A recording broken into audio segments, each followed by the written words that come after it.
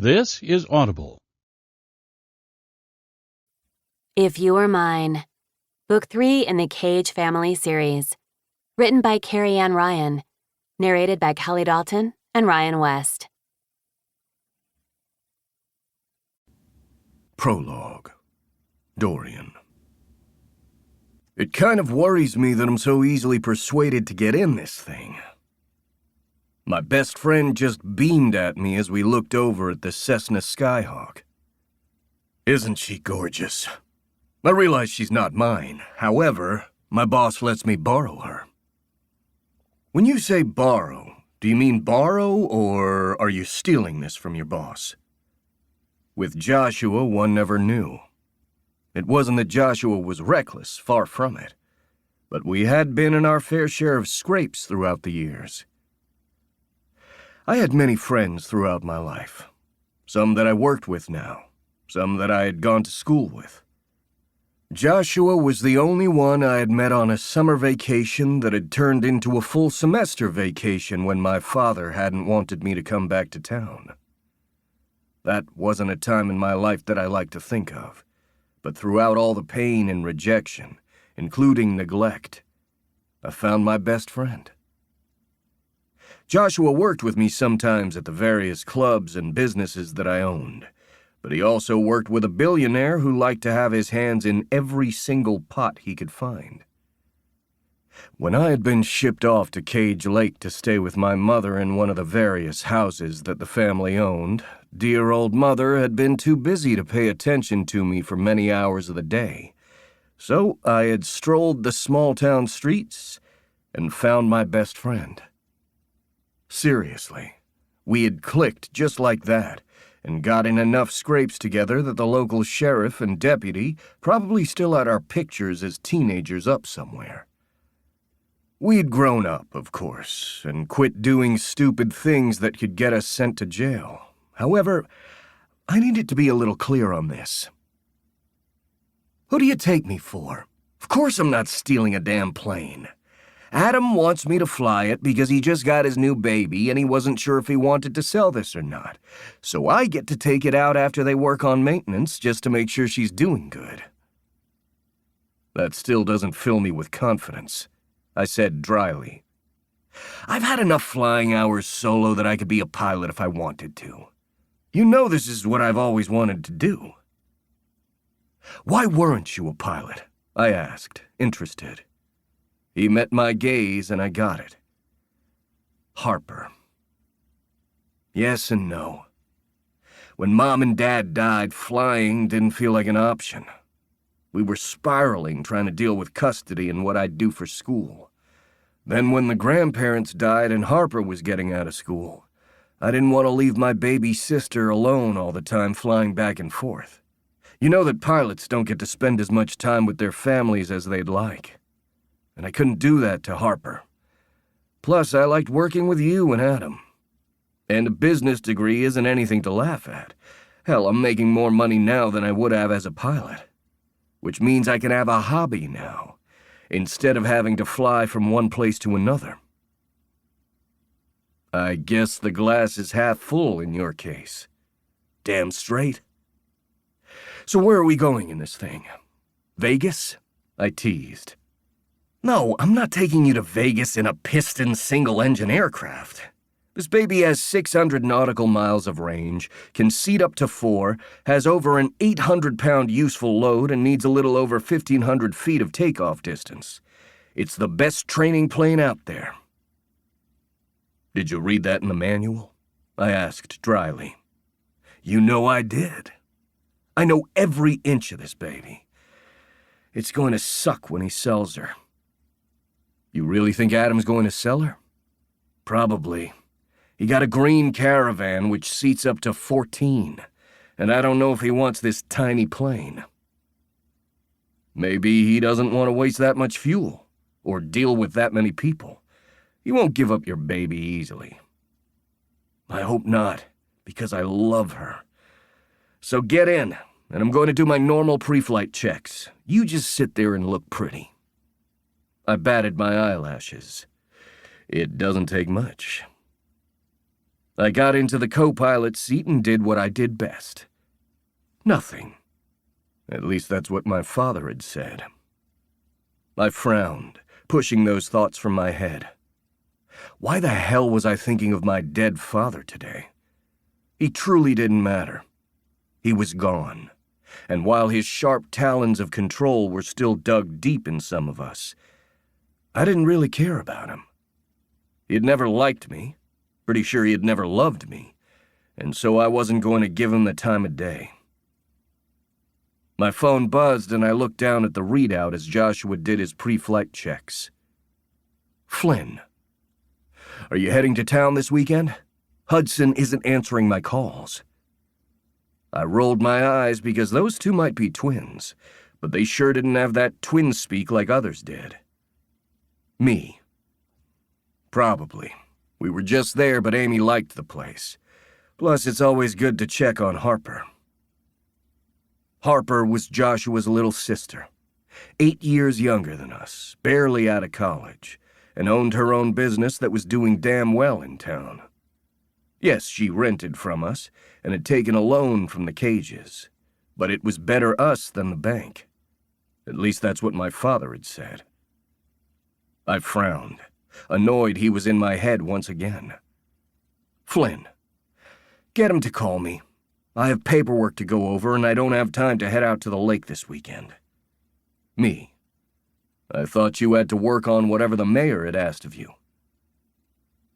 While our family owned and operated much of the town, Flynn was the one who took care of many of the businesses in Cage Lake, with Hudson being his proxy, as our brother was the only one who lived there full-time. Of course, that would change in the future since Isabella was moving there for most of the year to be with Weston. And wasn't that a change? I had known Weston for as long as I had known Joshua, though he had been a couple of years older than us. It was a damn small world, it seemed. But that was small towns for you. Even though I didn't live there, I stayed there enough that I got the idea of it. Flynn, I have a meeting that I can't get out of, and I need Hudson's help. Me. I'll take care of it if he can't. Maybe he's working. Considering Hudson got lost in his work when he was painting, it made sense. But I knew we were both worried about the unsaid things. That maybe Hudson was in another spiral. Neither of us wanted that to happen. Me. I'll check on him, and whatever business things you need me to do. I don't mind. Flynn, you're a lifesaver, and please check on my twin for real. He's scaring me. Me. I've got it. I nearly put my phone away when it buzzed again, and I smiled down at who was calling. I picked up and wiggled my brows over at Joshua. Hello, Harper darling. Joshua curled a lip at me and I just laughed. Hey, is my lovely brother with you? She asked, her voice all soft and happy. She also sounded a little tired, but considering what hours she worked at the bakery, that made sense. He's right next to me. We're about to take off, though. Hand me your phone, Joshua grumbled, and I did as he ordered, grinning. When their parents had died, Joshua hadn't been able to get full custody of Harper. She had been shipped off to her grandparents, since she had been a minor and Joshua had just turned 18. It had been a huge fight for custody with only partial visitations. My best friend had done his best by Harper, but I knew he didn't feel like it was enough. Then their grandparents had passed right when Harper had graduated high school, so she had come back to Cage Lake, at least for the summers while she finished school. I didn't know exactly what it had done to Joshua to lose out on being with his baby sister for so long, but they made it work. They were all each other had now.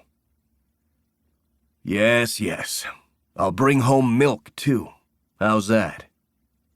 I rolled my eyes at the two, though I didn't know what they were talking about, and held out my hand when he hung up. We ready to go? Almost. Your girlfriend texted when I was on the phone. Sorry. I frowned and looked down at the readout. Amy. I miss you. Are you coming over tonight?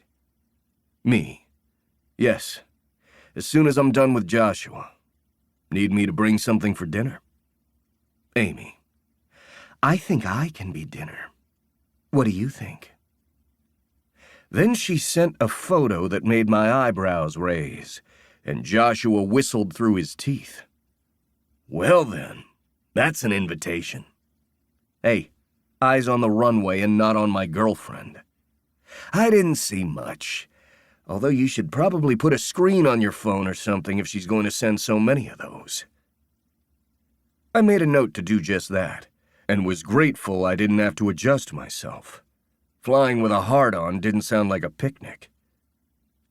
My girlfriend likes me, and she's hot. Well, that is true, Joshua said dryly.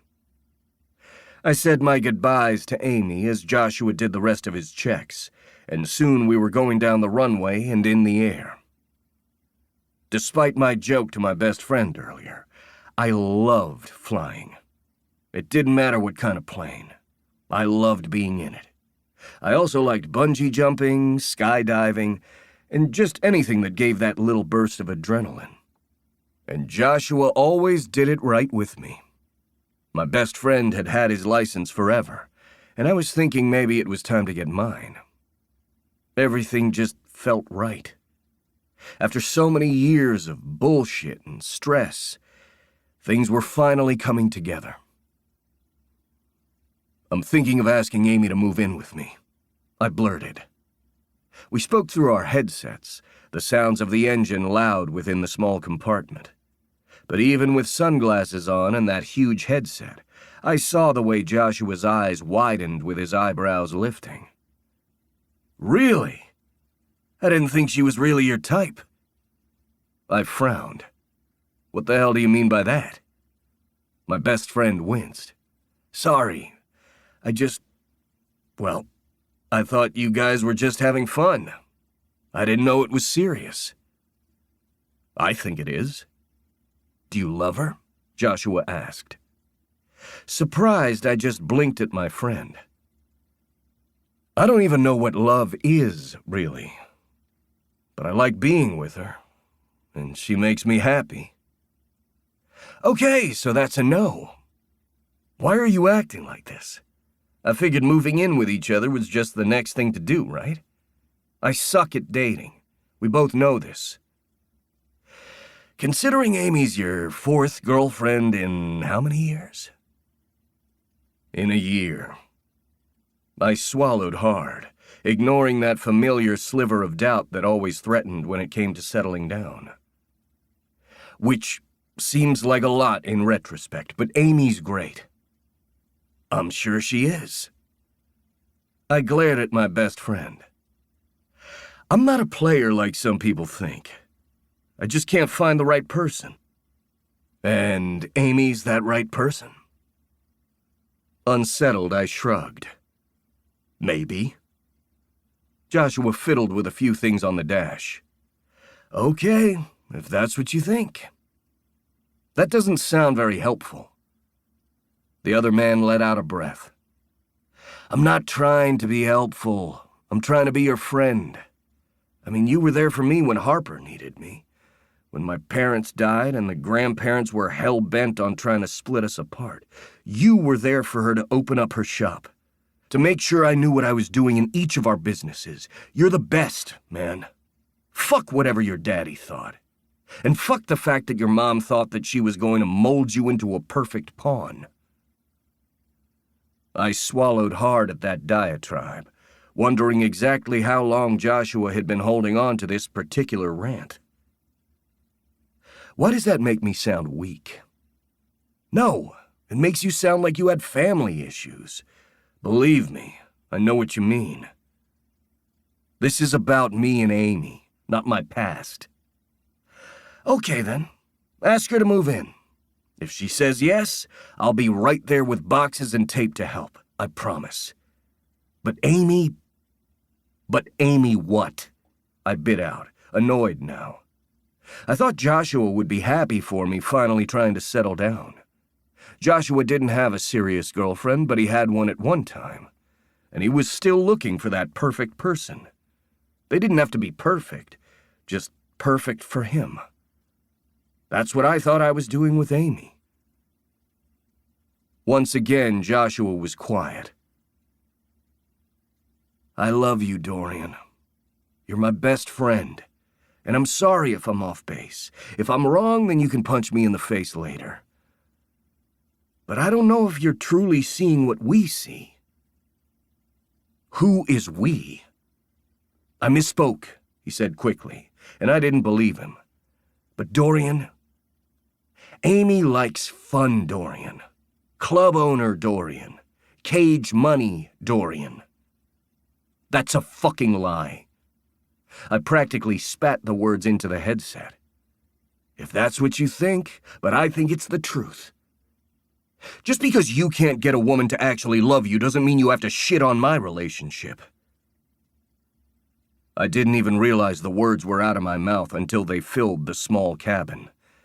And they were such a goddamn lie that I hated myself. Well, good to know how you really feel, Dorian. Joshua, I'm sorry. I didn't mean that. Seriously, I don't think that. At all. I love you, damn it. Just like one of my brothers. I didn't mean it. Whatever. Shit. There was an odd sound, and I swallowed hard, realizing we were descending faster than we had been before. Joshua had started the descent for our landing earlier, but now everything got oddly quiet. What's going on? The engine stalled. Joshua cursed again. Mayday, mayday, mayday. November 9er 78 Charlie Papa. We have engine failure upon descent and request immediate landing. Mayday, mayday, mayday. He continued to say a few other words and barely swallowed, panic rising. I knew Joshua trained for something like this, but the ground was coming up really fucking fast. What can I do? I asked, bile coating my tongue. Just breathe. Tighten your seatbelt. And hold on. He let out a slow breath, his entire body focused as he worked. We've got this, Dorian. I've got you. He met my gaze for a bare instant before turning once again to speak to the control tower, his gaze on the runway. The engine sputtered once and started again, and my heart leapt out of my chest. I trust you, I repeated. I know, buddy. I know. And then there was nothing. Chapter 1. Harper. Life rocked. Seriously. Sure, life had its hardships and was never truly easy, but sometimes I knew if I just let my face tilt up to the sun, even in a Colorado winter, I'd be able to let life touch me once again. Because it rocked. I looked down at one of my best friends and couldn't help but smile. You are living up to your name today, because look at that sky. My loving and adorable golden retriever tilted his head up to follow my gaze, and I knew I had the smartest, sweetest boy there ever was. Yes, even at 4 years old, his face had already gone a little white, but he was still my puppy. And I always loved the fact that golden retrievers looked as if they were smiling sometimes, or had the saddest expression with those big eyes. I blamed their eyebrows. They were just so expressive. Lucky shook his head at me, a very human expression on his face, and then rotated his hips back to stretch. Oh, big stretch. I paused, wondering when exactly I was going to stop saying that phrase.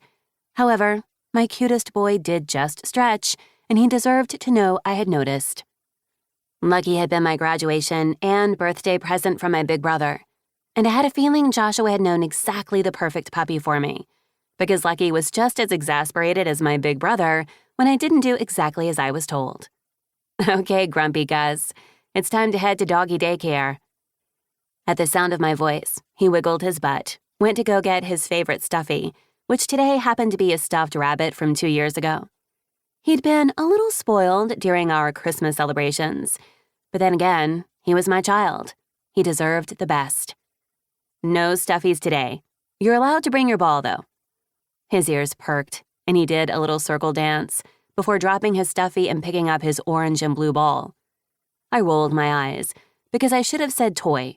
Now that I had said the word ball, I was going to have to play outside of the building for a couple of minutes before walking him to doggy daycare. I was grateful that the Cages had not only rented me the building with my bakery inside, but also the apartment above. Yes, my home constantly smelled like baked goods, but considering I was the owner and head baker, I always smelled like sugar, flour, and yeast. One day, I would have enough saved to get a little home around Cage Lake and be able to let Lucky roam around in a large yard to his heart's content with ball time and outdoor time. Until then, however, the bakery did host a small outdoor eatery area where pets were allowed to hang out, and I was right across the street from a large park. That meant he could get his ball time off leash, at least during certain times of the morning, and then we'd head out to doggy daycare. I grabbed my purse and flashlight, because while the sun was out, there were enough trees that if the ball went where it shouldn't, it was going to be annoying to find later. Lucky, still attached to his leash, bounded beside me down the back stairs, thankfully not knocking me off. As soon as we hit the park, I let him off his leash, and without looking back, he darted towards the corner of the flat area of the park. I rolled my eyes, because he didn't even have to look at me. No, Lucky knew I would throw the ball, because if I didn't, I would get those huge puppy eyes, and even after 4 years, I couldn't say no. I tossed the ball, and of course it hit a tree, then a limb of another tree, before hopping down right next to Lucky. He looked at me, those eyebrows so expressive, I saw the disappointment in them, but picked up the ball anyway. Then he ran full speed towards me before daintily dropping it at my foot. This went on for another 6 throws or so. Thankfully, I hadn't hit another tree, and after he took care of his business and I cleaned it up, it was time to go to doggy daycare. The owners had decided to call it Dog-Gone It. I still had no idea why they had gone with that, but if it made them happy, and it made Lucky happy, that was all that mattered. At least it didn't have the name Cage in it. My lips twitched because my bakery was called Rising Cage. The Cage family pretty much owned Cage Lake. They had founded it generations ago, and before it had become a tourist destination, thanks to the resort, also owned by the Cages, it had been a mining town, and when the mines had closed, the Cages had turned it into this. Or at least the past 2 generations had. They had plastered their name on everything they could, gobbled up any land they hadn't already owned, and hadn't quite turned into robber barons. Thankfully, this new generation, the ones that included my friends, were the good sort. They were kind, even while grumpy, and cared about the people in town. They also didn't want to own everything. Aston Cage, the eldest Cage, had helped me open up the bakery of my dreams less than a year ago. The town's original bakery had burned down in a fire, and the 3 built since either shut down or went out of business. The final one had closed while I was in high school, and the town was sorely lacking. Not everybody would have taken a chance on a 20-year-old with an associate's degree, but Aston had. So when I had worked on finishing up business classes to make sure I knew what I was doing, I had begun working on the bakery. Now I had employees, ledgers, overhead, and I was in the black. The Cages had taken a chance on me, and I knew it was because I was a family friend, and I wasn't going to look a gift horse in the mouth, or whatever that expression was. I dropped off Lucky, and thankfully he was on his ball high, so he wasn't sad that I had abandoned him. I winced at that. I always hated leaving my baby boy at doggy daycare, but he was a large golden retriever, at least 70 pounds. But we weren't going to talk to him about that, and I owned a bakery. The health code violations alone would be too much. And I wasn't going to have him locked up in my small apartment all day. For now, he got to play with his friends, and I knew he would be taken care of. Maybe having a large dog at this point in my life wasn't the smartest idea, but I wouldn't change Lucky for the world. After all, Joshua was rarely in town, and that meant Lucky was my only family sometimes. Though, if I said things like that to Joshua, using my big eyes just like Lucky did, my brother would be at my side in an instant. Overprotective, slightly overbearing, and growly. But then sometimes he would bring a certain cage with him, and all would be right in the world. I rolled my eyes as I began my morning prep. My employee, Melody, whistled under her breath as she worked on the sourdough that we were setting up for the afternoon. Thankfully, she couldn't read my mind. But as soon as that cage walked in, she'd be able to read my face. She had always been able to. Thankfully, she didn't tease me. And thankfully, my brother had no idea that I was totally crushing on his best friend. His much older best friend. Well, Joshua and Dorian were the same age, but I was not. No, I was 8 years younger, and even though I was an adult, out of college, and a business owner, I was still the baby sister. But first crushes never went away. As I set the frosted cookies aside and rubbed my lower back, I caught a glimpse of myself in the mirror. Flour coated one cheek, and I was pretty sure there was some form of frosting in my dark red hair. I dyed it different colors constantly, because it was fun. The only color I never truly went was an orange, mostly because the one time I had, it had been a total accident, and it was not my color. "You look a fright," Melanie teased. I rolled my eyes. That's what happens when I get to work, and I'm thinking about too many things at once. Joshua should be back in town today, right? Yep, he's in Denver right now, but plans on being here for dinner. I'm glad that he has an apartment here, and he doesn't have to sleep on your tiny couch. If Joshua had his way, I would be living in that apartment with him. Or he would, in fact, be living on my couch. I don't think he likes the fact that we live separately. It's not like he actually lives in Cage Lake year-round. Cage Lake was a beautiful town with memories and a thriving historical community. It had been growing over time, but the cages made sure it didn't explode. There were laws in place by the town governance to make sure that things didn't hurt the environment and grow exponentially. Even the resort on the east side of town had strict limits on how many people were allowed to be there at a time. It brought in the income our town needed in order to take care of itself, but as of yet, it hadn't overflowed into making Cage Lake inhospitable or unlivable. It was home. Unlike some who were transplants, I had been born and raised here, except for a few years after my parents died. I ran my hand over my chest. No, I didn't like to think about those years. "What are you planning on making him?" Melody asked, as she flipped the sign to open. People walked in with coffee in their hands and smiled. Our regulars. "Stew, I think. It's already made." "Good. He can cook for you from now on." She rolled her eyes. I understood. I did tend to mother my brother sometimes, just how he liked to be overprotective. But it was what we did. We were each other's family, along with Lucky. We went through our busy rush, selling out of bagels and muffins far quicker than I was planning. However, we had backups of other things, and Melody was fantastic at selling what we had on hand. The Caged Bean was close by and was the town's gourmet coffee shop. While we sold drip coffee and any type of sugar or creamer that you wanted, the Caged Bean was where people got their cappuccinos, Americanos, specialty coffees, and even a coffee flight featuring sweet and elaborate lattes. We worked together rather than as adversaries.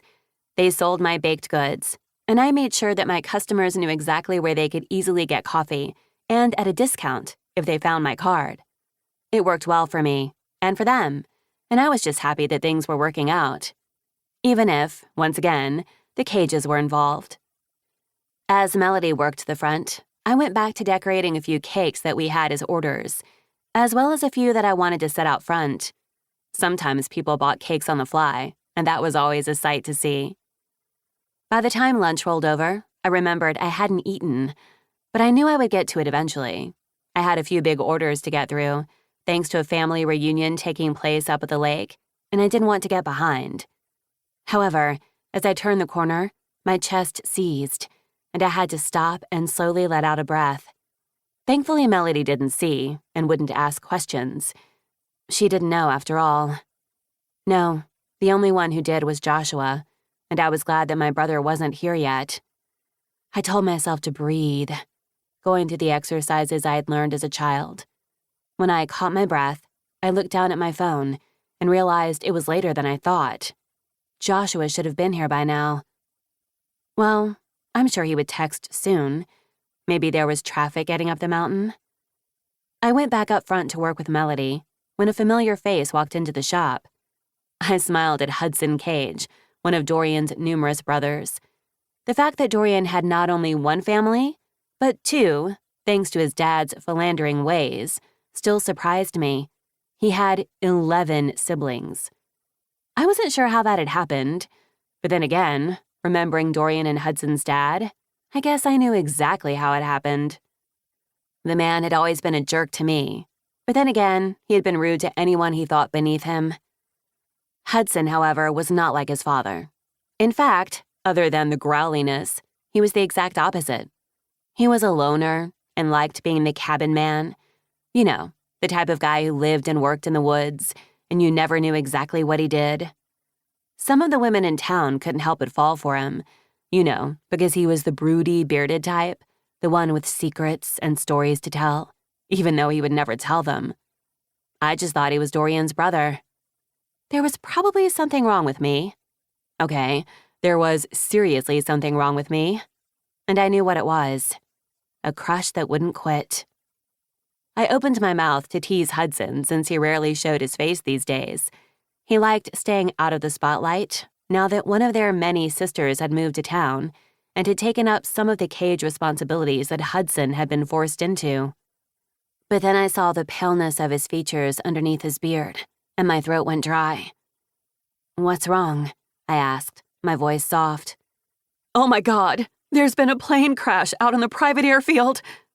Miss Patty screamed before Hudson could say a thing. She was the mayor's wife, a busybody with a heart of gold, and bile crept up my throat, because I knew exactly what airfield she was talking about. Because if it had made the news here so quickly, there only had to be one. The one where my brother worked occasionally. "Hudson?" I asked, my voice shaky. A beat of silence, a growl of a voice. "You need to come with me." Everyone stopped moving as they stared between us. "Oh my God, is it Joshua?" Someone asked, even though I couldn't pay attention well enough to figure out who it was. Hudson didn't answer, instead just stared at me in that stone way that he always did. I immediately undid my apron and grabbed my bag from under the counter. "Melody?" My voice cracked and I cleared my throat. No, I would not react, not now, not when others could see and gossip. All was well. I had to show that. I couldn't break on the outside, when it was as if I were ready to shatter on the inside. Melody, my full-time employee and friend, gave me a sad look, her eyes filling. "I got it. And I'll make sure that Scarlett or I can take care of Lucky too. Just keep us updated." "Okay," I said, my voice low. Melody looked over my shoulder. "Take care of her, Hudson." "Don't worry. She'll be safe with me." I wanted to believe that, but I wasn't sure I was going to be safe ever again with the way he just stared at me. The way he wasn't giving me a single update as to what he was thinking. "Hudson," I asked, after we got into his truck and I pulled out my phone. "What am I going to see when I look up the news?" He tapped his fingers on the steering wheel and took a moment to respond. I hated how careful he was being. "Small plane crash. They don't know what happened, though I'm sure they're just saying that. There were 2 people on board." My hand squeezed my phone so tightly that my knuckles whitened. Who was it? I mean, if you're here, it's got to be Joshua, right? Is my brother okay? "Joshua and Dorian were in the plane." Silence. A void of emotion. A crack in the world that began to erode beneath my feet. My throat tightened, and I just stared at him, wondering if the ringing in my ears would go away soon. "Do you know anything else? Hudson, what happened?" "I don't know, Harper. All I know is that there was an accident." I studied the line of his jaw as he wove down the mountain with such ease and practice, like he had been doing it all his life. But then again, other than the time when he had been overseas, he had been. And so I knew he was lying to me. "Hudson, what else do you know?" He let out a breath, and it took me a moment to catch the stress and cracking beneath it. "Harper, just tell me. If it's both of them, I need to know. Because it's them. My family. 2 men that I loved. Not that I could tell Hudson that. Not that Hudson didn't already know, or could guess. Hudson's growl of a voice filled the cab of the truck. "One is alive, in surgery. The other didn't make it." And with that, a screaming void wrapped its skeleton-like hand around my neck and squeezed. I didn't say a word. I couldn't. Instead, I turned to face the front and tried not to focus on the trees passing by, or the others going about their life as if the world hadn't ended. "I'm sorry, Harper. I wish I knew more." I reached out and grabbed his hand, and he squeezed it back. The man who didn't like touch, who didn't like most people, gave me comfort when he didn't know if his younger brother was dead or not. We made it to the hospital in a little over an hour, with our service spotty at best. Nobody had texted me or reached out. I had a feeling that Ms. Patty and Melody had ensured that none of the town would bother me, and that the Cages were all talking with Hudson. But when we walked through the emergency room doors, and I saw so many of the Cages there, so many of Dorian's family members, I'd never felt more alone. I didn't know who was dead, Joshua or Dorian. I didn't want to think about what would happen when I knew the answer. I didn't want to choose who I needed, who I wanted to be alive. Amy, Dorian's girlfriend, came forward and wrapped her arms around Hudson tightly before giving me a nod and going back to the group. Dorian's mother was there as well, speaking in hushed tones to one of his brothers. I knew she had a complicated relationship with the rest of them, but right then and there, I couldn't focus on anything but needing answers.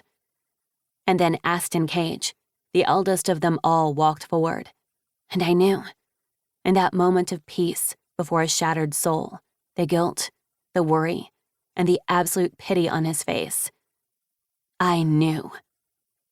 My knees gave out, and Hudson was there, trying to keep me steady, and I screamed. Because Dorian's family was there, nearly all of them, filling the waiting room to the brim. Because he had a family, a big one that loved him with every single complicated and tangled relationship they had. And I had lost the only family I had left. And I ignored the part of me that screamed in relief that it hadn't been Dorian. Because my brother was dead.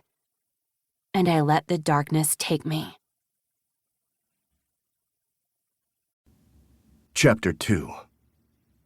Dorian. 1 year later. All I'm saying is that you have a wonderful house outside the city and a perfectly reasonable apartment in the city, with a doorman and an elevator so you don't even have to take the stairs. Not to mention my home has a space for you. I do not know why you need to stay and involve yourself with your brother and that woman. I leaned against the back of the armchair, rubbing my temples. Aston had decorated my guest room to be soothing while I recovered. Dark blues and grays, memory foam pillows and fluffy duvets, a walker in the corner, a medical tray to the side so my former nurse could change my bandages. The bandages and nurse were long gone, but the tray remained. Aston had tried to take it away multiple times, but I'd refused. I needed the reminder, the symbol. The dreams ensured I'd always remember. The fact that I would never be getting on a fucking plane again deserved something more than a forgotten time of healing. Or hiding. Yet I hadn't hidden deep enough in the cave if the woman in front of me could so easily find and annoy me. I loved my mother. I didn't like her, but I loved her. Perhaps it was only out of necessity some days, but sometimes my mother was a good person. Sometimes she cared for others. I would like to think that her incessant need to put me where she wanted me and to control the situation was because she loved me too, and wanted what was best for me, and wanted me to keep her secrets. Only I had a feeling it was partly because she wanted to be a raging bitch and stick it to my brother Aston and his amazing and take-charge wife, Blakely. My mother had it in for Blakely, and I still didn't know why. Of course, a reason could be because one of my favorite people in the world, my sister-in-law, didn't take my mother's shit. And yet here my mother was, in my room, and I had no idea why I even bothered anymore. I'd kept her secrets for years. I'd let the burden wear on me, stripping me of who I was until I was just the playboy the world thought I was. That went up in flames the same day the plane did. Mom, leave off, will you? Melanie Cage blinked at me and took a step back, as if surprised I would dare speak out loud to her in any way. She shouldn't be too surprised, considering this wasn't the first time I did so. It was just that I was usually the person she listened to. I had an idea why. Hell, anybody who knew the truth knew why she called me her favorite, and why she actually paid attention when I spoke usually, but in this moment it had nothing to do with that. She let out a long breath and rolled her shoulders back. Dorian, don't talk to me in that way. In what way? Mother, seriously, breathe. You're talking so quickly without inhaling you're going to pass out at some point. There's only so long you can stand there with that stick up your ass and pretend like you care about me in this moment. Okay, that was probably a little too on the nose. Her eyes narrowed, the pink stains on her cheeks darkening. Thanks to a wonderful surgeon and dye sport versus Botox, my mother did not look her age. I was all for doing whatever you wanted to your own body. As long as you had the money and were doing it safely, go for it. Hell, I might even try it one day if I ever ended up with crow's feet. Why not? It didn't hurt anyone but myself if I chose to do it. My mother's attitude, on the other hand, that hurt.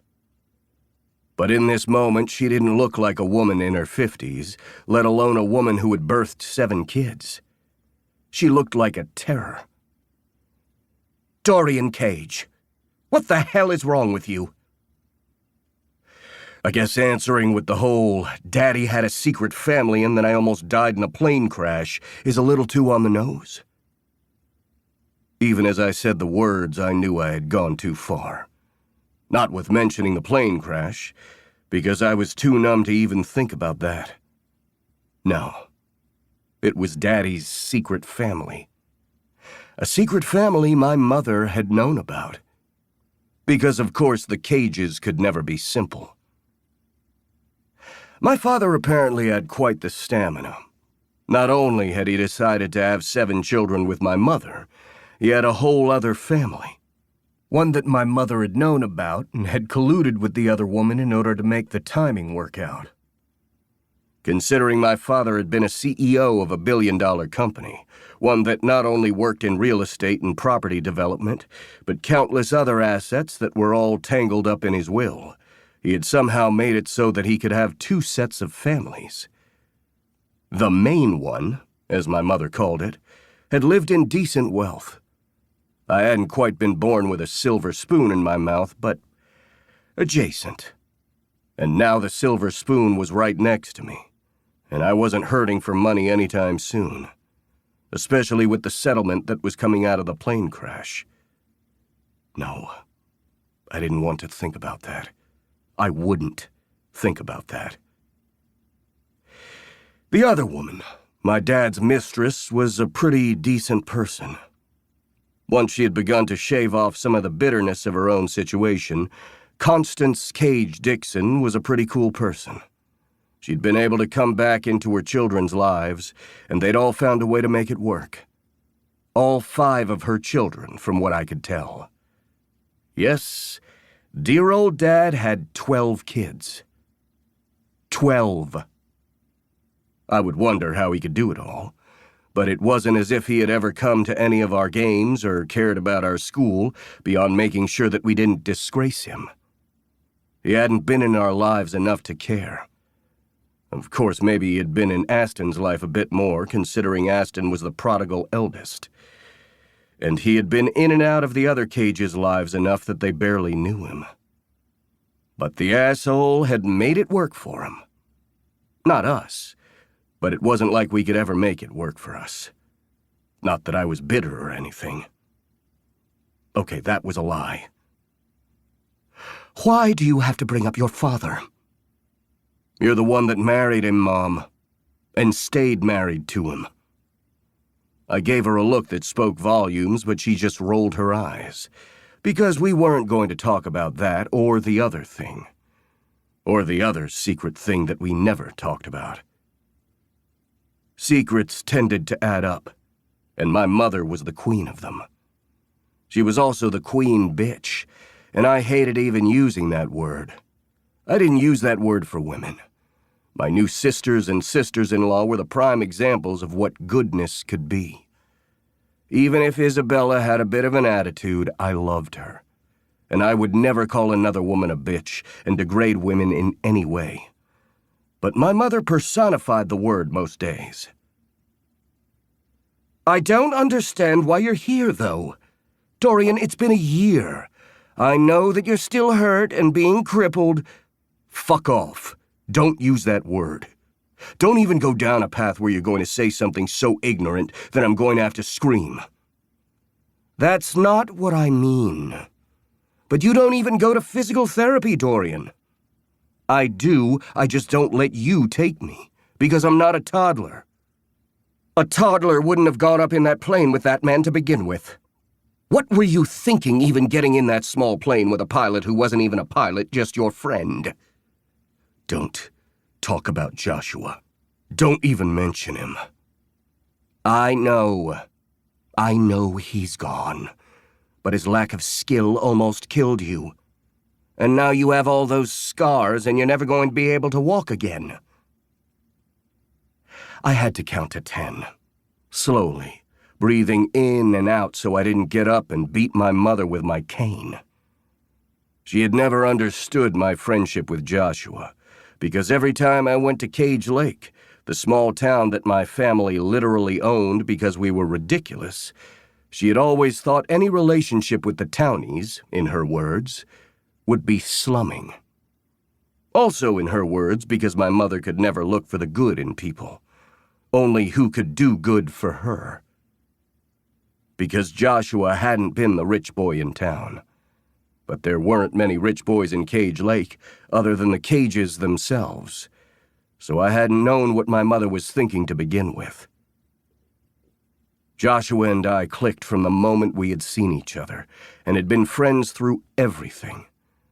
Some of the last things I had said to him were so cruel that I could barely breathe. I pushed those thoughts from my mind, because dwelling on them didn't help anything. And the more I dwelled, the more I thought about her. No, I wouldn't think about her. I couldn't. Mom, I use a cane occasionally, because sometimes my leg fucking hurts, but I'm fine. Sure, I'm going to be able to tell when the air pressure changes and a storm's coming when my knee aches, so that just means I've reached a version of old age a bit earlier than some, but I'm fine. Then why are you here and not at home? Why aren't you working on any of your businesses? You're just letting it go to waste. That is not what your father taught you. We both know my father didn't teach me anything, and I can handle my businesses. I have managers for a reason. And they're going to manage them into the ground without you there overseeing things personally. They need a cage. Contrary to popular belief, not everybody needs a damn cage. Is everything okay up here? I sat up straighter and turned towards the doorway as Blakely stood there, her dark blonde hair pulled back from her face. She glared at my mother for an instant, before her expression softened as she looked over at me. I love my sister-in-law, but I hated that look. It wasn't quite pity. because she knew I hated a pitying look. But it was care, and I wasn't sure what the hell I was supposed to do with that. "It's none of your concern. But why don't you go get my son something to drink? Do something for him for once. Your son can walk to the kitchen and get it himself, as he told me this morning." She winked at me as she said it, helping my shoulders drop. My lips quirked into a smile. I was a bit of a bastard this morning, wasn't I? My mother was lucky Blakely had spoken first, or I'd have kicked the woman out myself for daring to speak to Blakely like that. "You had just done your PT, so you were in a mood. It's okay." She gave a pointed look to my mother that told me our argument had carried throughout the house. "Dorian," my mother began, "just go home. I'm not staying with you. God, I'm never staying with you. And so you're just going to live on your brother's charity?" "Yep, that sounds pretty good." I turned to Blakely, grinning. "What do you say? Do you mind if I live here forever?"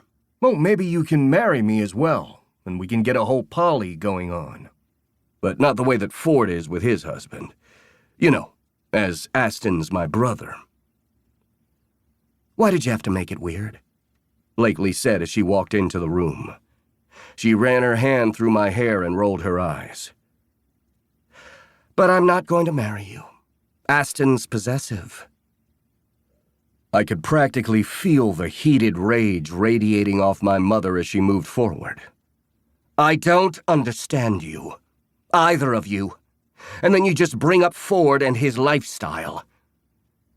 "Get out," Blakely said, her voice sickly sweet. "Get out of my home. You're not welcome here. Not if you're going to talk about our family that way." My hands fisted at my sides. As much as I wanted to handle this myself, if I stepped in front of Blakely like I wanted to, my sister-in-law would kick my ass. I'd throw my mom out if my body had the energy, but I wasn't about to step on Blakely's toes. "This is my son's home. You just latch on to him." "You're right. I think I really latched on to him when I learned how to give that perfect blowjob. It's all about learning how to swallow and hollow your cheeks." I threw my head back and laughed, ignoring the pain in my side. The scars of the burns on my side ached, but after a year now, they were healing up well enough. My mother looked as if she was ready to strangle Blakely, but I knew for a fact that Blakely could take her. Instead, my mom picked up her purse and stomped out of the room.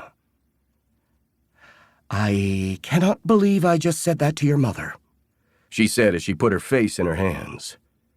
"I don't think I've ever said anything like that in my life."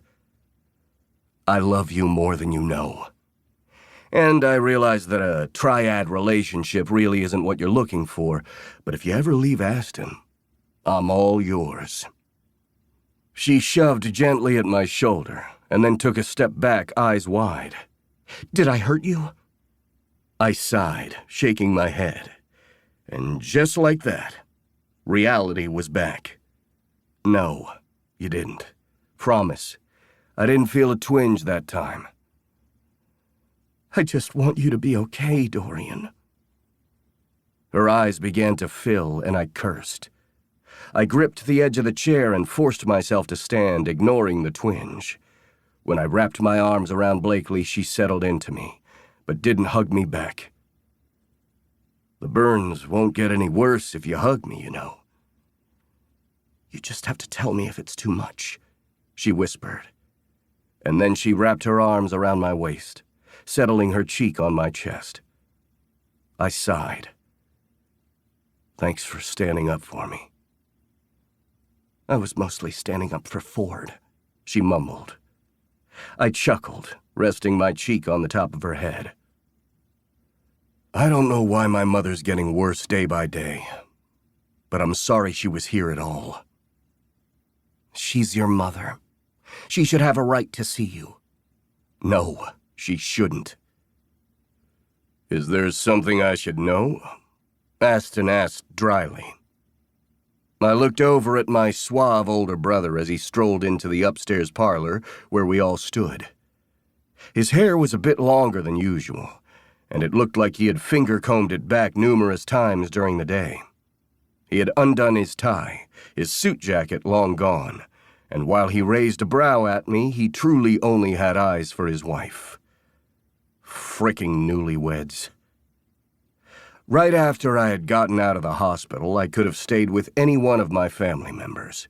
Even Hudson offered to take me in. My brother was enough of a recluse that he didn't like anybody near him, but his words hadn't been a surprise. He was a good man who'd seen shit no one wanted to deal with. Even Kyler, the brother I barely knew and was currently out on a world tour since he was a damn rock star, had offered to stay home and help me. The siblings I hadn't grown up with had each opened their homes for me, and I hadn't been able to say yes. Instead, I had stayed with my older brother, because sometimes you just needed the one you knew who could take your attitude. Or maybe I was just the little boy again, looking up to the one person who had been able to see through my lies to myself. I'm trying to steal her away, but she won't have me. Aston shook his head and tugged Blakely to him. She freely went, and I didn't try to hold her back. Mostly because I'd hurt myself if I did. From the way Aston was looking at me, I had a feeling he knew exactly what I was thinking. Mine. Aston bit out slowly. I do love being fought over like a dog toy, Blakely added dryly. But like one of those homemade dog toys, not the mass-produced kind, I put in. You are so weird. But I love you, Dorian. Do you want me to go get your pain pills? I know it's almost time.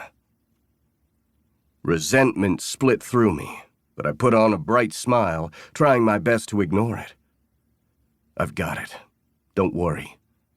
No, let me help. You don't have to go all the way downstairs. I've got it, Blakely. I snapped, and immediately regretted it.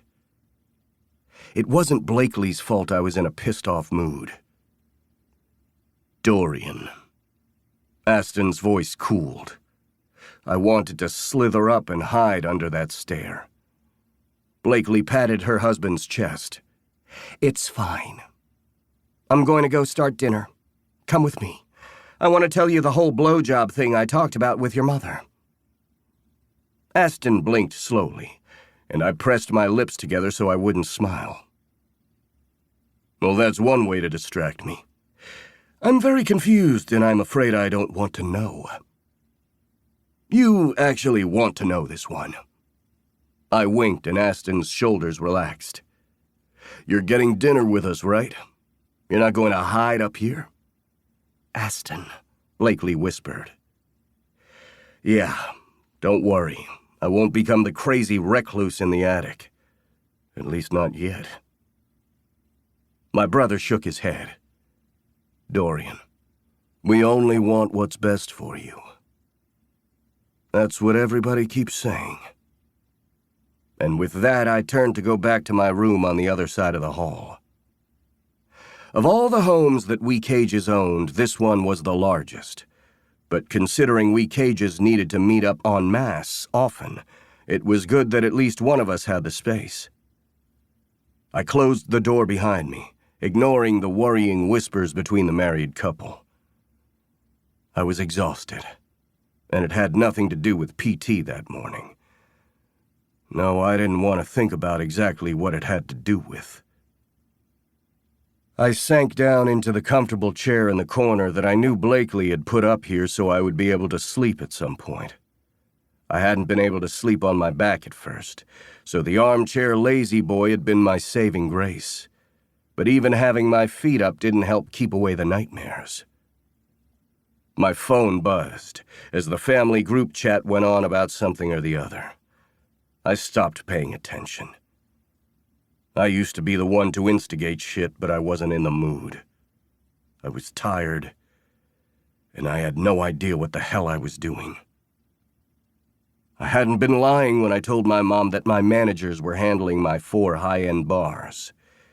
The Golden Cage was the highest-end bar that I owned, and the clientele tended to be the wheelers and dealers of politics for the area. Some came from old money.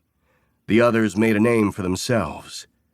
Either way, the drinks were top-notch, and we'd spared no expense at making the place comfortable yet ornate. I had 3 other places that varied in degrees, but they were still doing well. And though I had told my mother my managers were handling everything, I still looked in on them, at least through emails and spreadsheets.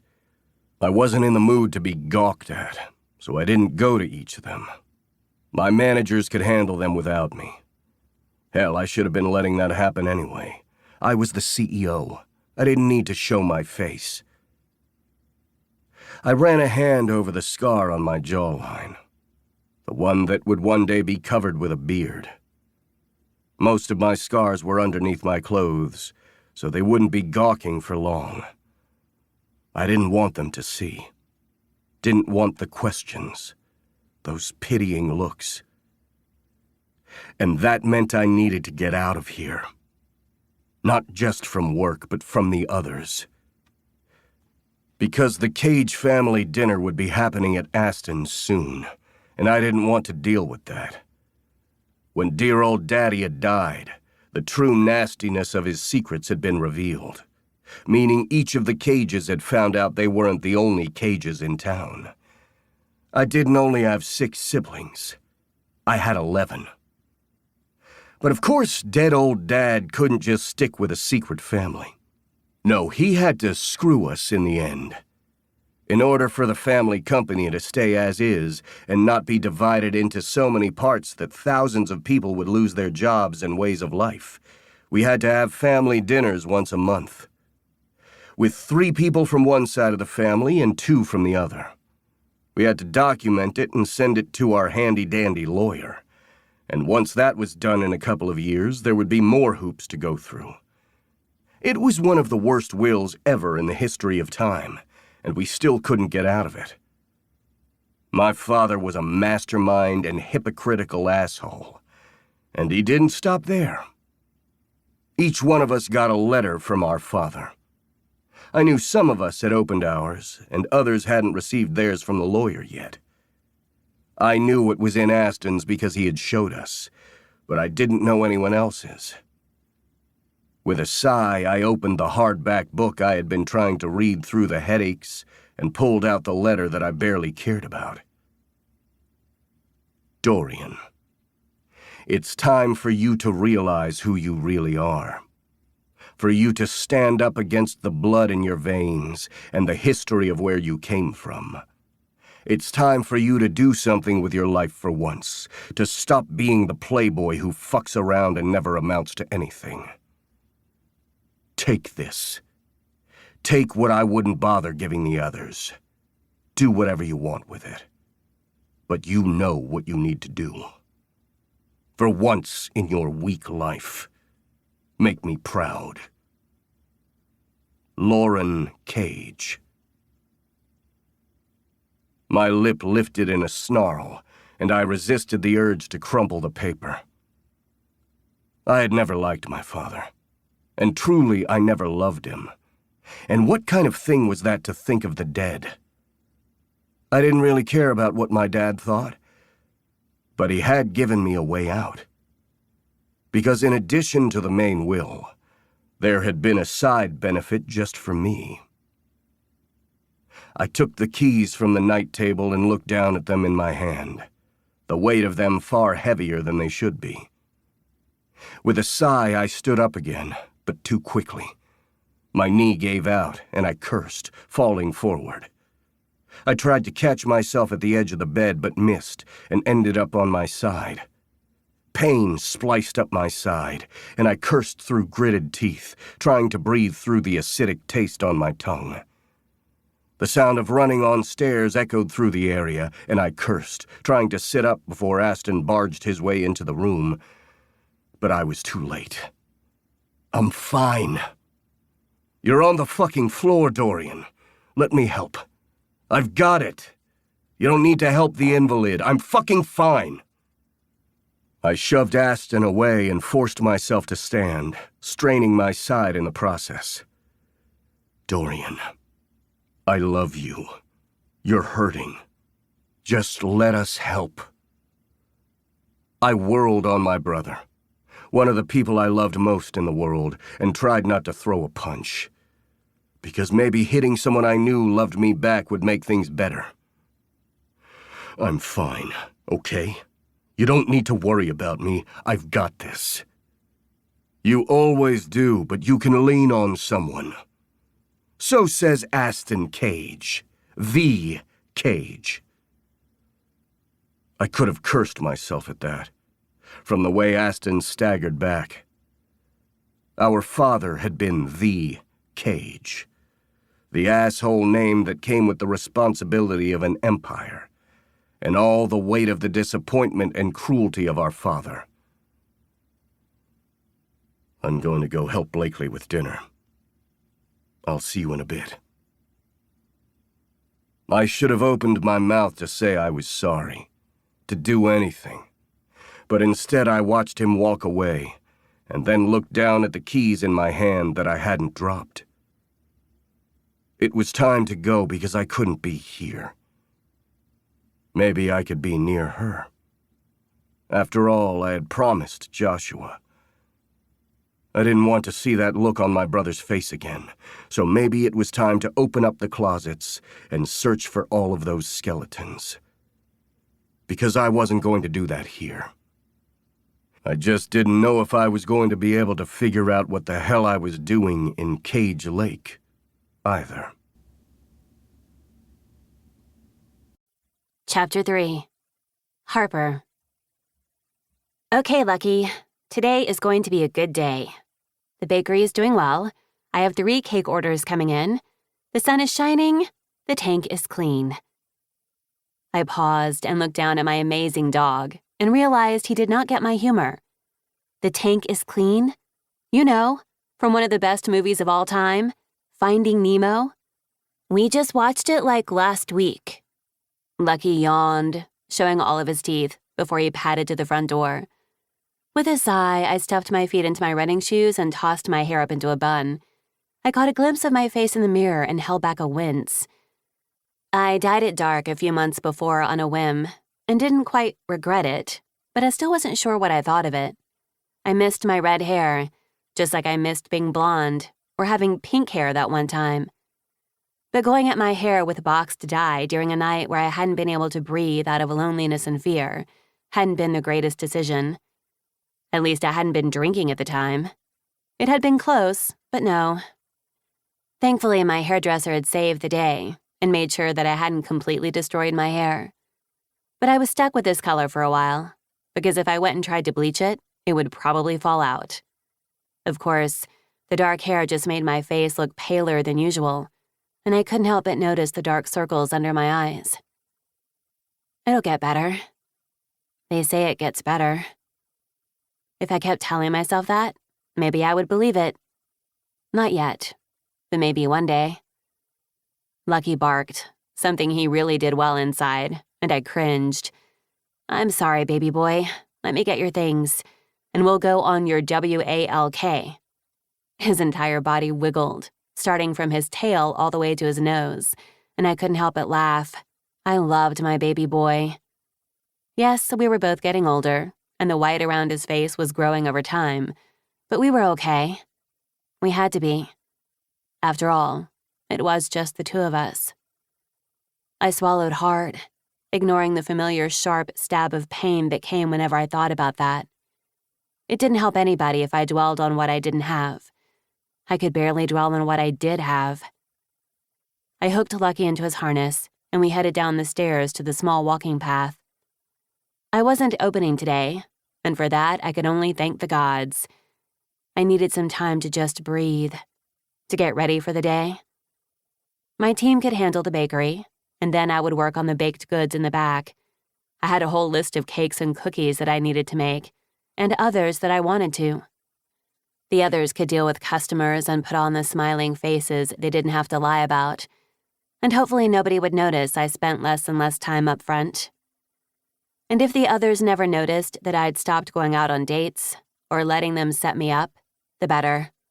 I hadn't meant to be a 20-something virgin, but the idea of dating or dealing with people made my entire body stiffen. I was just fine as I was, thank you very much. Again, the lies seemed to be coming easier. I began my jog, Lucky prancing beside me. I was barely above 5 feet, so my version of a jog for anyone else would be a fast walk, but Lucky didn't mind my pace. A few people nodded at me as they walked past, and I was grateful that the first set had been tourists who didn't recognize me. It was still cold enough outside since it was late January that, though the sun was beginning to shine brightly, there was still snow on the ground and an icy chill in the air. But I had warm enough clothes on, and Lucky was in his element. My dog loved snow. Thankfully, we lived in a mountain town in Colorado, so he got his fill of it. I probably wasn't going to get tired of it anytime soon, but if I did, I would head to the resort and go annoy Scarlett. She was the manager, and I'd be able to sit in front of the large fireplace with a book and pretend that I was happy. I nearly tripped over my own feet. Pretending. Well, that wasn't the greatest thing to come to mind. I didn't want to pretend I was happy. I wanted to be happy. It had been a year now since Joshua had died. A year since my life had changed radically. How was I supposed to go back to normal? Harper. Oh, Harper. I held back a cringe as Miss Patty came forward. She was bundled up and looked adorable in her white puffy jacket and cashmere scarf. Her hat was perfectly knitted, and I knew she had done that herself. The mayor's wife was the Jill of all trades, as she called herself. Everything she touched was perfect. I tried not to think about the stains that were probably on my leggings or the hole in my glove. The idea of using Joshua's life insurance had nearly broken me. I'd done the only thing I could with it, however, other than leaving it in the bank, and put it toward the bakery. He hadn't had too much equity in his home, so all that money had just gone into overhead with the increasing cost of being a business owner. And it wasn't like I had the energy to go out and shop and buy pretty things. Who would see them anyway? Hi, Miss Patty. Good morning. Good morning. I went over to the bakery to get a Danish and didn't see you there. But I see you're here with this lovely boy. Hello, Lucky. Lucky sat, wiggling, and held up a paw. Good morning, dear boy. She shook his paw, despite wearing cream-colored gloves, and I warmed towards the older woman. She loved gossip. She didn't thrive on it like some people, but she always wanted to know what was going on. The mayor's wife was also kind enough to back away if someone truly didn't want to talk about it. She didn't dig deep, didn't play with lives in a callous way. She was the queen of all things Cage Lake news and knew everything that went on in Cage Lake, including as much as she could about the cages themselves. That hollow feeling echoed inside, but I ignored it. I didn't see much of the cages these days. It wasn't that I was actively avoiding them. It was just easier if I did. Now that Isabella had moved to town, I saw her often enough, but she and Weston had spent most of the winter down in Denver with the other cages, so I hadn't seen her too much recently. And Hudson liked hiding in his cabin. He still came into the bakery every once in a while to check on me. I wanted to think it was because he liked me, but with the scowl on his face, I had a feeling he was doing it because of Joshua. Because somebody had to do it. It wasn't as if Dorian was doing it anymore. He hadn't been back to town since the accident. I hadn't seen him since the funeral. Just a few texts here and there to make sure I was where I was supposed to be. And then the person who had mattered more to me in my life than anyone other than my brother had ghosted me. But that was fine. I needed to learn how to be alone. I was getting better at it. How are you feeling, Harper? Miss Patty reached out and gripped my forearm gently before patting it, bringing me out of my reverie. I hated that question. What kind of answer were they looking for? If I wasn't doing okay and I told them, they wouldn't know what to say. Nobody wanted true honesty when they asked you how you were doing. You were just supposed to say you were doing fine, so they could either believe you or see through your lies and pity you. Nobody had any answers. What were you supposed to say when your brother died in a fucking plane crash? My brother had only reached 30 a couple of months before he died, and hadn't even settled in on who he wanted to be in his life. And now he was gone. And I was just supposed to move on and pretend like I knew what the hell I was doing. It's a lovely day, isn't it? As long as I have the sun on my face and this guy right here, it's going to be a good day. Not quite a lie, and not quite an answer. And Miss Patty saw through it all. But thankfully, she let me off with just a smile. It's good to see you. I'll stop by later. I want to get Mr. Mayor something special for his birthday, and you know how he loves that fudge cake of yours. I held back a smile at that, because I loved how she called him Mr. Mayor. I had a feeling that when the man finally stepped down from his position and somebody else took his place, he would always be Mr. Mayor to her. The two loved each other more than anything. And though sometimes the cloying and closed-in feeling of living in a small town was almost too much for me, I did love Miss Patty. Well, you know me and fudge. I can't say no. Same here, but I try not to overindulge. There's no such thing as overindulging, not when it comes to fudge cake. You can have as much as you want and never feel guilty. I like that. What a great concept. Food is food. Not bad. Only food.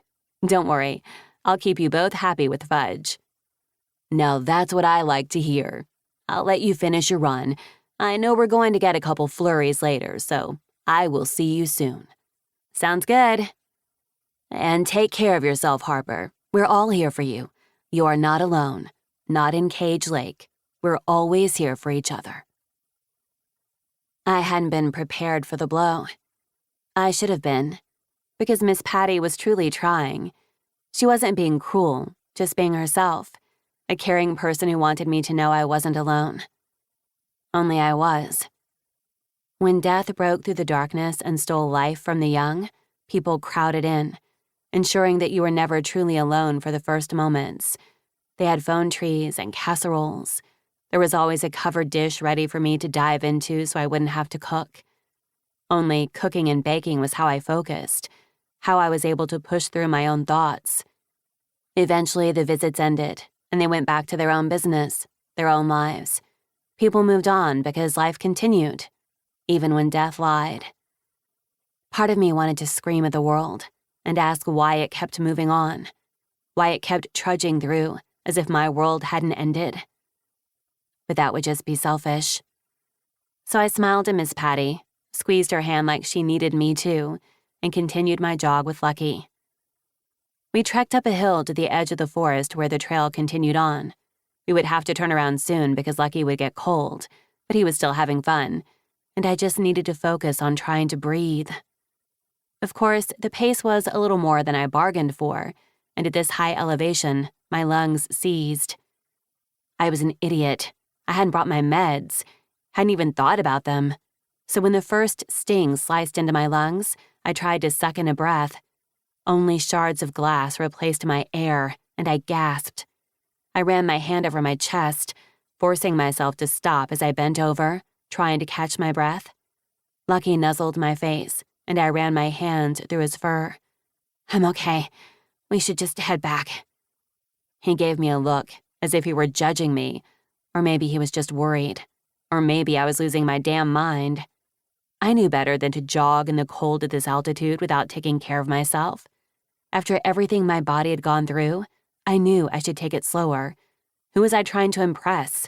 Why was I even bothering? No, I wasn't going to think about that. That was a very bad road that I was not going to go down. Instead, I turned back down the path and went over the hill so I could go back to the center of town and get through my day. One step at a time, and then maybe it would stop hurting. Maybe the numbness that they kept telling me would sweep over would finally settle in. Lucky barked and sped up. I groaned and tried to keep up, but the leash slipped from my grasp. Lucky, stop! Heel! Lucky! He sped up, leaving me behind, and I ran, ignoring the sharp pains in my lungs as panic seized me. Lucky! As I turned the corner, I slid on an ice patch, and my feet went out from beneath me. My hips slammed into the ground, an arc of pain radiating through me as I landed awkwardly on my shoulder. Of course, that wasn't the only pain that decided to make itself known. as I realized why my damn dog had run away from me. Harper, what the fuck?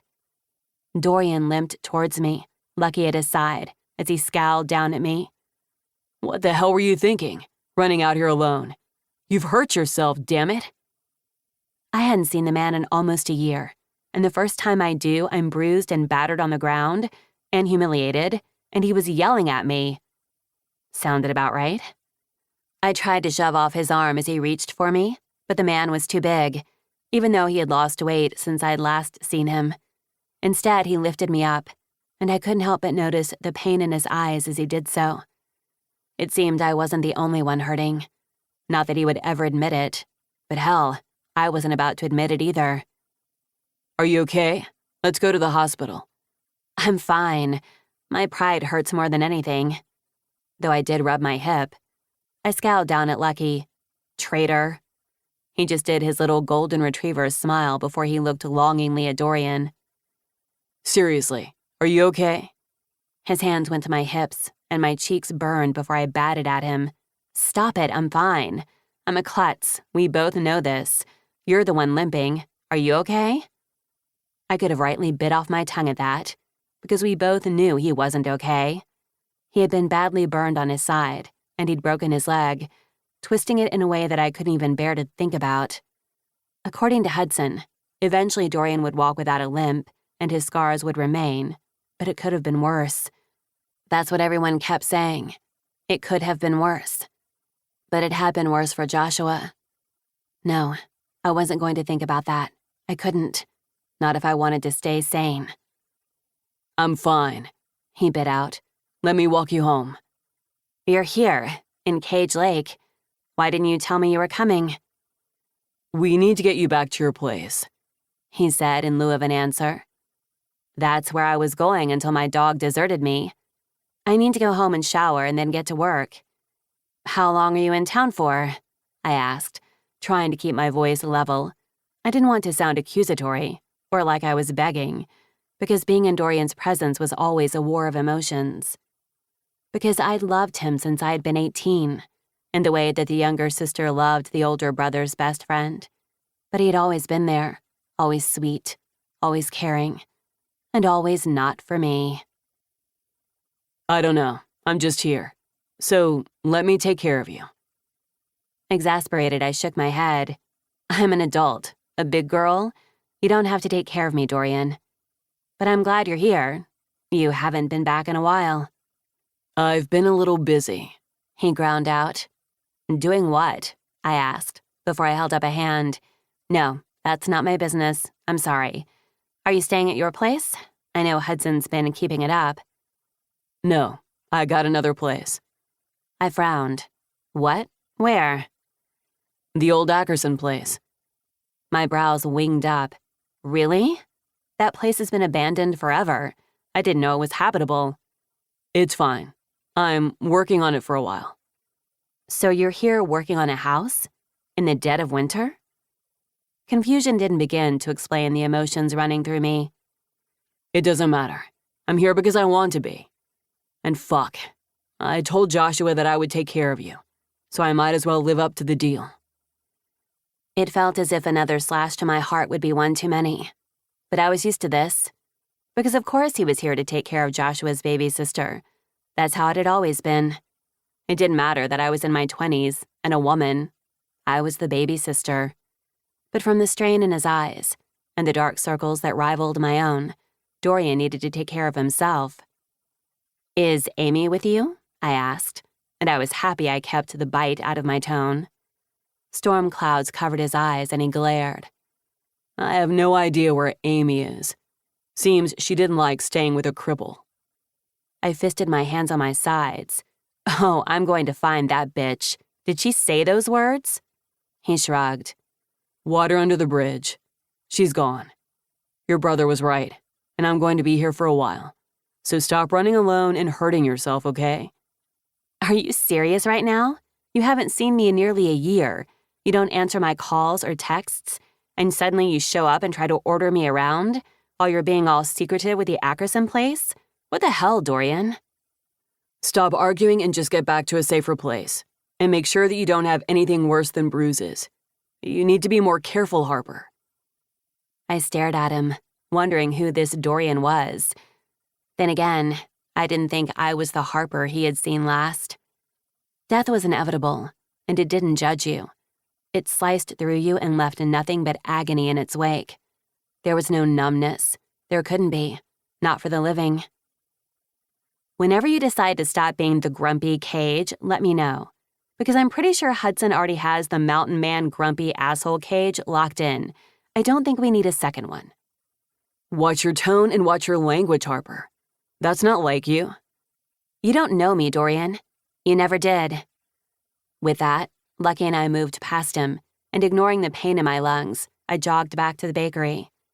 I ignored the worrying looks from others as they milled about Main Street, and as I bumbled up the stairs and back to my apartment, I locked the door behind me, only then realizing that I wasn't shaking from exertion, but from the sobs racking my body. Dorian Cage was back. The one man I had ever cared for. But the Dorian Cage I had just seen wasn't the man that I knew. But that only made sense, because I couldn't recognize the Harper that I saw in the mirror as it was. 2 peas in a pod. Joshua would be so proud. Lucky slid his body against mine as I sat on the floor, held my dog, and let the sobs come. But no amount of crying would bring Joshua back, and no amount of crying would help me figure out what the hell to do about Dorian, let alone myself. Chapter 4. Dorian. The thud of my axe hitting wood echoed in my ears and felt good. Of course, I was going to regret this later. Hell, I was already regretting it. I was a damn idiot. But then again, this was something I knew. Me being an idiot wasn't anything outrageously new or fantastic. After all, hello, I woke up being an idiot, went to sleep being an idiot, and would remain one until the end of my days. Another whack, as I split a log and tried not to groan. I rolled my shoulders back, the axe nearly falling out of my hands. I set it so it rested against the larger base log, before I tossed the split logs of the wood onto the pile. The old Ackerson place, as it had been named years before I was born, wasn't exactly falling down around itself, but close. It was larger than a cabin, but not a huge estate like my father would have preferred when we'd been growing up. I didn't even know why we still called it the old Ackerson place, considering a Cage had owned it for nearly 2 decades. Only he'd done it in secret. It would take months of back-breaking labor for me to get it into shape to sell, but that's what happens when you neglected a place for so long. It seemed only fitting that the place that my father used for whatever illicit practices he decided to undertake away from the prying eyes of town and both Cage mothers would be the one falling into pieces. Neglect had no better name than Lauren Cage. I set up another log, rolled my shoulders once again, and let out a grunt as I split it in 2. With each movement, my burn scars twisted and stretched, and the bile rising in my throat told me I was probably going to end up in more pain than I should be. I deserved it, especially after what I had done with Harper.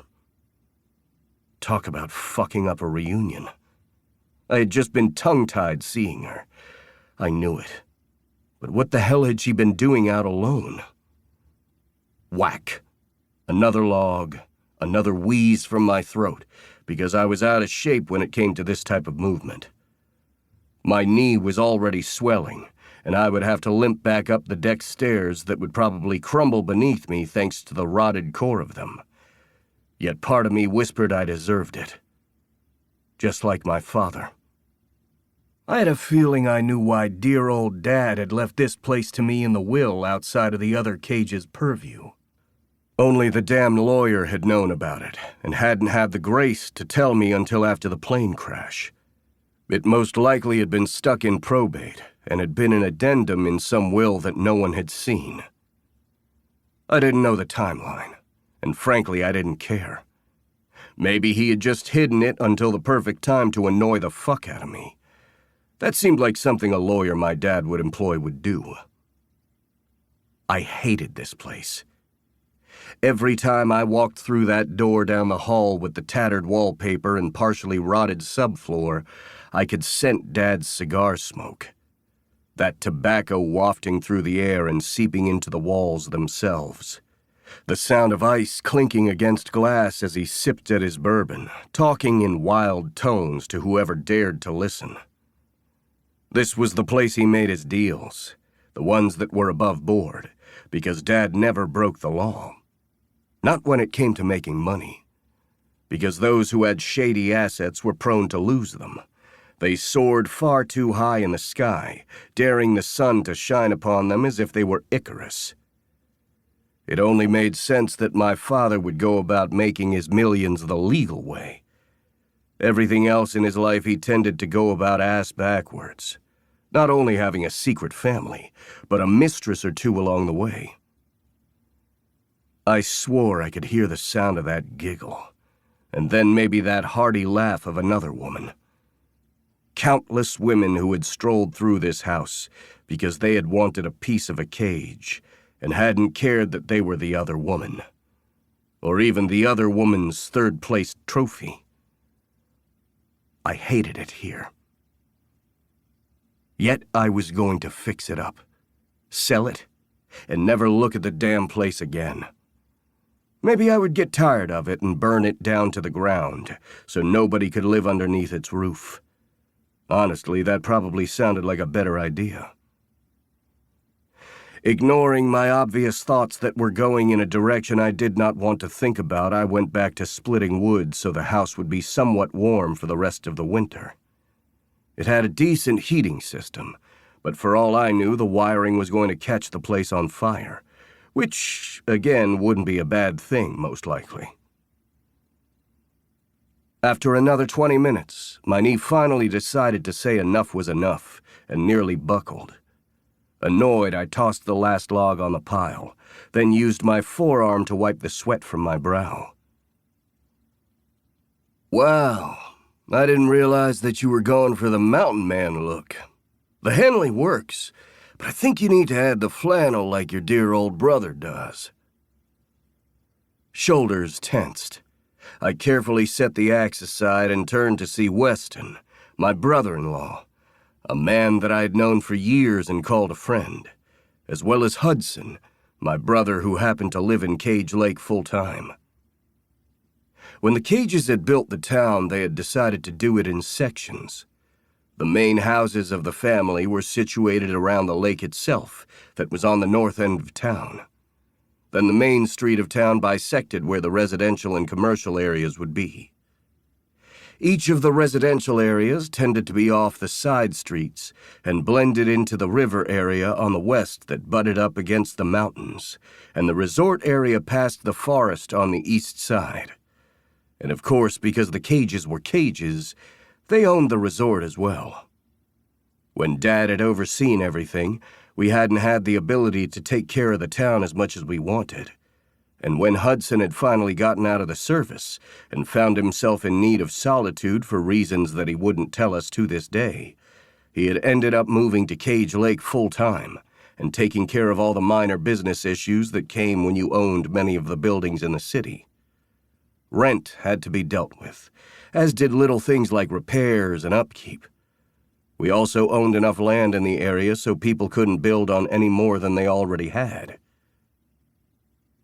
For all my dad's faults, he did care about preserving this town.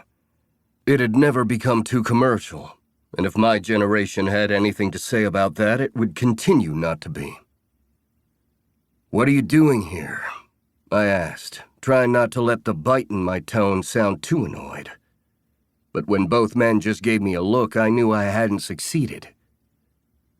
"You don't call, you don't write, you just show up, pretend you're a mountain man," Weston drawled. "I thought the surly asshole Cage was the guy next to me, not you." "Fuck you," Hudson rumbled, before he moved forward and yanked the last piece of wood from my hand. You do realize you're doing all this all wrong, don't you? He asked. For a moment, I thought he knew exactly how I had fucked up seeing Harper again, but instead he gestured toward the log pile. You stacked it wrong. How the hell can I stack wood wrong? Like how you did it. Because if you're not careful, it's going to all roll on top of you. It's fine. Hudson mumbled something under his breath I didn't hear before he moved forward. I'll fix it. You don't need to fix my mistakes, I grumbled. Hudson didn't listen. Instead, he picked up the axe and continued my job, rearranging things when I couldn't even say a damn word about it. I see he's still the grumpiest of us. Weston shook his head. Come on, you can get me something to drink. I pinched the bridge of my nose, my knee aching.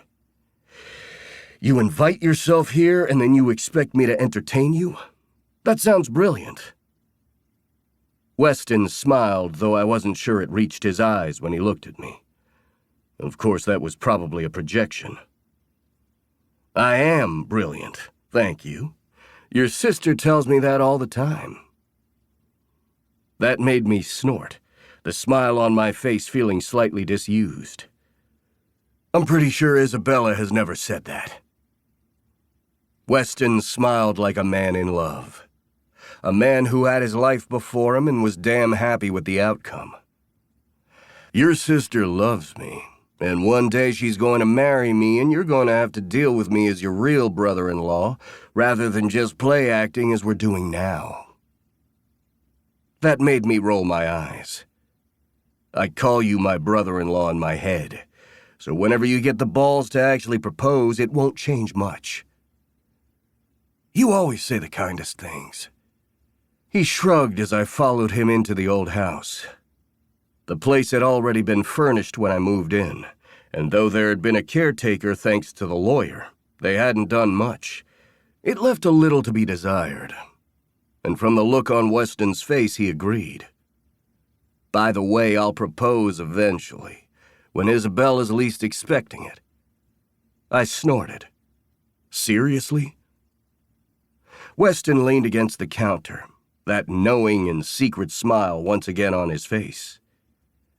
That woman is amazing at everything she does and likes things in a certain way.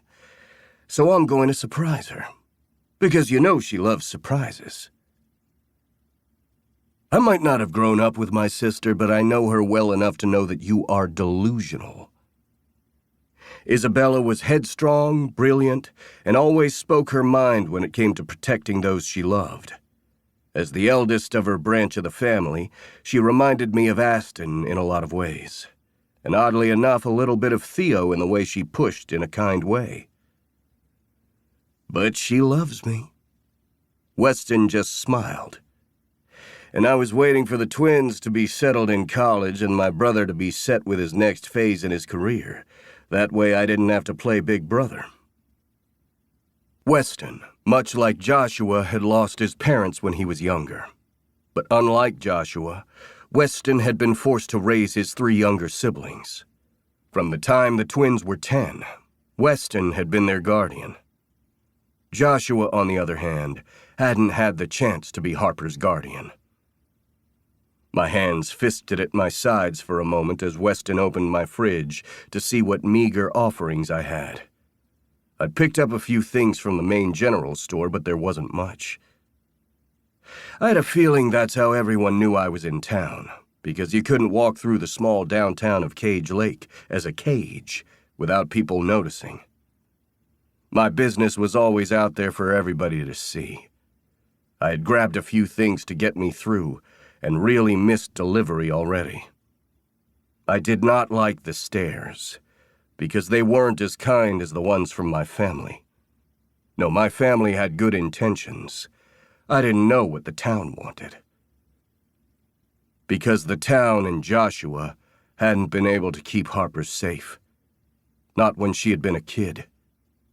Joshua hadn't been able to keep custody of Harper, not until he had won a vicious battle with their grandparents. My best friend had hidden most of it from me, at least the parts of why he was able to get his kid sister back, and I didn't dare to think about what Harper had gone through in the process. But now I was back in town, and my best friend was gone. And that meant I was the only person left to make sure Harper was okay. That she had someone in her corner. I was doing a piss-poor job of it. "You want a beer? Water? Because we don't have much else," Weston drawled. "I'm fine." Weston gave me a look that spoke volumes. "You're not in the city. There's no food delivery, though the pizza place does have a delivery boy. Just not when there's ice, or heavy wind, or a chill.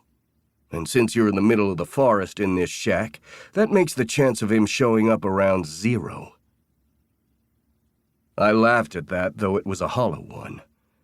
The place was 3 stories with 6 bedrooms and 4 bathrooms, let alone countless other tiny rooms with different names.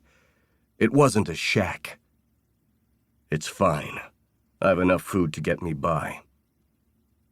And I have a feeling you're not going to want to go into the restaurants to eat there, so we're going to need to make sure you get more. Do not text Isabella, I warned. But Weston just smiled at me. Too late.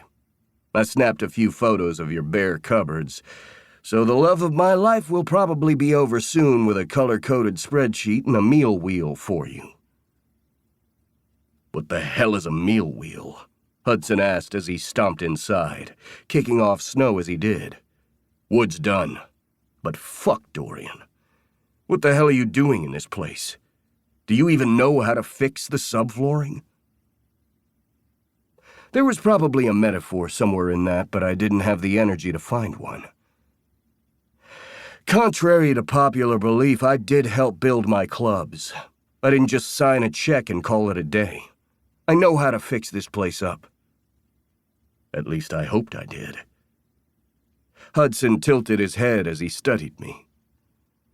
You might have the skills, but I still want to know why. There's no reason. It's just what I'm doing right now. Lies, lies, lies. Well, doing something is good, Weston said as he met Hudson's gaze. I ignored them both, gritting my teeth. Please don't send Isabella over here. I don't need a nanny. I'm pretty sure my Bella would hate even hearing that phrase.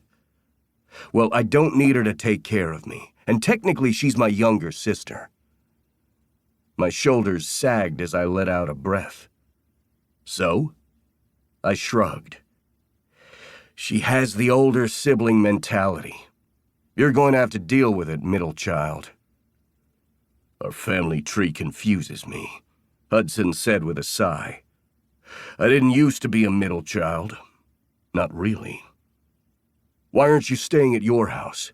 I keep up with it for a reason. I have things to do here.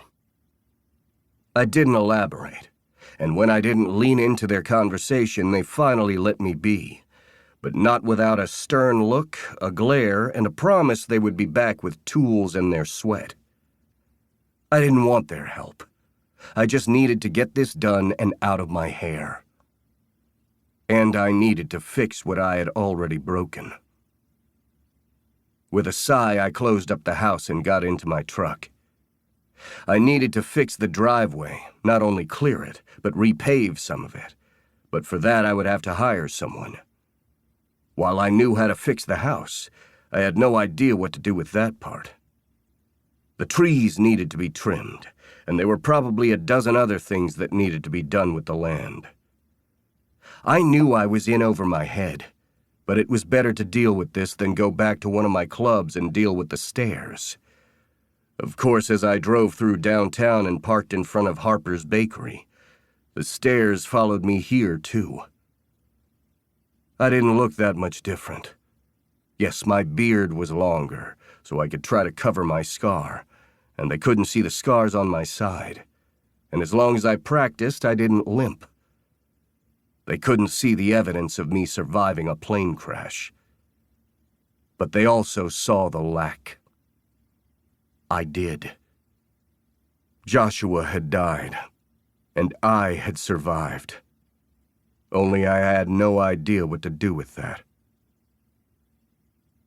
With a sigh, I got out of my truck gingerly and made my way into the bakery. I did not understand why she had named the place Rising Cage, but it had made her laugh, and I had shaken my head when she signed the lease with Aston. I had been so damn proud of her for going for her dreams. Not everybody at her age or position would have even thought to get where she was. The place was bustling. She was damn good at her job, and Joshua had always been so proud of her.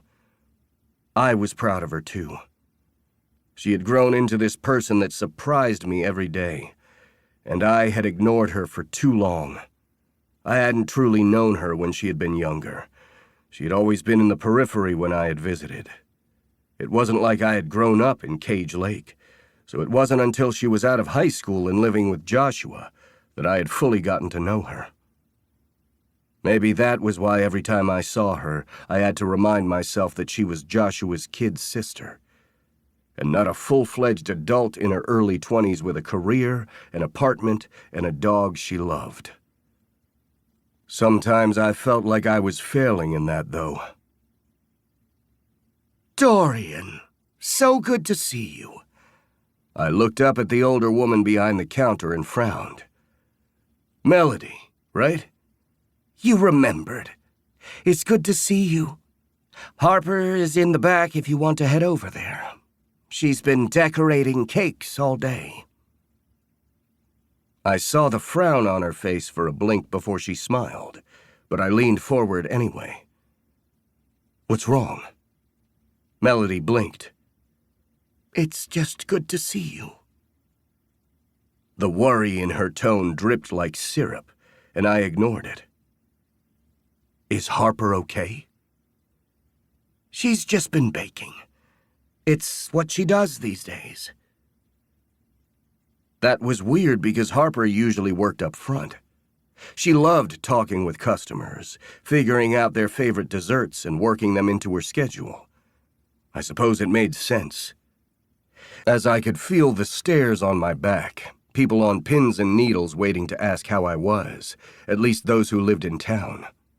It must be twice as bad for Harper. She lived with it day in and day out. No wonder she wanted to stay in the back. I cleared my throat, the stares on my body digging in. I'll go visit. I think she needs that. I moved past Melody, ignoring the slight wince in my step, and walked to the back of the kitchen. Harper stood there, hands on her hips as she frowned at the book in front of her, and I couldn't help but smile at the studious look on her face. So, Wellesley, this is what you do all day? Frown at books and flour? Her gaze shot up, her eyes widening. Oh, you're here. Are you okay? I ground my teeth and told myself she didn't mean anything by it. Just here to say hi. You called me Wellesley. That little line between her eyebrows deepened, and I wanted to rub it away. I hated when I got that urge, the same as that little squeezing thing that happened to my chest whenever I saw her. What? I asked, trying to remember what she said. You called me Wellesley, she repeated, her eyes wide and her voice curious. I always used to call you Wellesley. Or Wells. It's your name. You've been calling me Harper. I mean, it's my first name, but I always liked that you called me Wellesley. Her cheeks pinked as she lowered her head and shrugged, wiping her hands on her apron. Anyway, is there something you need? She'd always been my Wellesley. Sure, she was Harper in my head, too. But she was Wellesley, too. And I hadn't even realized I'd called her the wrong thing. I was a damn asshole and needed to get my head on straight. Her clipped tone could have been daggers for the way she looked, and I swallowed hard. I'm sorry. I'm an ass. Yesterday, the past year, I'm sorry. She looked over my shoulder, a frown on her face. I followed her gaze with a frown. What is it? I was just wondering if someone was there pushing you to say that. An odd feeling slammed into me. Was I that much of an asshole? Yes. Yes, I was. Joshua had asked me to do one thing in his life, to take care of his baby sister, and I'd been doing a shit job of it so far. Nobody is pushing me to be here. I'm here because I want to be. Her eyes widened for an instant, and she swallowed hard. Oh, that's good. I'm glad you're here. I know I didn't sound it yesterday, but I am. And you're allowed to be an ass. Of course, that's not saying much, as am I. My lips twitched. Language, Wellesley. I'm an adult, Dorian. I probably curse more than you do. I'm not quite sure about that. But why are you allowed to be an ass, too? I asked, tilting my head as I studied her face. The circles under her eyes had darkened, but then again so had mine. But she was still so damn beautiful. She'd colored her hair darker since I had last seen her, and I liked it on her. It made her cheekbones pop. Not that I would tell her that. It seemed like a weird thing to say to your best friend's little sister. But I had always liked Harper's smile, and the way that she leaned into everything she did. I'm allowed to be an ass because my brother is dead and he was all that I had left, she said point blank, pulling me out of my attentions. Again, a kick to the chest. Wellesley, I whispered. I had moved in front of her without thinking, and now we were less than a foot away. Her lips quivered, and it took all within me not to reach out and bring her close. I didn't think she'd let me, nor did I think Joshua would want that. And hell, my leg ached enough at the moment that I'd probably fall on my ass in my rush. Sorry. I didn't mean to blurt that out, but it's true. He's gone. So I guess we're both allowed to be asses.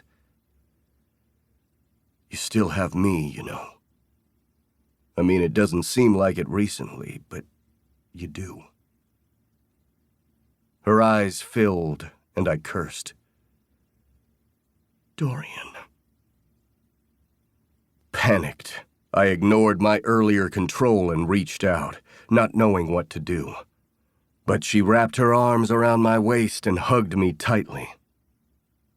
Awkwardness settled in for just a moment. But then I realized this was Wellesley. Harper. I swallowed hard and held her back, holding her tightly. And when she nuzzled into my chest, I leaned down and rested my cheek on top of her head. I didn't mean to, but I inhaled, that sweet vanilla scent of hers filling my nostrils. I miss him, she whispered. I sighed, running my hand up and down her back. I miss him too. And we stood there, ignoring her work, ignoring the world. Because I knew I couldn't go anywhere, not with Harper in my arms, where she should have always been. Chapter 5. Harper. The dark circles under my eyes now matched the bags that would probably forever remain. I hadn't slept well since the plane crash, and honestly, I wasn't sure if I was ever going to. It ached just to think about. However, I was getting decently good at learning how to function while on little to no sleep. Having practiced when I was younger and living with my grandparents had been a saving grace I'd rather not think about. Everything I'd gone through over the past weeks, however, was worth it.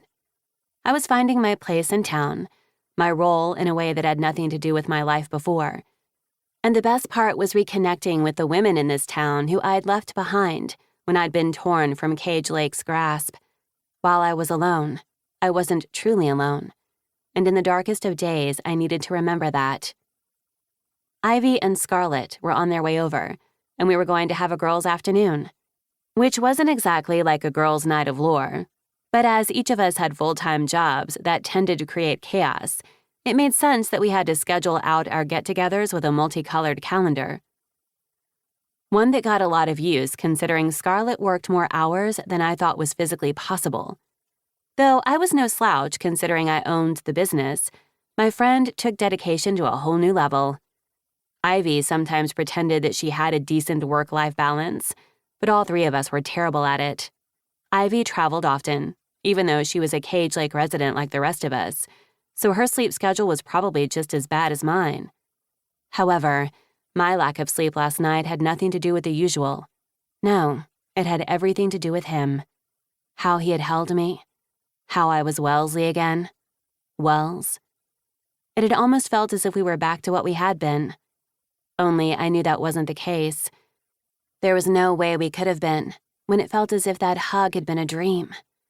Because he had walked away after that moment, that sense of a new reality shattering in a blink.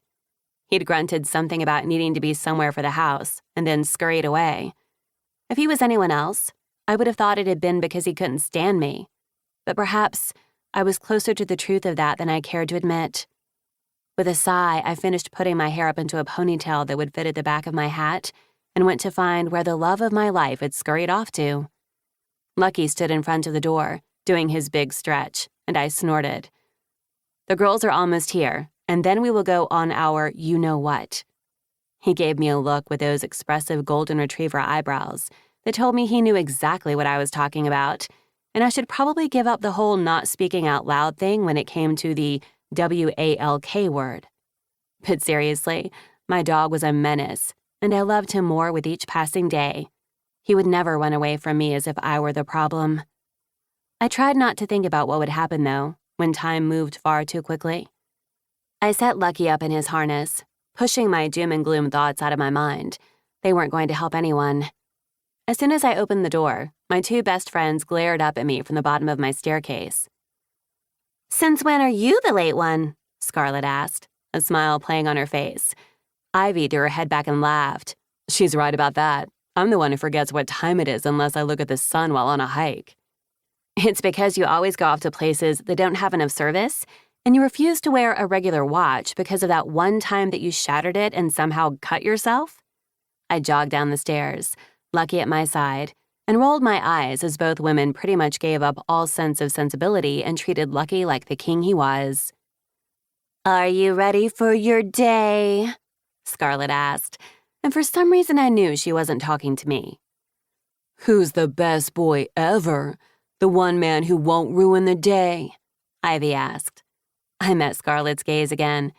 "First, you guys are early. I'm not running late.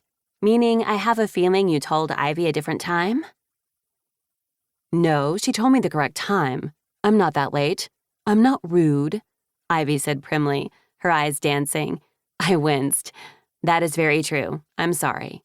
Ivy waved it off before looking over at Scarlett once again. "And not all men are jerks. Remember, we actually like Ronan." "Your boyfriend does seem like one of the good ones. I'm sorry," Ivy said, though the darkness in her gaze took more than a couple of blinks to finally go away.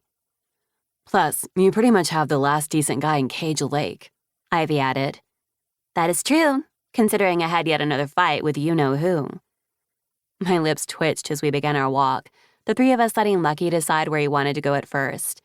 What did he do this time? I thought Isabella was the Cage in charge of the resort now. Scarlett was the manager of the Cage Lake Resort. Yes, the Cages owned it, but Scarlett was the one who made sure it did exactly what it needed to.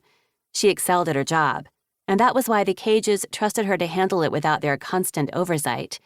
I also knew they had no idea how many hours she worked, because Scarlett hid it.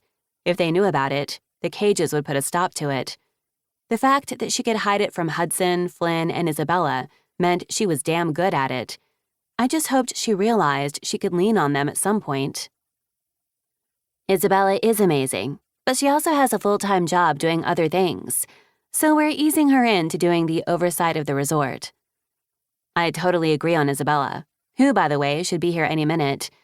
But what did Hudson do that angered or annoyed you? I asked, imagining Dorian's grumpy, growly, and sometimes mean if you didn't look closely enough at his intentions brother.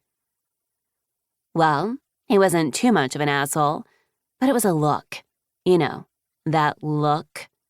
Scarlett scowled, and her pace sped up. I glanced over to Ivy, who was holding back a laugh. It wasn't that Hudson was generally mean. It was that I wasn't sure he liked people, which made the fact that he was still the cage in charge of going to a resort that had countless strangers as part of the clientele funny to me. He hadn't always been in Cage Lake. Just like the rest of them, he had spent his childhood down in Denver, but their summers had always been part of our small town. Considering the family owned the damn thing, it made sense to me. That was how my brother and Dorian had become friends after all. Because he didn't need to live in the same town to be a best friend. We just had to make it work. I'll continue my story if you tell me why you're frowning, Scarlett said softly. I blinked and shook my head. It's nothing. I was just thinking about how Hudson didn't used to live here, and then it reminded me that the Cages didn't always used to live here at all. But 2 of them are here. Well, 3. I was rambling now and had to hold back my wince, because my crush on Dorian that had started as a little girl's crush but had nothing to do with real feelings and had morphed into something more as I had become an adult was something both of my best friends knew. Okay, we can come back to that in a second, Scarlett drawled. As for Hudson, he stomps into the back offices as if he owns the place. She held up a hand. I'm well aware the family owns the place, but that flannel-wearing, growly asshat doesn't actually have his name on the deed. She winced. His last name, still. I'm pretty sure all of their last names and first names are on those deeds, Ivy sing-songed. Especially since, with the famous will, the other cages were added. Why are you being so growly about that? Ivy asked. You've all confused me. But it's just that he acts like he doesn't want to be there and then is there all the time. It's his job, Ivy added. Is it? Is it his job to follow me around and make sure that I know what I'm doing? I'm the manager. I know more about that business and how everything works than any other person in that building. That's true. Is he questioning you? Thinking that you can't do the job? I asked, angry on her behalf. Hudson did have an attitude problem, but I always thought it was for a reason. Not that I knew that reason. The Cages all had their own secrets. I don't know. She threw her hands up in the air. It's not like he tells me what those grunts mean. He just shows up, asks to see what he always does, the stupid paperwork that he can send over to the others. And then he stares. I met Ivy's gaze again, intrigued. Scarlett raised her chin. No, don't give each other that look. It's not like that kind of staring. I know when a man is hitting on me, or wants me. That's not it, I promise you. It's more that I confuse him. Probably because you don't swoon at the side of a cage, Ivy said, wiggling her eyebrows. That is true. There's only one of us that swoons at the side of a cage. At her smirk, I scowled. Hey, don't bring me into this. Ivy burst out laughing as we took a turn to go down Main Street. We were heading to the local restaurant where we could eat outside, and Lucky would be welcome. You're the one who got all defensive. I didn't even say your name. What else did Hudson do? I asked, not doing a great job at changing the subject. Scarlett didn't even bat an eye, which surprised me. He always catches me at my worst, and I hate it. It makes me feel like I don't know what I'm doing, even though I'm good at it. I'm not egotistical. I'm not an asshole. I know I have room for growth, but I'm damn good at my job, and he only sees the worst. What happened? Ivy asked. We took a seat outside of Cage Free, the local diner, and I tied Lucky up where he would be comfortable. There was already a doggy bowl full of water, and I smiled at how happy my precious boy looked. Scarlett glanced over her shoulder and leaned forward to whisper, I just had to deal with this stupid thing with the resort guest, and I ended up with coffee all over my shirt. And then when I went to go change, I hadn't realized that Hudson was in the room. My lips twitched. So you flashed your boss? No. Maybe? I don't know if he was looking. But as soon as I ran away, which I'm not proud of, he didn't even dare to follow. And then, I was trying to work on 4 projects at once because 2 of my people had called in sick, and when I bent over to keep a small child from knocking over one of our precious vases, another kid ran me into a wall, meaning the vase fell anyway. I cringed. Oh no. Oh yes. Hudson, of course, caught it. And me. She rolled her eyes. Because of course Hudson Cage can do everything. The vase was fine, and I didn't hit the floor. And the parents were all apologetic. Not to me, mind you, but to the precious Cage. Did he say anything about it? Of course not. He grunted, glared at me, and stomped away. I cannot wait for Isabella to take over. It sounds like I need to, a familiar voice said as she walked up. Oh, hi. Pretend you didn't hear any of that, and I'm totally professional. Scarlett's face turned the color of her namesake. Isabella just shook her head before taking her seat. First, sorry I couldn't show up for the walk. I had 3 online meetings in a row, because for some reason the love of my life and I decided to live in 2 places, so traveling is trying to break me. However, I might have heard some of it. I'll take over for Hudson soon. I wasn't planning on doing it for a while because I thought you 2 had it covered, but I can, if there's a problem. Scarlett shook her head and began to play with her napkin. No, it's fine. I was overreacting. Plus, as soon as I stood up and tried to talk with the family, my boyfriend walked in and apparently had seen Hudson's hands on me, and well, it was another scene. I'm sorry. Your brother's great. Are you okay? Isabella asked, voicing the same question Ivy and I clearly had. Oh, I'm fine. Scarlett smiled brightly. Promise. Ronan has always growled about the cages more than I do. She winced again. Sorry. It's okay.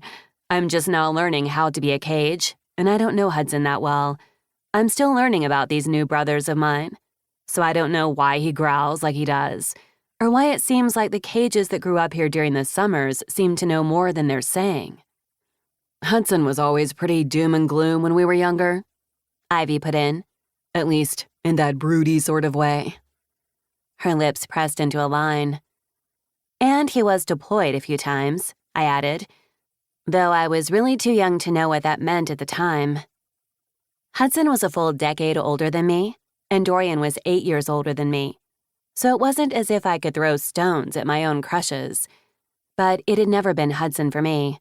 No, it had been my brother's best friend instead. He changed when he got back, but it's not like we really knew him. Ivy continued. I think you're always going to be different when you come back. I hope he at least told some of you what happened over there, Ivy said on a whisper. And now I feel like an asshole for even complaining about him, Scarlett said with a sigh. My twin would be so disappointed. Isabella's eyes widened. I forgot you have a twin.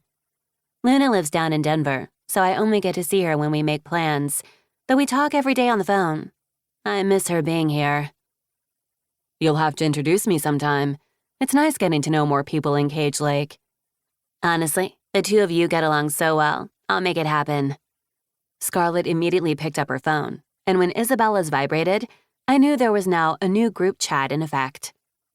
You are efficient, so if my brother has said anything different, I'll beat him up for you, Isabella said with a wink. I grinned as our favorite waitress came and took our orders. It was a quick lunch and a beautiful afternoon. Yes, it was cold, considering it was winter, but they had the heat lamps out, and everything oddly felt good. And just like that, guilt settled in, because I wasn't supposed to feel good. How could I? After a few bites of my sandwich, I set it to the side and listened to the others as they spoke about the ongoings and stressors of Cage Lake. Isabella gave me a concerned look when I shook my head infinitesimally, hoping the others hadn't noticed. Lucky put his head on my thigh, and I rubbed his fur, trying to feel connected to the real world, rather than the dreams that kept trying to set me under. Wellesley, shouldn't you be at work? The hair on the back of my neck rose as I swallowed hard and looked at the man who kept invading my dreams. Dorian had a to-go cup of coffee in his hand, not one from the specialty coffee shop, but mine, because apparently he wanted plain coffee today. I didn't want to think about the fact that maybe he had gone to my own cafe to check on me. No, that wasn't it. He just liked coffee. I do take 1 day off a week. Apparently, if I work 7 days a week, people glare at me. As we should, Ivy put in. Hello, Dorian. At the dryness in her tone, I blinked, focusing on Dorian's face. That's when I realized that he hadn't looked at anyone else, not even his sister. What on earth was that about? Ivy, Scarlett, Isabella. So I guess we're all playing hooky today? I should ask you the same thing, brother of mine, Isabella teased, though I saw the concern in her gaze as she studied her brother's face. They might not have grown up together, might not know each other, but they were blood nonetheless. I didn't know how that family dynamic worked, how they were figuring out this new phase of their life, but I knew Isabella was trying, and Dorian had done his best before the flight. Only I didn't know how he fit himself into the family now. He'd hidden himself away from Cage Lake for the past year, and I'd heard he'd done the same within his family, but I didn't know the connections they'd made along the way, if any. How was one supposed to create familiar relationships in such a short time, after finding out your father's life had been a lie, breaking the rest of the family along with him? Like you, I'm taking a break from the house. That's not the work I meant, Isabella said softly. It's fine. He shrugged. My managers know what they're doing. At least one cage believes that their managers can handle things, Scarlett put in, and I knew she was trying to help Dorian because the awkwardness had settled in. Of course, with the way that Dorian's brow rose, maybe it wasn't the greatest thing to say. He cleared his throat and then looked straight at me once again. That feeling that I couldn't quite name settled over me, and I wasn't sure what I wanted him to say, what I needed him to say. I'm headed back to the house since the place won't fix itself, sadly. But if you need anything, Wellesley, you let me know. Sure, you too. And with that, Dorian left, and I tried not to watch him, and failed. The way that he filled those jeans nearly broke me, but not as much as the way that he tried to hide his limp. So, Isabella drawled, what was that? Sadly, my two best friends didn't speak up for me, so I just cleared my throat. It's not like that. He's just trying to fill my brother's place. You know, in that overprotective stance. Seriously, not like that. Except the more I tried to deny it, the more I knew they didn't believe me. Oh, how I wanted to believe them. But Dorian was not for me. He never had been. And frankly, he never would be. Chapter 6. Dorian. It could be worse. We could be having this at your ghost house. I glared over at Hudson as we scrambled up the stone pathway to Aston's home on the edge of the lake. Each of my siblings, at least the ones I had grown up with, had a place on the lake. I wasn't using mine currently, and Hudson's was farther back into the forest, but we each had a place that we used when we visited. For some, it was an oasis, some an escape. For me, it would be my reward if I ever actually finished this particular project. Currently, we were walking up to Aston's place since he and Blakely were in town for the lovely family dinner we were required to have every month. Because when our dear old dad had died, he hadn't just decided to throw a few skeletons out of his closet directly into our faces. No, he had decided to make it complicated for us. While most people may have realized that their parents had secrets, I felt like ours were a little special. Some cheating fathers had a single kid out there with a woman who had been forced into silence. Not us. We had an entire family out there who had thought their dad took far more work trips than reasonable. Then again, we had thought the same. Well, knowing what I knew at the time, it was more that my parents had probably hated each other in some way, so being apart would be easier than having to deal with one another face to face. But for some reason, both of the moms had been in on it. I didn't know their motivations. Money, a twisted form of love, or exhaustion. But here we were, dealing with the consequences. Because if our family did not have dinner once a month, we would lose everything. I wasn't sure exactly which crackpot lawyers had allowed this to happen, but because it was so tangled in red tape, we were leaning into it. At least 5 of my Cage siblings had to be in residence for a dinner once a month. We had an actual spreadsheet and calendar to ensure this happened, because it couldn't just be 5 from one side of the family and not any from the other. There had to be at least 3 from one side at a time. Usually that meant the siblings I grew up with because we were 7, and the ones who had grown up farther south and in a different tax bracket thanks to Dad's cruelty were only 5. The fact that I had 11 siblings truly made my stomach hurt. Then again, for all I knew, there were more siblings out there. I swallowed hard. Countless other siblings that we would never know about until a new skeleton popped up out of nowhere. Hell, maybe one of Dad's special letters would show up, and at the end of this torment and betrayal, we'd have a whole new surprise. I shuddered to think there was a third family out there, because no, there couldn't be. If there had been, Dad would have mentioned it at some point in the will. It was how he fucked with us. It wasn't that we would just lose everything. It would break the shaky foundation that Cage Enterprises and Cage Lake sat upon. Cage Enterprises was a billion-dollar company that fed into real estate, development, environmental concerns, research and development, and countless other departments. My family that worked with the main part of Cage Enterprises were brilliant at what they did, and wanted it to succeed. Thousands of jobs would be lost if the company was dissolved. Not only that, but real people would be hurt without some of our research. Aston, Flynn, and James worked on Cage Enterprises, and they split it into 3 main sections. Blakely and Isabella now worked with them. Our family was a tangled mess, but it made sense.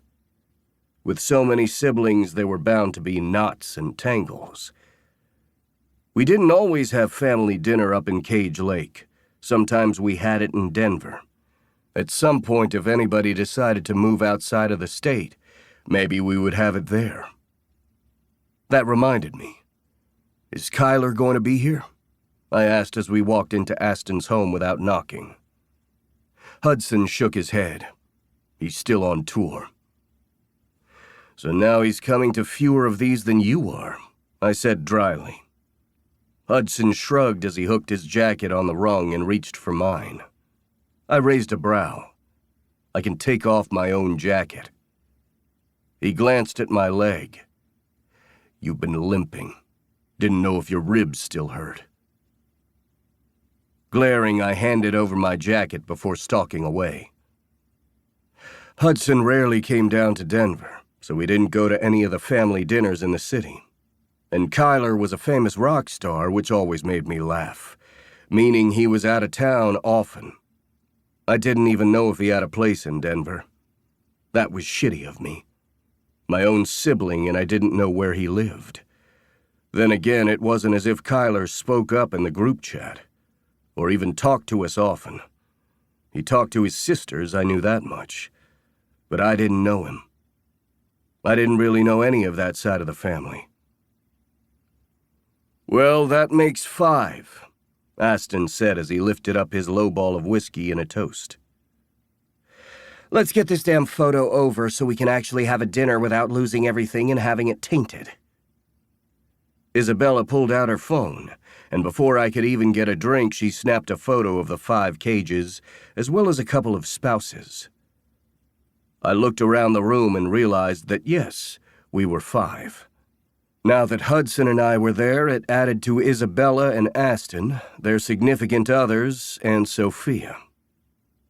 My lips curled into a smile as I looked over at my sister, and the fact that she couldn't help but glow. She'd not only married the love of her life who cherished her, making her the center of his world. She'd gotten pregnant soon after the wedding. Now a new mother, she'd settled into her role with such grace, it was as if she'd only been waiting for her person to come along. My brother-in-law, Cale, yes, the man was named after a vegetable but spelled with a C, was a nice guy. He was a little quiet compared to the rest of us, but you couldn't help but be quiet with so many cages in the room. In fact, I knew the guy more than I even knew Kyler or Emily, my youngest sister. And how shitty was that? But Emily rarely came to these dinners, since she lived the farthest away other than Kyler. And, well, apparently she had more of a life than the rest of us. "Where are my favorite people?" I asked as I moved past the others without even bothering to say hello. Sophia just smiled in answer. "They are sleeping upstairs in their cribs. Because why wouldn't my sister-in-law build a nursery for them?" Blakely moved forward and wrapped her arm around my waist. I couldn't help but do the same over her shoulders. "Hi there, Dorian. Good to see you." "Hi," I mumbled. She just laughed. "I mean, of course I'm going to have space for them. My nieces need all the love and nurture. Plus, I'm sure that there will be more in the future, considering how many cages here are." I looked down at Blakely with a raised brow. "Oh? Something we need to know?" She choked on air, waving her hand in her face. Aston was there in a second, glaring at me. I blinked. "Seriously? I was only kidding." "Well, fuck." My brother let out a dramatic sigh. "Of course we aren't. We'd announce it better than this. You know my wife. She knows how to plan things." Blakely rolled her eyes. "And please, give me time before you start making me grow a football team." That made everybody laugh, and I nodded in thanks as Hudson handed me a beer. "Actually, Ford was supposed to be here too, and he wanted to announce something," Aston put in. Ford was our younger brother, and had married before all of us. In fact, the precocious asshole who I loved dearly had married not one, but 2 people. His best friend and their favorite woman. Dad hadn't been happy with that, but fuck it. Fuck him. "Really? Greer is pregnant?" Sophia asked as she clapped her hands. Aston nodded. "Yes, and he was going to announce it tonight at family dinner, and maybe even do a group text or something. But something came up." "Is Greer okay?" I asked, my heart racing. "Greer is just fine," Blakely said with a bright smile. "There was a family emergency with Noah. Everyone's okay, but they couldn't make it tonight. And they wanted to make sure that we knew about the pregnancy because the Montgomerys just found out, as well as Greer's brothers." "The Montgomerys keep beating us, and I don't think I like it," I said, trying to infuse the humor that I usually brought to an occasion. But from the worried looks on my siblings' faces, it wasn't really getting there. "I think I hear a baby's cry," Sophia said before she rushed off. I gave Cale a look. "I don't know how she does it either, but now I hear it," Cale said as he followed her. I couldn't help but do the same as I gave my beer back to Hudson. I hadn't been the greatest brother in the past year, and I knew it. Between pain, dealing with Mom, and just, well, everything, I was an asshole. But Sophia's twins, I loved them more than anything. And when Ford's kid came into the world, I couldn't help but be their favorite uncle. I might as well have one title like that. I heard the others behind me cheering on Ford and his family, and I would text him later, but for now I needed to check on the girls. They're just wanting to be picked up. Everything's okay, Dorian, Sophia said softly as she held one of them close to her chest. Cale held the other, and I couldn't help but go over to the man and hold out my arms.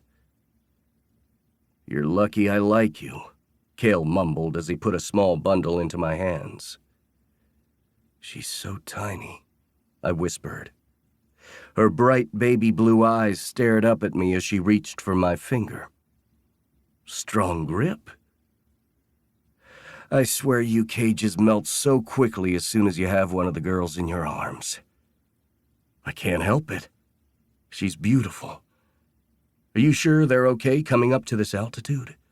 I asked as I tore my gaze from the baby and to Sophia. Cale hugged her close from behind, so he was holding both Sophia and the baby. If I didn't have such precious cargo, I'd take a photo of the family. Hell, sometimes these kids were the only things that made me smile these days. That and Harper. But I wasn't going to think about that. Yes, we're doing well. And you have Violet, by the way. Well, say hello to Hazel for me and tell her I have dibs next. You may be getting favorite uncle status, but you might be going lower on the rungs of favorite brother status if you're not careful, Sophia said with a laugh. I'll fight my way through the family later. I can't help it. I love these kids. Oh, am I interrupting? A familiar soft voice said. And I turned, forcing myself not to whirl since I had the baby in my arms, and blinked at Harper. "What are you doing here?" I asked, my voice coming out far gruffer than I wanted it to. You invited me, remember? I'm sorry I'm late. I had to drop Lucky off at Ivy's, so he wasn't alone tonight. And I wasn't sure if he could deal with so many strangers. I can go. Stay, Sophia said as she moved forward. Cale glared at me, and I pretty much earned it. Harper, you are always welcome. Thank you, she said softly as Sophia gave me a look. Sorry, I forgot. I got distracted by this one. I lifted Violet up a bit, and Harper couldn't help but melt. They're adorable. Seriously, you guys did good. Cale puffed up, and Sophia just smiled. I think I'm going to feed them real quick right before we go eat our big person dinner. And thank you. I love them with all my heart. Seriously, I didn't know how I was going to be being a girl dad, but I can't wait to see them grow up. They're the best things to happen to me, other than Sophia, of course. Cale leaned forward and kissed Sophia softly on the mouth, and I cleared my throat. There are virgin eyes in this room. Be careful with all that kissing. I had been talking about the babies, but with the way Harper blushed, I couldn't help it when my mind wandered. No, I was not going to think about that. Not at all. So proper, Sophia said with a laugh. Give the baby to Cale and tell the others we'll be down in a minute. I hate that I have to do this, but fine, I said as I handed the baby over reluctantly. She let out a huge wail as she reached for Cale's chest, and I laughed. Don't think she's going to be getting food from there. It's been an interesting time, for sure, Cale said with a dry laugh. I gestured towards the door, and Harper and I exited, leaving the happy family behind. I think my ovaries just exploded, Harper said with a laugh. I don't know what that means, but if it means they're the cutest babies in the world, then yes, you're right. They are. And I hear you're going to be an uncle again. I guess we're getting to be that age. All of the cages are producing the next generation. Why does that scare me? She asked, her eyes dancing with laughter. You're ridiculous. But I don't blame you. Anyway, I'm glad you're here, I said after a moment, trying to figure out what I was supposed to do with my dead best friend's little sister. Because what I wanted to do was push that lock of hair that kept falling in front of her face behind her ear, and then maybe feel the back of her neck, and finally figure out if her skin was as soft as I thought it was. But what the hell was I thinking? She was too young, and off limits for more than one reason. She probably thought I was a damn creeper. Since my attention was on Harper and not the stairs in front of me, I took a step too quickly, and my thigh and knee twisted wrong. And when I tried to move backward, overcorrecting, the scars on my sides stretched. Fuck, I grumbled as I leaned against the wall, trying to catch my breath. Harper was there in an instant, one hand on my side, the other on my thigh. Dorian, what's wrong? Do I need to call someone? What's wrong? Her hand was less than a foot away from my cock. What was I supposed to do? How was I supposed to think?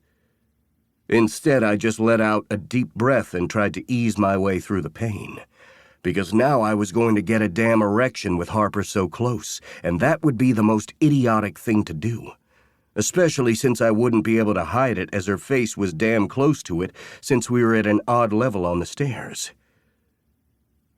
Seriously, let's get you sitting down. I shook my head, but I didn't shake off her hold. I'm fine. Really. Just took a step wrong because I wasn't thinking. Because I was thinking about you. No, I wasn't going to say that out loud. She looked up at me then, studying my face, her hands still on me, and neither one of us said a word. So, looks like I'm interrupting, Hudson said from the bottom of the stairs, and Harper lifted her hands quickly as if she had been burned, and I cleared my throat. Just took a step wrong. If that's your answer. I thought you should know Mom's here. I blinked as Harper stiffened, and then I knew tonight was going to go downhill from here. Because why the fuck was my mother at a place where she wasn't welcome? And why the hell did I feel I was the one who had to deal with it?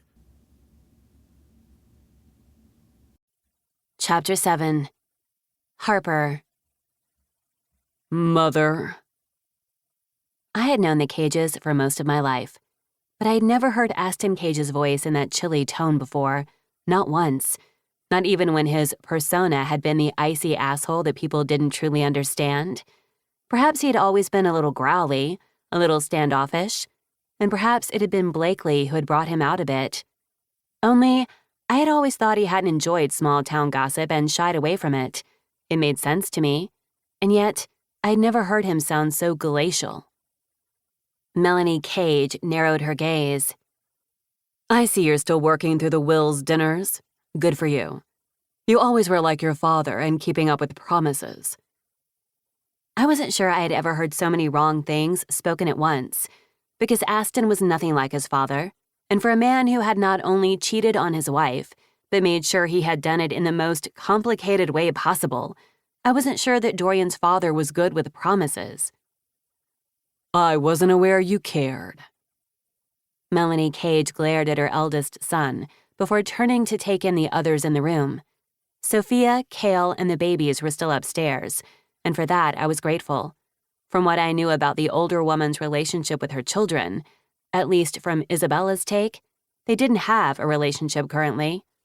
Meaning I wasn't even sure she had met the babies who might not be her grandchildren, but through the tangled lines of their lives was as close as.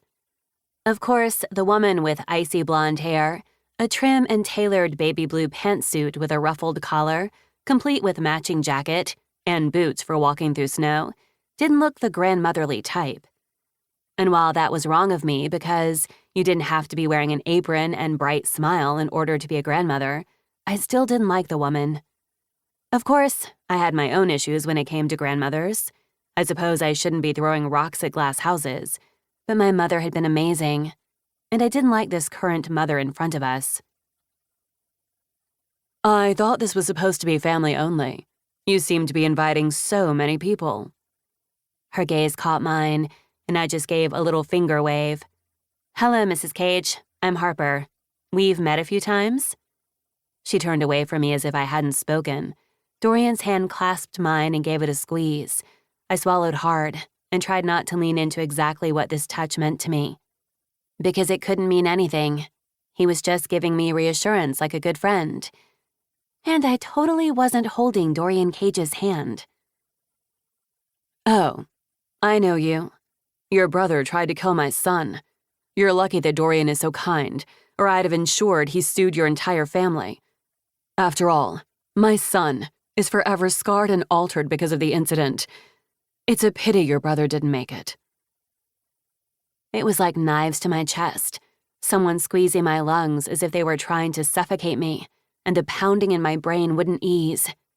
And as everybody spoke up at once, demanding she leave or shouting obscenities towards her, I just moved forward, thankfully taking Dorian along with me.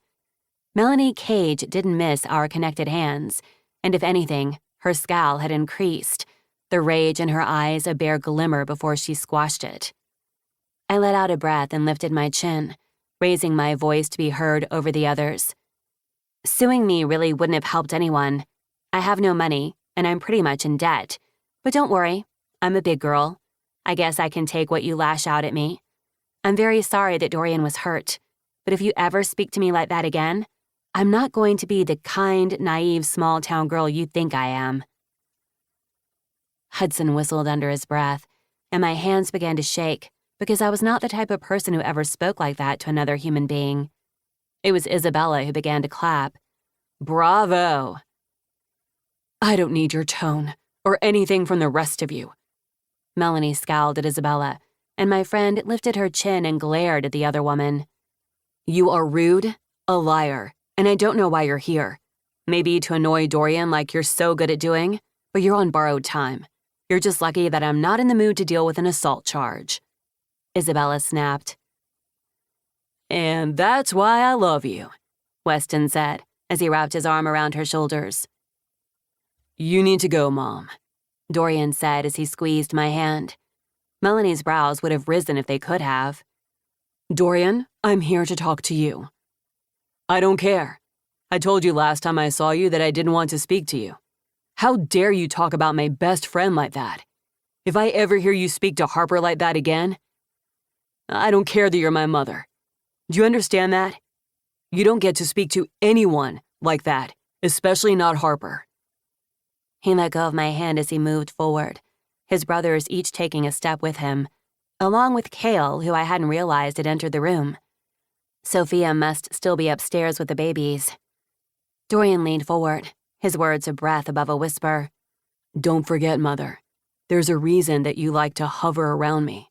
And I'm not in the mood to deal with being your trained little soldier anymore, so leave. I need to talk to you and ensure that you are all complying with a will. It's my money, too. Money. All you care about is money.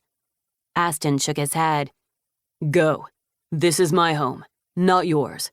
You have 3 very pleasant homes that are outside of the ridiculous terms of dear old Dad's will. So go there and pout, or do whatever you want to do. But if this family keeps to the will, it's because we want to. Because unlike how we feel for you, we actually like each other. Dorian put in. He shrugged as he said it, and Melanie took a step back. We're here because we want to be, and because we care about the people of this town and our companies. You'll get your money, but you don't get us. You're already tiring me, so go. She reached out for a moment, and I took a step forward, ready to pull Dorian back if the woman hit him. I didn't know why I thought she would, but this farce of a relationship between her and her kids weighed on me. Fine. Contact me when you're done. Done with you?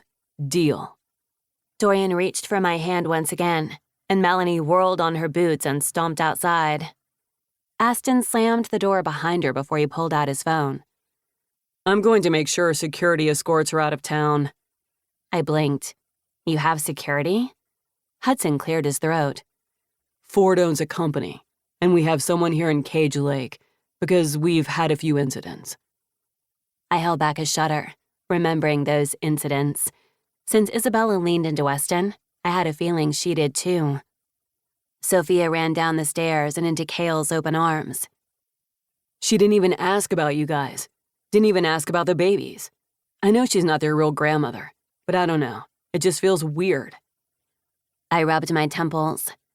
For a few moments earlier, I had to remind myself that she wasn't actually their grandmother. I shook my head. Sorry, not my business. Dorian squeezed my hand again, and I was grateful he hadn't let go. We're a confusing family, but hell, I talk to Constance more than I do my own mom.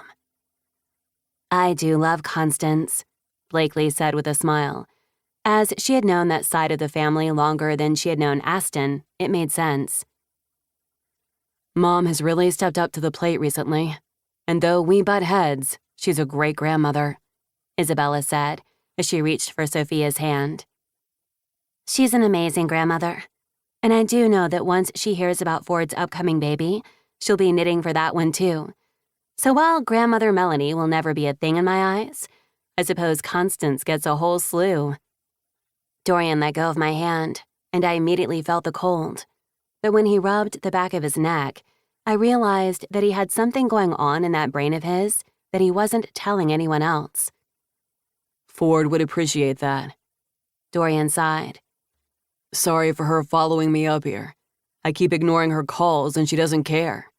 Mom's a bitch, and I cannot believe I said that out loud because I don't ever use that word unless I'm talking about you. Cale said as he winked at Dorian. Dorian flipped off his brother, and the light chuckle that filled the room eased some of the tension. She's not welcome in any of my homes, and we'll make sure she stays away. Now, Aston said as he gave his brother a look. Are you to tell us what that underlying tension was between you two, Dorian? You know how she acts like I'm her favorite. Used to be cute when we were kids, till I realized that she was insane. He tried to laugh it off, but nobody in this room truly believed him. Instead, Blakely forced us all into the dining room, where we sat down and ate our dinner. I sat between Cale and Dorian and tried to pay attention. They spoke of upcoming work and when the next dinner would be. I had a feeling Dorian and the others wouldn't be part of it. Since I knew that Aston and Isabella had been part of so many recently, maybe it was time for the other cages to step up. Or maybe it was none of my business. Are you doing okay? I turned to Cale and smiled softly. I am. Thanks for asking. How about you? He shrugged, though there was concern in his eyes. I'm fine. I don't really know that woman, but what she said to you, that was bullshit. Did the Cale just curse? Dorian asked as he sipped his water. I'm shocked. The other man winked. I do it sparingly, just to surprise you. As long as you don't curse in front of the babies, Sophia said, her eyes dancing. Cale took her hand and kissed the back of it, and I couldn't help but hold back a sigh. I was jealous, and I hated that. But what Cale was saying is right, Dorian whispered. I'll never forgive her for what she said to you. I met his gaze, my chest aching. Though I knew it had nothing to do with emotion and everything to do with my long walk, since I had overexerted myself. I hated my lungs, and I knew they hated me right back. It was nothing. She's hurting, lashing out, because she can't seem to hold on to any sense of her reality. So it's easier for her to hate anyone who dares hurt her family, rather than herself, who's hurting them right along with them. Dorian raised a brow.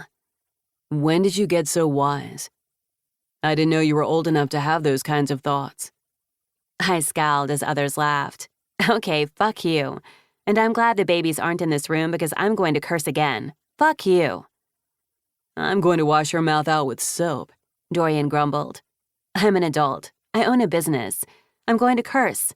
And sometimes I have sage wisdom. Shocking. And really? I began, as I looked around the table. I'm fine. I've already been through hell. And I know you guys have been through your own versions. I really don't care what that woman says. That may be wrong of me in some ways, but I don't care. Joshua taught me that at least, how to stand up for myself.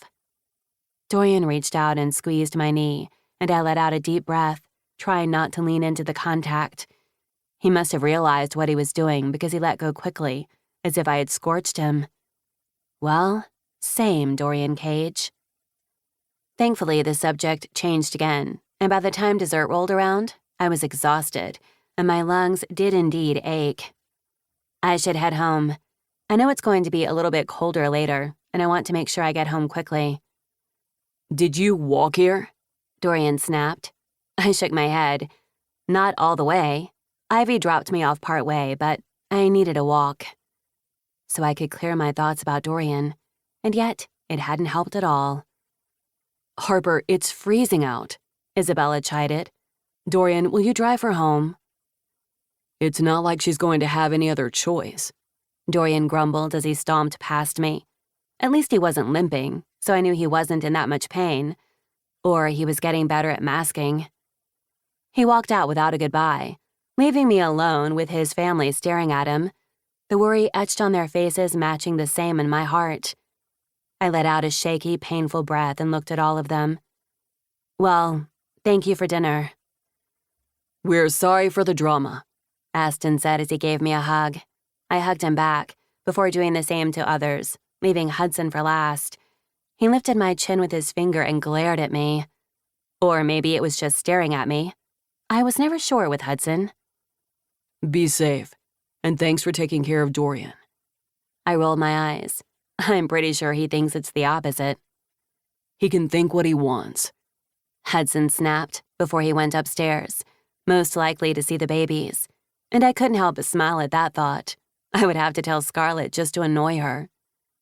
Dorian was already waiting for me outside by the time I got out there. The temperature had dropped dramatically, and I realized I'd been an idiot thinking I could walk. No wonder Ivy had looked at me like I'd lost my mind. Text Ivy and the others and let them know you're leaving, Dorian ordered. I scowled at him as I got to the side of his truck. You could say please. I could. Come on, let me help you up. I scowled. Excuse me? You have runners. I can climb up. Probably better than he could, but I didn't say that. It would be rude to both of us, because I knew he had to be hurting. He didn't listen to me, however, because he never did.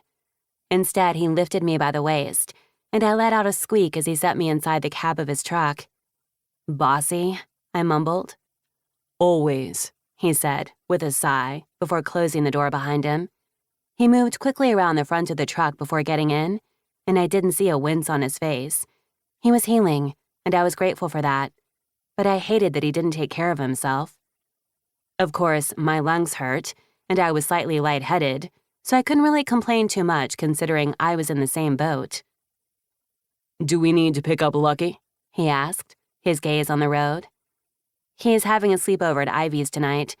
Apparently Ivy wants to play dog mom for a night and see if she's ready for one of her own.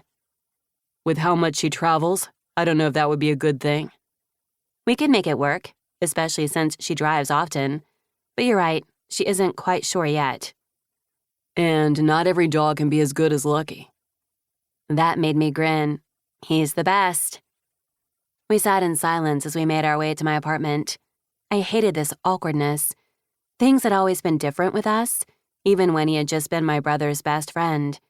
Now he held so much guilt, and I didn't know what to do with it. Before I could say anything, though, we pulled into the back of the bakery, and he shut off the engine.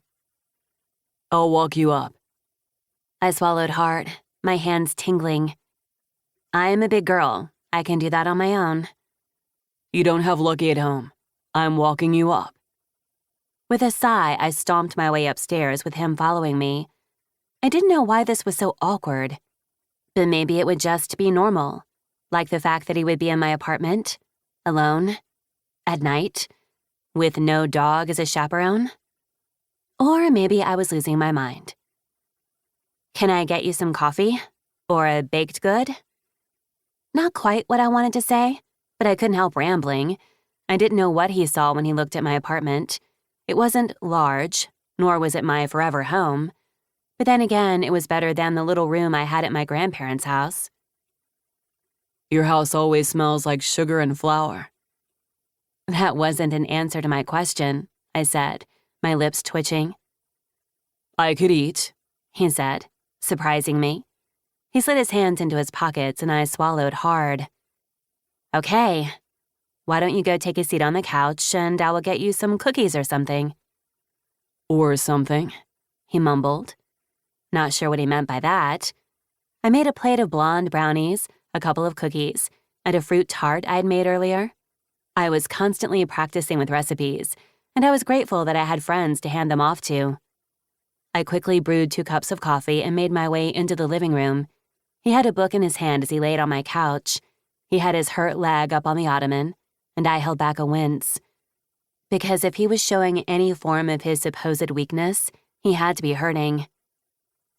Are those tarts? He asked, his eyes widening. I'm sure there's a joke in there somewhere. His cheeks pinked, and I thought it was the cutest damn thing. I'm not calling you a tart, but I will take whatever's on that plate. That I can do. I had set everything on a tray, and he had tried to get up to help, but I was quicker than he was and set everything down in front of us. He lowered his leg, and I took a seat beside him. Do you want me to massage your leg? I asked, and he blinked. What? Well, you seem to be in pain, and I don't know. If you need someone to massage your leg, I'm here. I had no idea what I was saying, or why I'd even blurted it. He was probably going to laugh at me, pat me on the head, and walk right out with a fruit tart in his hand. Instead, he met my gaze and swallowed hard. Okay. The silence in the living room was deafening, but before either one of us could think better of it, I reached forward and slid my hand over his thigh. His throat bobbed as he swallowed again, and I slid my other hand closer before massaging gently. I had taken a semester of massage therapy, mostly because I'd been in enough pain as a teen that I liked knowing how to take care of a body, but I knew I wasn't remembering a single one of my lessons in that moment. His thigh hardened underneath me, and I did my best not to go too high, because if I did, I'd accidentally glance at the zipper of his jeans, and all would be lost. I didn't look up, didn't want to see his face. When he slid his hand over the back of my neck, his thumb sliding through my hair, I gasped. He didn't stop touching me. Instead, I moved my hand up and down his thigh, trying to ease the aches. He groaned, and we both stiffened. I looked up at him then, at the way his mouth parted, at his widening pupils. Where'd you learn that? He asked, his voice breathy. I licked my lips, and his gaze went right to them. I took a semester of massage therapy. It was to help my own health issues, but I didn't tell him that. I couldn't break this moment. Well, good job, he coughed. And without thinking, I did the one thing I shouldn't. I leaned forward and brushed my lips against his. He froze for an instant, and I nearly pulled back, wondering what the hell I was doing. But then his hand went to the back of my neck again, and I was lost. My lips parted, our tongues sliding against one another. When he groaned, I arched slightly, my breast pressing against his arm and chest. He slid his other hand over my side, squeezing my hip, and I put my hands on his chest, aching for him. He deepened the kiss, both of us gasping into one another. He tasted of sugar, coffee, and durian. I had dreamed of doing this before, of wanting this, and yet I hadn't thought it was possible. Instead, it felt as if everything was frozen in time, and it was all I could do but to hang on to him. Because as soon as this kiss ended, reality would settle in, and it would be over. And it seemed he had listened to my thoughts, because suddenly he was on the other side of the couch, his chest heaving and his eyes wide. I shouldn't have done that. I licked my lips, knowing they were swollen, and I lifted my fingers to them. I didn't push you away, I said honestly. Wellesley. But before he could say anything, I gasped, my chest seizing. I bent over, hands on the couch, as I tried to catch my breath. 1, 2, 3. I just needed to count to catch my breath. This had happened before. I had just overexerted myself today. Wellesley, what the fuck? And then I was in his lap, and he was rubbing my back as I tried to catch my breath. What's wrong? I'm fine. I just lose my breath sometimes. He scowled, as if trying to connect the dots of exactly when this could have begun, and I didn't know what he knew.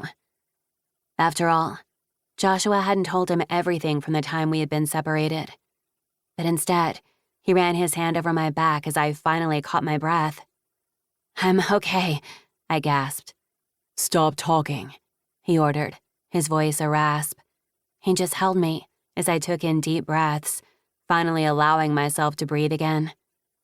This wasn't how I imagined my first time in Dorian's arms, with his rigid cock beneath me and both of us holding on to one another. But all I could think was he was caring for me. Because I was weak and too young. And my damn lungs were once again betraying me. Chapter 8. Dorian. Why am I involved in a town meeting? I grumbled as Isabella and Weston just chuckled beside me. I zipped up my coat a bit tighter, that icy wind deciding to slide right down my Henley. It was nearly February, and we had already gone through our false spring. A 3-hour period of warmth where people could take off their coats. The tourists had been so confused. And now we were dealing with a possible snowstorm, ice, most likely sun to melt that ice, and then more frigid air to create black ice. Because why not? It was Colorado, after all. For now, though, even though there was a frigid chill seeping into my bones thanks to the weather, it was still sunny out. I'd hated it. Or maybe I was just grumpy because I could not get the thought of Harper Wellesley out of my head. Or her taste. Or her feel. Or the fact that I nearly pushed her down on the couch and slid deep inside her. It didn't matter that we had been nowhere close to that. It had sure felt damn close. There was something wrong with me. I was not allowed to have feelings for my best friend's little sister. My dead best friend's little sister. There were rules beyond rules for this. I knew this. My friends knew this. The world knew this. And I was going to hell. At least it might be warmer there. You damn cages own this place. It's about time you attend a town meeting, Weston grumbled.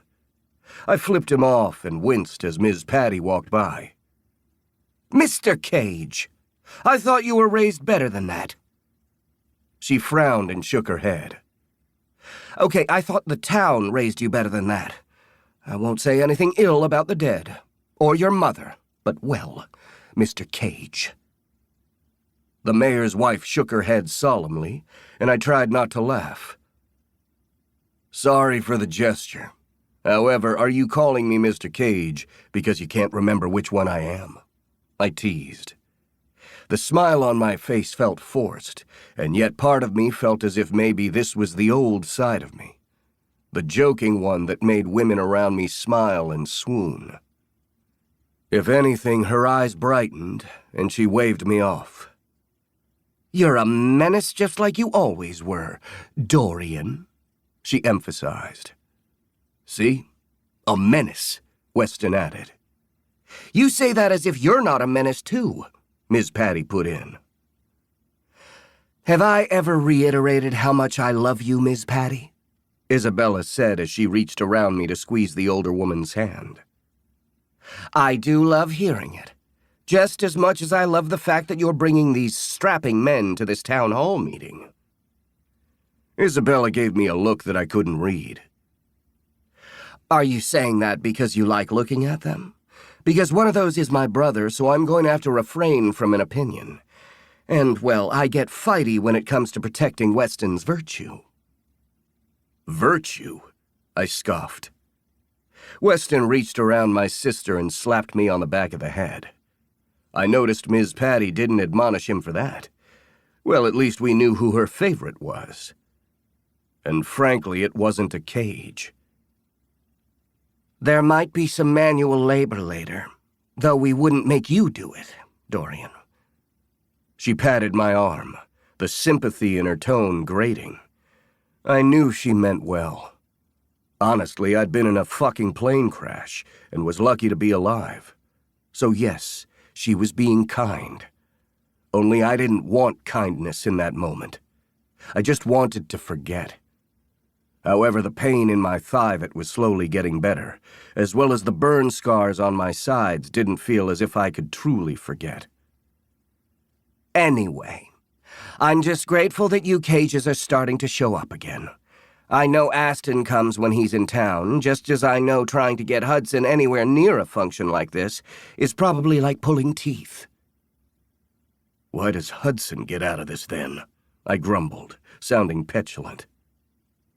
Because it's your turn, a familiar yet unexpected voice said from behind me. I turned, ignoring the pain in my side, as Flynn walked forward. I hadn't seen him in a while, which was mostly on my shoulders.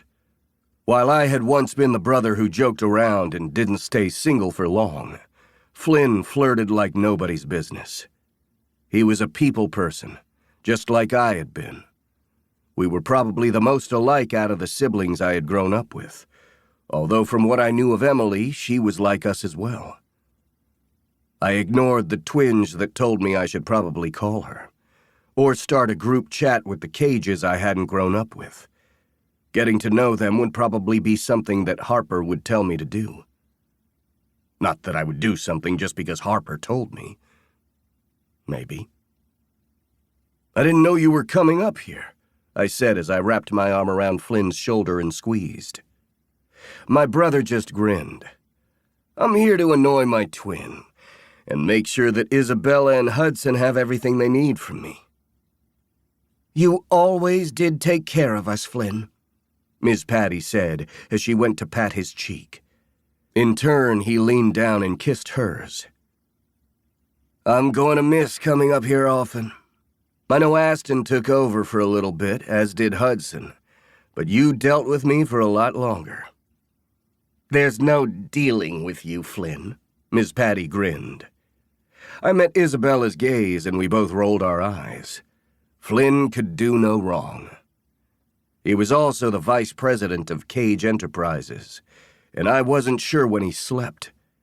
He was the one who had handled most of the paperwork and went through Aston for certain Cage properties, and had given over the face-to-face time with Hudson. Isabella was taking over, and though I was here for a short time, I hoped to hell I wasn't going to be given that responsibility. After all, I had enough businesses to take care of outside of the main Cage Enterprises, though my managers were doing a damn fine job without me. I probably shouldn't feel slighted at that. I trained them well. Maybe it was time to open up another business, something to keep myself busy once I finished this house, the unending home. Because if I didn't keep my hands on my work, they would end up on Harper. And then Joshua's ghost would haunt me, and I would deserve it. I would love to know what's going on in that head of yours, Flynn muttered. I resisted the urge to flick him off because Ms. Patty was close by. Instead, I followed her into the large barn that was Town Hall. There were rows of seats on either side, and it looked like a wedding venue, if anything. Ms. Patty's husband, the mayor, stood up front at this podium, though he hadn't begun yet. He spoke with a few of the town businessmen, including Scarlett. Though she didn't own anything in town, she was the manager of the highest-grossing establishment. Well, I'm glad Hudson isn't here, because then I would have to deal with his whining, Weston mumbled under his breath. I smiled as Flynn barked out a laugh. I do not understand him. I would say he should just ask her out already, but she's taken. Isabella shook her head. I choked on air, and I stared down at my sister as we took our seats. He doesn't have a crush on her. This isn't kindergarten where you growl and pull the girls' pigtails. They honestly just don't get along. If you say so. But I don't know, maybe Hudson just needs a girlfriend. I shook my head, my shoulders dropping. I don't think that would help. Isabella paled and cursed. I hate not knowing everyone's family history. I'm going to step in it one day. You won't, Flynn said softly as he reached across me to pat her hand. Because if you do accidentally, we know that you're not being malicious. And Hudson's secrets are his own, to the fact that I don't even know all of them, and I'm his twin. I don't think he needs a girlfriend, but maybe just to get laid, he added, trying to lighten the mood. Isabella rolled her eyes as I fist-bumped both Weston and Flynn. "Oh, Dorian, it's so good to see you," an older woman said as she came forward. I couldn't remember her name, but I knew she worked at the restaurant. I didn't bother standing up because all she did was squeeze my shoulder and pat my hand and repeat that she was so glad that I was healthy and coming back to Cage Lake after so long. Tension rode my shoulders as one of the bartenders of the local dive bar came over and said the same thing, as well as a woman I knew worked at a knitting store or something like that. A craft store? I didn't know. The Cages didn't own it, and it wasn't like I knew how to knit. However, by the time the seventh person came over to make sure that I was okay and didn't need anything, and were so happy that I had survived, I was done. I could not take one more platitude, one more worry. Because the problem was they weren't faking it. This wasn't undue pity. They were mourning Joshua. Maybe not like I was, definitely not like Harper, but they were missing the town's son. And they almost lost me, too. And I was done. "Harper!" Isabella said, cutting through what I hoped to be the final person coming over to check on me. My shoulders tensed again, and I glared at my sister, scooting over one seat so there was an empty space between us. This woman was diabolical, and I wasn't sure if she was aware she was doing it. "Come and sit next to me. I need a familiar face between all this testosterone." I turned, throat tight as Harper walked over. She'd cut bangs into her hair since I had last seen her, and it hadn't been a full 24 hours yet. They just framed her face even more, and damn it, she was so fucking sexy. Why the hell was I even thinking that? No, she was off limits. Definitely off limits. "The place is busier than usual, so I'm grateful for the seat." She walked past Flynn and I without looking at either one of us as she took a seat next to me. "I love the bangs. Should I be worried you have bangs, or just enjoy them?" Isabella asked. I had no idea what she was talking about. Why would someone be worried about bangs? But from the way Harper's cheeks pinked, maybe I should be worried about bangs. It was time for a hair change. You know me. I've had 3 different hair colors since you first saw me. That is true. They do wonderful things for your face. Don't you think, Dorian? That was it. I was going to have to murder my sister. Nobody would know. Maybe Weston, but he would get over it. Harper turned and I swallowed, trying not to growl. Of course, my dick took that moment to stand on attention, and I shifted, hoping no one would see. However, from the way that Flynn chuckled beneath his breath beside me, I was going to hell. I just needed to bury myself into a deep hole, and no one would be able to find me. "They look fine," I said. And Harper laughed as Isabella slapped me on the shoulder over Harper. Flynn and Weston threw their heads back and laughed, and I realized that I was an idiot. Although this wasn't the first time I had realized that. "Your praise soothes me," I don't know if I could truly be able to walk underneath the weight of it," Harper said dryly. "You're always beautiful, Wellesley, no matter what hair you have. I like the bangs." I shrugged as Harper smiled, and Isabella clapped softly behind her. Weston just shook his head as Flynn continued to laugh behind me. I ignored them all. When the mayor finally brought the meeting to attention, I told myself this wouldn't be too long. I could sit next to Harper, her thigh pressed against mine, and handle this. We had sat together countless times, though I hadn't known what she had tasted like before then. Of course, I only knew what her mouth tasted like, and now I needed to know what her pussy tasted like. No. Those were bad thoughts. Very bad thoughts. I was going to end up with a perpetual hard-on. I knew it. Now that we have the initial meeting notes done, my lovely wife is going to take my space, and we're going to discuss her upcoming Valentine's Day events. I know we've gone through this multiple times, but we're nearly 2 weeks out. I leaned over to whisper in Harper's ear. How many Valentine events will there be? She leaned closer, her breath warm along my neck.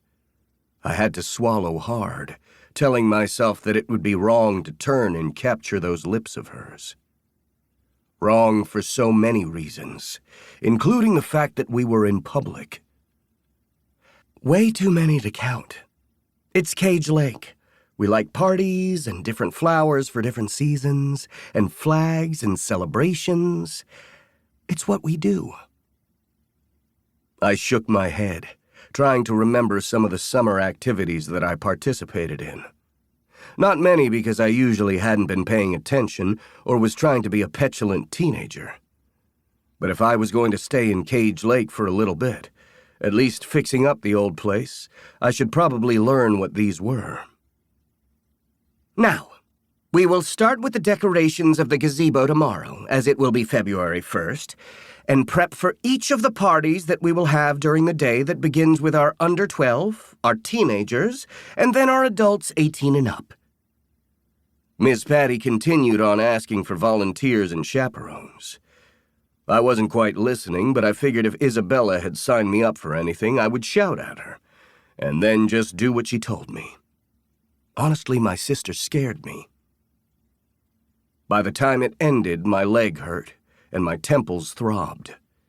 It hadn't helped that Harper had been so close to me the entire fucking time. I need to talk with the mayor and then head back, Flynn said in lieu of goodbye. You just got here, I countered. I don't have a lot of time. I really just wanted to annoy Hudson, which I'll do on my way out. It's good to see you, Dorian. He studied my face, and I held back my curse. Was it your turn to check up on me since you missed family dinner? Isabella's here for that, but it was a side benefit. You'll tell us if you need anything? Sure, I lied. Flynn just shook his head and made his way towards the mayor. Isabella and Weston had moved off to the side, speaking with another business owner, and I figured I would just head back to the old place. Maybe I would get some wall work in, although I knew I wasn't going to be able to handle everything on my own. I would hire people just like I always did, but I could at least get some of it done. I looked down at Harper as she shook her head, staring at her phone. What's wrong? 2 of my workers are out with the flu, and I was only able to come here because of a friend, but I'm going to be short-handed. And we're going to have the afternoon rush from this meeting. I have to go. I can help, I blurted without thinking. She blinked. What? I don't know how to bake, but I know how to make coffee. At least her drip coffee. If I had to go to the actual barista, I had no idea what I was doing. Put me at the register or something. You want to help? Wellesley, of course I want to help. She stared at me for a moment before she finally nodded and turned towards the door. Okay, Thank you. And then I was following her, knowing that we didn't have far to walk. My leg would probably hate me later, but it usually did. An hour into this ordeal, and I realized I was an idiot, because Harper worked more than anyone I thought possible, even Aston. She was 20 places at once, and did her best to help keep every interaction perfect and unique. Personal. Although I did notice she tried to stay in the back as much as possible. That hadn't always been the case. Or maybe I was just reading too much into it. Maybe she was only staying in the back to catch up, not avoiding people. I went to ring up another order, smiling slightly when I realized that I didn't fuck it up, and handed over her change. Here you go. Thank you for coming to Rising Cage. And thank you for being here, Dorian. A woman with chestnut hair purred. I knew when I was being hit on. It wasn't anything new to me, but when she leaned forward, her breasts practically falling out of her tight workout zipped-up jacket, I just leaned back. Is there anything else I can get you? Your order should be up soon. Her face fell, and she shook her head. No, if that's the only thing you're offering, I'm okay. She winked as she said it, and I turned towards the customer behind her. The old Dorian probably would have done something. And yet I hadn't. What the hell was wrong with me? I should just flirt with her, make sure Harper knew that we weren't going to be a thing. And yet there was no way that I was going to do that. Harper merely raised a brow at me, and I turned away, hoping she couldn't read my thoughts, because it wasn't as if I knew what those thoughts were. By the time there was a lull, I was exhausted. My leg ached, and I realized that I would suck if I had to work here full-time. I didn't know how Harper did it. Oh, Dorian, I'm so glad that you're here, Melody said as she came forward. She was an older woman I had known for years who worked for Harper now, and I knew she was supposed to be off today. Melody. Melody, you're here, Harper said as she threw her arms around the other woman. I could kiss you. Well, I'm sure you want to be kissing someone, she mumbled, and I glared at the other woman.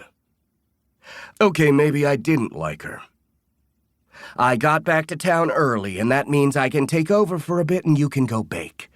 I know you had to be tired if you had to get Dorian to help. I feel like I was just kicked. Oh, shush. She winked as she said it, and Wellesley just smiled. I'm so grateful that you are here to help. Dorian is doing fantastic, though. It's a cash register, and the goods are already made. And you only messed up twice. 4 times, but I wasn't going to tell her that. Well, you two go to the back and take your break. I can handle this. You both look like you could use that break. I did not like what that other woman saw, but I ignored her as I followed Harper to the back. You can take your break. I need to work on the next set of brownies. Take a seat, Wellesley. You should actually put your feet up. She just laughed. I will later. At least after I pick Lucky up from Doggone It. I blinked. Is that the name of the doggy daycare thing? Yes. And it doesn't have Cage in the name. Shocking. I leaned against the wall, arms crossed over my chest as I watched her work. I wasn't about to step in and help because I would just fuck it up. But I really liked watching her work. And that was a problem. I'm sorry, I said after a moment. She stopped in the act of cutting out brownies and blinked. Sorry for what? For kissing you. I hadn't quite meant to say it like that, but there was no coming back from that. Her face fell and I hated myself. But this was for the best. She set down the knife and wiped her hands on a towel before heading towards the sink. Without another word, she washed her hands, wiped them on another towel, and let out a breath. "Because it was wrong?" she asked, not looking at me. "Yes. No. Fuck. I don't know, Wellesley. I'm just sorry."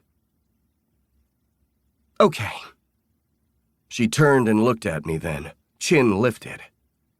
I loved the way that she always stood up to me, even when we had been younger. "Did you want to kiss me?" "Yes. No. Fuck yes. I shouldn't." "That's not what I asked," she whispered. "When did you get so good at this?" I asked softly. "Good at what?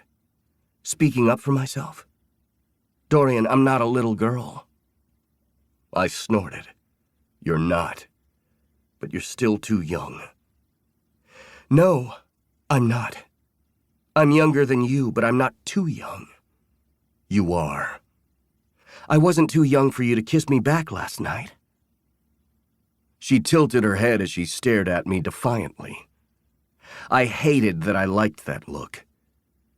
I hadn't even realized I had moved forward, so now there were only a few steps between us. "Wellesley, what are you going to do? Apologize again? Run away?" "Fuck," I growled, and then I moved forward, cupped her face, and crushed my mouth to hers. She gasped into me as sin wrapped its way around my soul. But it tasted of sugar and coffee and glory. So maybe sin wasn't so bad. Just tempting. I finally pulled away, knowing this was wrong. "I'm not too young," she repeated, her breath in pants, her lips swollen. Without another word, I whirled and slammed my hands against the back door, needing oxygen. I stood there, chest heaving. Joshua would hate me. I would hate me. This was Wellesley, for God's sake. Wells. This was so wrong. And yet I turned back into the kitchen anyway. She had moved back to her brownies, back to work as if nothing had happened, and yet everything had. "I can't let you down." "You never have," she whispered. I sighed and went back to the front of the bakery, knowing Melody needed help. Because if I didn't, I knew I was going to kiss her again. Maybe not right then, but soon. And sin would just have to be my friend. Chapter 9. Harper. Music playing, feet tapping to the beat. I ignored the rest of the world as I focused on the task at hand. The scent of sugar, flour, and rising dough filled the air, reminding me of home. That stray melancholy thought circled within me, and rather than pushing it away, as I tended to do these days, I latched onto it. We'd been the fearsome four growing up. My parents loving, open, and vibrant. My dad had loved to fish, and while Joshua had been squeamish, I'd been the one at Dad's side, learning how to cast a line. I learned patience, though I still fell short in that arena. Dad had sports, hiking, caving, kayaking, and so much more with Joshua, and I'd never felt the lack. Mom had baking and gymnastics with me. We'd tumble around the yard, and my dad would wolf whistle at Mom, though I hadn't known what it had meant at the time. Joshua had been older and had blushed, rolling his eyes. But he, and sometimes Dorian, would cheer me on during summer events when we'd all be children finding our ways. Baking, however, that had been just me and Mom.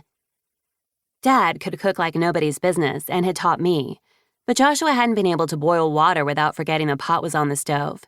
He'd been brilliant at so many things, but cooking had never been one of them. Baking had been mine. I'd learned bread, cakes, pastry, chocolate work, and so much more. We'd sit together and watch the Great British Baking Show and learn all the technical bakes together. I'd even learned to measure ingredients with a scale rather than how most Americans did, because Mom and I had been so addicted to the show. Then they died, and my world had ended. At least that's how it had felt at the time. Joshua hadn't been old enough to be my guardian, but my grandparents hadn't wanted both of us. I hadn't realized true hatred or neglect until I'd been torn from the only family I'd ever known and forced to live with them. I barely remembered those years, to be honest. Not that I'd repressed them. No, I remembered the beatings. The screaming in my face because I refused to eat lima beans and begged for a glass of milk to wash it down. I'd had to sit at the table and eat each bean, one by one, until I gagged, and then finally I was allowed my milk. They never knew I threw it up later, when my body couldn't handle the stress. They'd taken me out of tumbling and forced me to work on their farm in the evenings instead. They'd taken Joshua away from me, and I'd never told him the worst of it because he'd always felt like he'd failed me. It had taken a storm to bring the small family I'd had left back together. In an act of defiance, I'd went outside in the dark to tumble across the grass. I'd wanted to remember my mom, because my grandparents refused to talk about their daughter, or the fact that my father had apparently kidnapped her to marry her. That hadn't been the case, of course, but my grandparents had lied easier than breathing. When my grandpa had found me outside, he'd tied me to the porch and screamed in my face. Then Grandpa had slapped me, calling me names and my father's brat. I'd cried and begged for Joshua, and the slaps came again. They'd left me on the porch in my tears, even as the storm came. I could still remember the seeping cold latching to my skin and my breath. I didn't remember much after that. Only the fevers, the tears, and finally, Joshua finding me and taking me home with him. The courts couldn't keep us apart after that. No, only fate and an engine failure had done that. I barely had nightmares about that time anymore. My big brother had saved me and had let me thrive into the woman I'd become. There had been no need to dwell on the pain my grandparents had left behind. My new terrors were the reality that remained. It made me wonder what dreams Dorian shied away from, and why he continued to fix up that old Ackerson place, as if he were running from his own nightmares. The hand on my shoulder brought me back to reality, and I screamed, whirling as I did so, tossing the dough I'd kneaded into a wasted rock at the hard chest in front of me. Dorian blinked at me, then down to where the dough rested. "So, how are things?" He drawled out the words before studying my face. I blinked, my cheeks heating in embarrassment. "I didn't know you were here," I blurted. He merely snorted before gesturing to the rest of the kitchen. "I would think not, since your music is blaring and the rest of your team headed home for the day." "What?" I turned to look at the clock and cursed. "How is it so late?" "Time moves on," he grumbled. "Seriously though, Melody only left because I was here. But are you sure it's safe for you to be back here, with the music blaring, and so lost in your thoughts you have no idea about your surroundings?" Annoyance settled in and I narrowed my gaze. "Don't act all big brother protective, Dorian." "You know there's nothing big brother about me right now." And there it was, the thing we weren't talking about, yet it screamed at the both of us. "Is there a reason you snuck up on me?" In answer, he scowled, before reaching out to brush a piece of my hair behind my ear. I ignored the shivers sliding down my spine. "I came here to see if you wanted to eat dinner." Part of me wondered if he had just asked me out on a date. But then I remembered this was Dorian Cage, and nothing was as it seemed. He was the playboy of the Cages. The number of women that I had heard connected with him over the years was insurmountable. Yes, most of it was probably a lie, made up by his groupies and admirers, but not all of it. I wasn't even sure how many people he had been with since he and Amy had broken up. Though broken up didn't seem like the right word. Her walking away because she was spineless, that sounded more factual. "Oh, well, I have to pick up Lucky." "Your dog can eat at my place too. I have a couple of things to do. Figured we'd eat. Watch Shaun of the Dead." My lips twitched, remembering the first time we had watched that movie. "You told me it was a comedy." "It is." "You forgot to mention it was a zombie movie." It has dead in the title.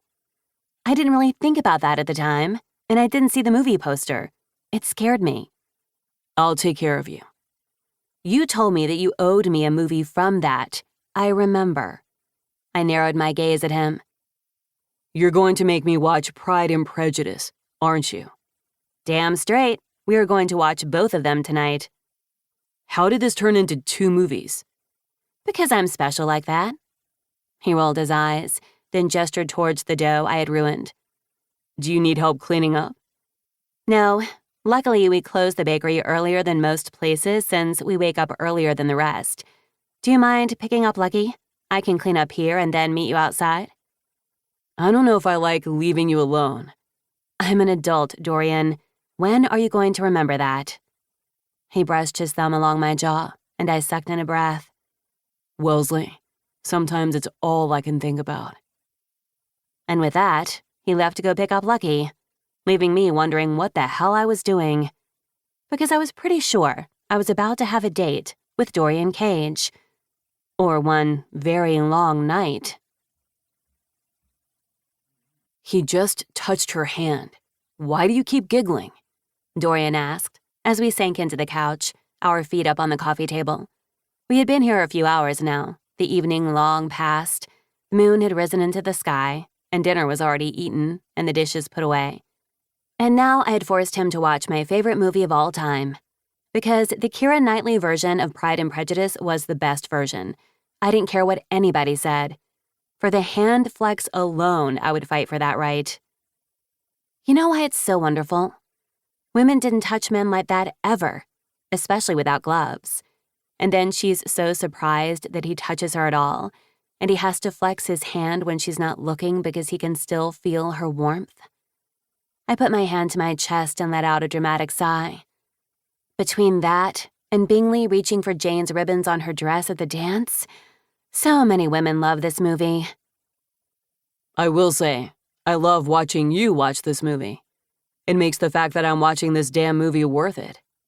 You love this movie too. Don't lie to me. It's okay. I promise that we'll watch Shaun of the Dead after this. Oh, we will be. I don't care how late it gets. He looked at his watch and grimaced.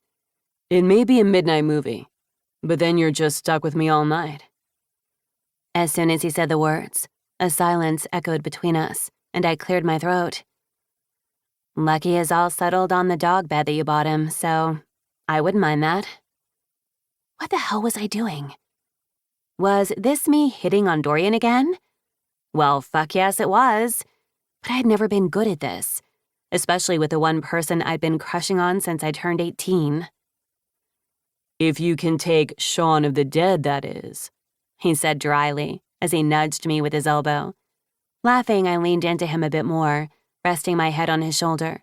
He adjusted, wrapping his arm around me, and I sunk into him.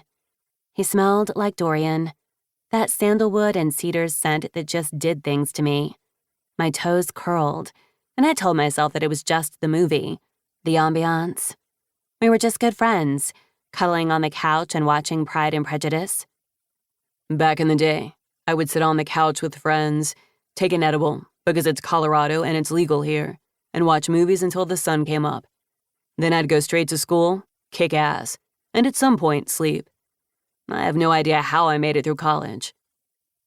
My lips twitched as I thought about Dorian in college, most likely with my brother, not sleeping. I've only had an edible once, and while it was fun to be relaxed, they mix with my meds now. I hadn't meant to say that, so when Dorian looked at me, worry in his gaze, I swallowed hard. I got sick when I was younger. Do you remember that? Anger clouded his features, and he leaned forward and paused the movie. I looked over at Elizabeth Bennet as she stared into the distance, one of the most beautiful shots in cinematic history, and swallowed hard. Because I didn't think I'd be able to ever visit that place, that I'd be able to make that hike. I remember your brother said that you got sick when you were younger, and then you came to live with him. But he didn't give me the details, only that he was fucking scared. I swallowed hard and began to play with the seam of jeans on his outer thigh. He didn't wince, and I was grateful for that. But I knew this was the leg that always gave him trouble, the knee that had required surgery after the plane crash. I got pneumonia because my grandparents were abusive assholes that didn't deserve to have a child, and it was no wonder that my mother had left them when she did. I explained the story in detail, how once my grandparents had found me on the porch the next morning and finally let me inside, I'd spiked a fever. But they didn't give me medicine, didn't take me to the hospital. Instead, they waited it out because they knew better. They didn't trust modern medicines and vaccines. My parents had given me enough vaccines as a child, though, so I had a better immune system than my grandparents would have let me have to begin with. I ended up in the hospital when I stopped breathing, and my grandmother finally got worried that she couldn't handle it on her own. If your grandparents weren't already dead, I'd kill them myself, he snapped. I squeezed his hand and then leaned farther into him so I wouldn't have to meet his gaze. I nearly died. They intubated me, and I don't remember much of it.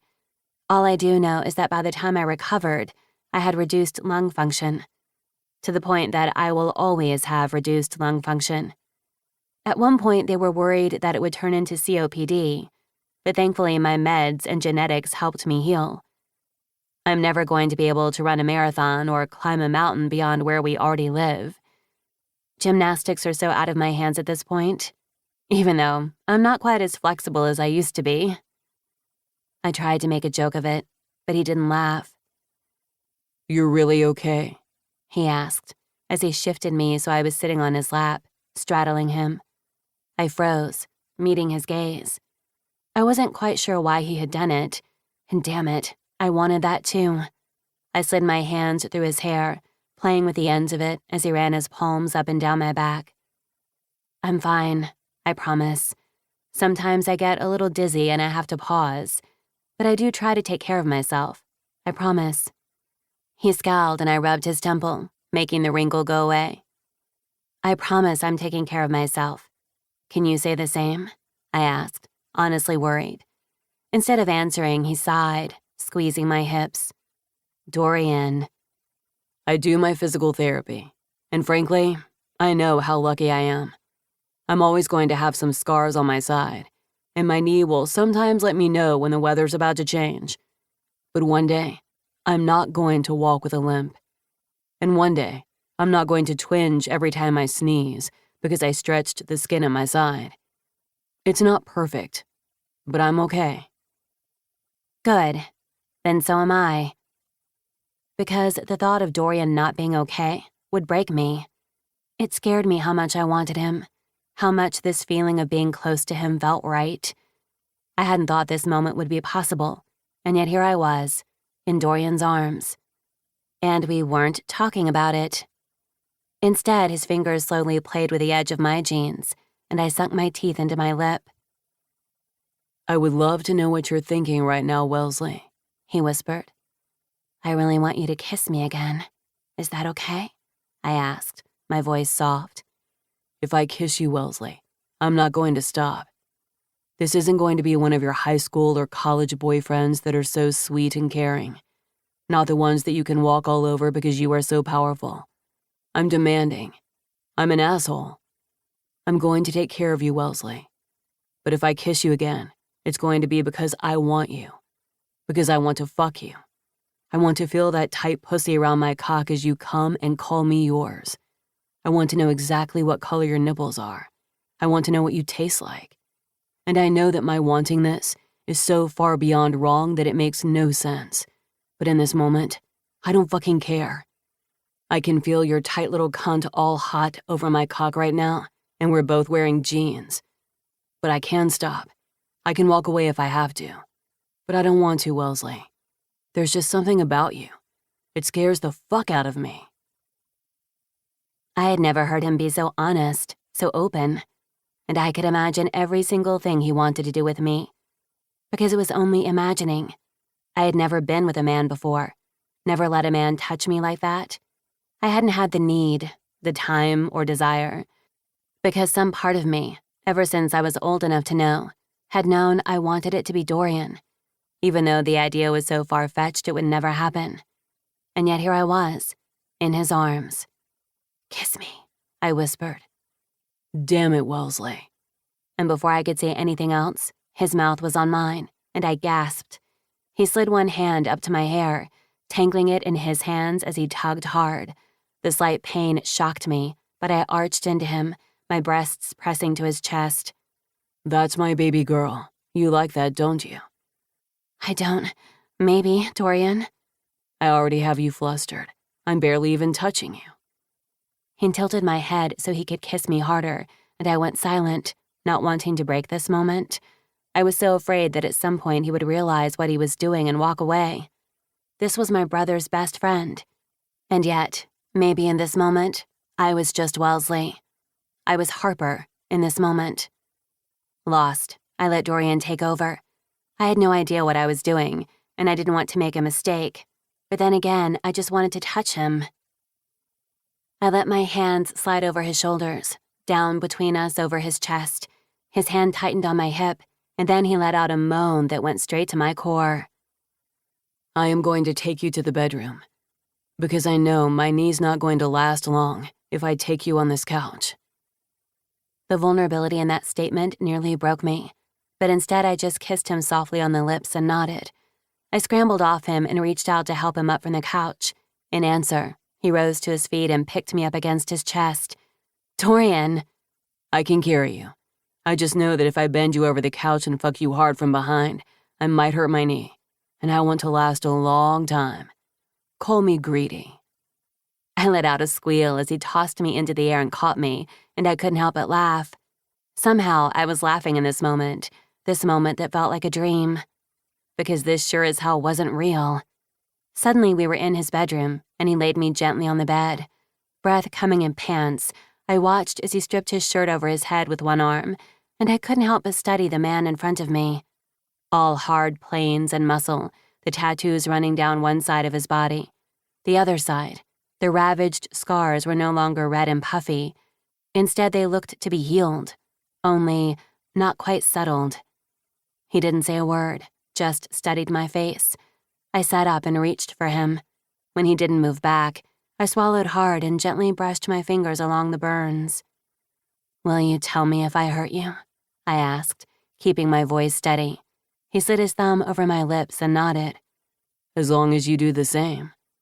And then he slid his thumb against my mouth. I opened for him and sucked. I had given a blowjob before, though I hadn't been very good at it. But with the way he slid his thumb in and out of my mouth, I couldn't help but wonder what I would do if I was on my knees in front of him. Eager, I tried to move so I could do so, but he shook his head before reaching down and tugging on the bottom of my shirt. Arms up. "You're very bossy." And you're just realizing that now? He leaned down and took my mouth before he tossed my shirt to the side. For some reason, embarrassment slid over me, and I was suddenly shy. Dorian seemed to understand, and he leaned forward and took my lips. Then his hand was around my back again, undoing the clasp. My breasts fell heavy, and I swallowed hard, wanting to cover myself. But instead, I just sat there at the edge of the bed as he tossed my bra softly to the side and studied me. Such a pale pink. I wouldn't have guessed that. And I've been thinking about your nipples for a long time. My entire body blushed, and when he gave out that rough chuckle, I had a feeling that's exactly what he wanted. He reached forward and ran his knuckle down my breast before pinching my nipple between two of his fingers. I gasped with the sensation, arching my back and pressing my thighs together. So sensitive. He leaned forward, licking my other nipple. So reactive. I let out a breath, and then I couldn't think of much else. I was on my back, and he hovered over me, licking and sucking and biting at my breasts to the point that I writhed beneath him. He slid his thigh between my legs, and I shifted my hips, riding him. That's it. I want you to come for me. Do you think you can come with just that friction? With my mouth on your breasts? I couldn't say a thing. Instead, I just slid my fingers through his hair, rocking my hips against him. He let out a rough chuckle before he continued to lap at my breasts. When he twisted one slightly harder than before, I sucked in a breath, and he shifted his thigh so the seam of my jeans hit my clit just right. And in that moment, I burst. Stars shattered beneath my eyelids as I came, arching my back and making a gasping sound that bordered on obscene. Dorian just leaned over me on one arm, his hands lazily playing with my breasts as he stared down at me. So fucking beautiful. Dorian, I whispered as I reached for him. In answer, he kissed me softly before he shifted down to the edge of the bed and worked on my pants. I licked my lips as he undid the button and unzipped them slowly. Ass up, he ordered, tapping my hip.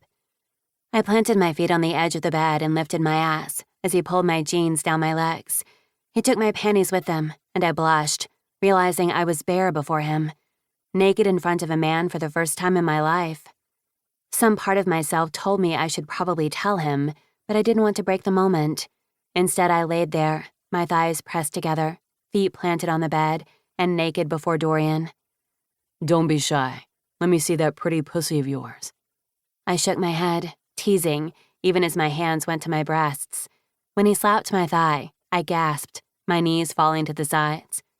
Don't be embarrassed or shy in front of me, Wellesley. I'll take care of you. I promise. And then he was on his knees, hands on my hips, and pulling me towards his face. Dorian, I shouted, embarrassed. Look at that beautiful pink pussy. Your clit is all swollen and practically begging for my mouth. He slid his thumb up and down my swollen folds, and I wiggled, the sensations so different than when it was my own hand. Look at you, just so beautiful. And this tiny patch of hair that you shaved into a triangle, so fucking beautiful. And sometimes I forget that you're naturally blonde, he whispered before he tugged at my curls. I gasped, my back arching, but before I could say anything, his mouth was on me, and I couldn't focus on anything else. He used one hand to spread me as he licked at my clit, and then the other one he used to reach up and play with my breasts. Dorian Cage was eating me out on his bed, and at some point, I was going to wake up from one of the best dreams of my life. But for now, I was just going to lean into this reality, even though it had to be fake. When he teased my entrance with his finger, I stiffened. I'm not going to hurt you, Wellesley. I promise. I swallowed hard, nervous, as he slowly began to slide his finger inside me. You're so tight, he growled as he worked his way in and out of me. Panting, I leaned into the movement, loving the way that he was so gentle with me. Then his finger found that bundle of nerves that I'd never found on my own before, and my toes curled. That's what I was looking for, he whispered, and then his mouth was on me again. I couldn't think, couldn't breathe. Instead, I just let him have me.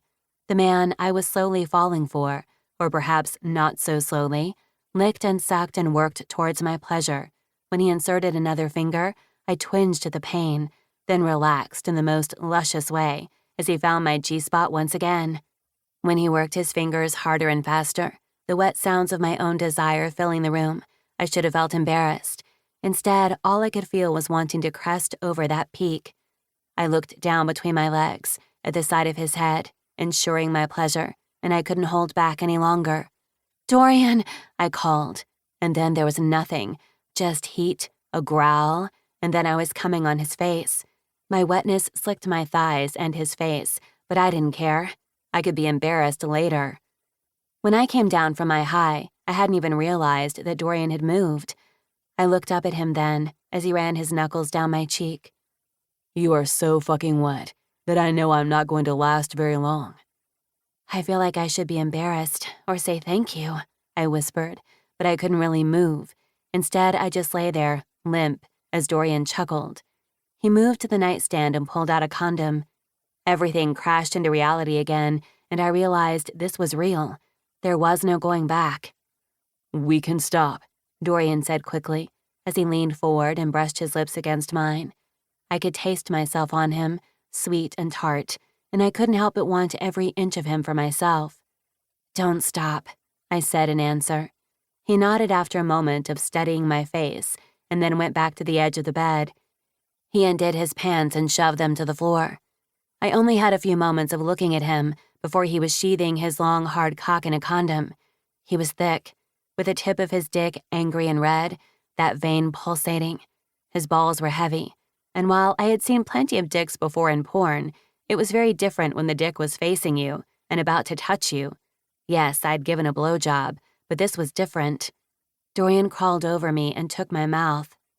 Let's make sure you're ready for me, he whispered as he slid his fingers between us. I ran my hands up and down his body, afraid that this would all be a dream, and I would never have this moment again. Or perhaps this was all truth, but it would be our only time. Tears threatened, and I told myself that this wasn't an only time, that he wasn't just taking care of me because he made a promise. No, Dorian wanted me, and this couldn't be a dream. He played with my pussy again, sliding in and out of my folds with his fingers, and when I was nearly ready to come again, he pulled away. Whimpering, I squirmed beneath him, but Dorian just smiled down at me. It's okay. You might miss my fingers, but my cock will take care of you. I couldn't help but laugh, and Dorian winked. That was the Dorian I knew, the one who could make me laugh even in the oddest of situations. He knelt between my legs and pressed the tip of his cock to my heat. Look at you, all wet and ready for me. Your pussy's practically sucking the tip of my dick in right now. Lean up on your forearms and watch. I want you to watch as I enter you. This man was the hottest person I'd ever met in my life, and I hadn't even realized that I liked dirty talk. I did as he ordered and watched as he slid into me inch by inch. Pain rocked me as he slowly moved deeper and deeper inside of me. I was tight, and this was my first time. I had never used a dildo or a vibrator inside. I always played with my clit alone. I had to hope that Dorian didn't see the pain on my face, so instead I closed my eyes and arched my back. And when Dorian leaned over me, I realized he had stopped moving. Look at me, Harper. Harper. He called me by my name. Why did that change everything? I looked up at him then and saw the worry there. You have to tell me if I'm hurting you. That was the promise. I reached up and brushed his hair back from his forehead. You're not hurting me, I swore, and he wasn't. I'm just so full. He smiled then, his eyes crinkling. Well, then let's make it feel good. And then he moved even deeper, and I called out. He was seated fully inside of me, his balls pressed against my body, and I'd never felt this sensation in my life. Full, and yet wanting more. I wiggled beneath him, but he refused to move. I shoved at his shoulder. Dorian, please, I need... What do you need? I don't know. He nodded then, and I realized I'd answered the question that neither one of us had asked. But he didn't say a thing. Instead, he took my mouth and slowly slid out of me. I reached for his arms, then his hips, kneading him back. Dorian just chuckled against my mouth and then slammed into me. He wasn't soft, wasn't sweet, not like that first moment, and yet it was exactly what I needed. I tried to meet him thrust for thrust, but my rhythm was off, and Dorian just shook his head and gripped my hip. Like this. I've got you. And I followed his motions, tilting my hips exactly like he wanted, and suddenly we were in sync, moving as one, as I raked my fingernails down his back. Fuck yes, Wellesley. And then he was moving faster, his hand between us. When his thumb went over my clit, I shot off, coming once again and clamping down on his cock. Fuck, he groaned, the words stretching. But I couldn't breathe, couldn't think. I was all his. And when he moved faster and then slammed into me one last time, I couldn't help but try to catch my breath. He buried his face in my shoulder and held on to me tightly as he came, and I tried to catch my own breath. Because I had just lost my virginity to Dorian Cage. He was still deep inside me, and there was no going back. I held on to him, ignoring the tears that threatened. This was the most magical moment of my life, and I still had no idea why it had happened, or if it would ever happen again. But damn it, I was going to fight to make sure it did, because I wanted Dorian Cage to be mine. I just had to prove to both of us that we deserved it. Chapter 10. Dorian. The air feels good today, doesn't it? Joshua tilted his face up to the sky, the sun bouncing off his blondish curls. The man usually had dark brown hair, but sometimes, after spending far too much time in the sun and under just the right light, his hair went full surf boy. "The wind feels pretty good," I said in answer, but I couldn't feel the wind. I couldn't feel much of anything. Perhaps, though, I just wasn't sitting under the right slice of sun. I moved forward, though my limbs felt sluggish, as if each movement took a little too much time. "Feels better than that. Here, put your arm out the window." I frowned and realized we weren't standing on the flight line like I had thought, with the sun shining ahead of us and that cool breeze sliding over our skin. Instead, we were in the cockpit of a plane, with the windows open, as if we were driving down the highway in my Jeep, the doors and roof completely off. When I had been in college, I dug into some of my trust fund because I couldn't help myself. I bought a sports car because everybody did. And I liked going fast. I'd take the top off and just let the engine purr. Joshua and Wellesley would be in the car with me, with Joshua egging me on, begging to drive, and Wellesley just in the back seat, arms above her head, screaming in happiness. Then I got the Jeep, a used one that had seen better days, but the engine and tires were perfection. We'd go off-roading, get stuck in the mud, and laugh at each other as we tried to get ourselves out of whatever situation we ended up in. Wellesley would sit back and take photos, and Joshua would flip her off before she'd pull out some homemade baked good to make us smile. But I don't think I'd ever been in a plane with the windows open before. It was nice, though getting a bit cold. Even with the sun beating down on us, an icy chill settled over me, and my teeth began to chatter. "Don't you think we should close the windows? We're a little high up, don't you think?" "It won't matter soon. It's just a damn good day. I love flying. I know this isn't my plane, but one day I'm going to be able to get one on my own. I'm going to be able to go anywhere I want, with no responsibilities, no looking back." "What about Harper?" I asked, frowning when I realized I was using her name. I usually just called her Wellesley, but that was between us. And for some reason I didn't think I should tell Joshua that there was anything else between us. That would be wrong. Wouldn't it? "Oh, don't worry. She can take care of herself." "That doesn't sound like you," I said dryly. "Too true. But you've got her. Whatever I can't handle, you're there. That's why you're my best friend." Guilt settled into me, but I didn't know why. It wasn't like she was in the plane. Then a small hand gripped my shoulder and panic seized me. "How did you get in here?" I asked, knowing what was coming next. I looked over my shoulder at a smiling Wellesley. Her hair was back to that reddish hue that she'd had once before, and she no longer had bangs. Instead, her hair was piled on the top of her head, and she grinned at me with that gorgeous smile of hers. "You shouldn't be here." "I'm where you are. I trust you." Guilt warred with horror as I turned to Joshua. But my best friend wasn't looking at me. Instead, he faced forward, his eyes vacant. "I wasn't ready to die." I swallowed hard, my throat tight. "You shouldn't be dead, Joshua." "It sucks. I had all these plans. I was going to go out and take over the world right beside you. We were going to open up a bar together. You remember that?" I nodded, unable to speak. Though Joshua couldn't see me, he couldn't see anyone. "You were going to fly with me. And if I couldn't find a way to save to buy a plane of my own, I was going to trick you into doing so." He winked as blood began to seep out of his ear. I reached forward and tried to wipe it away, but it wouldn't budge. "I would have bought you anything, even though I don't think I could ever get in a fucking plane again." "You don't have to. I don't need the plane anymore.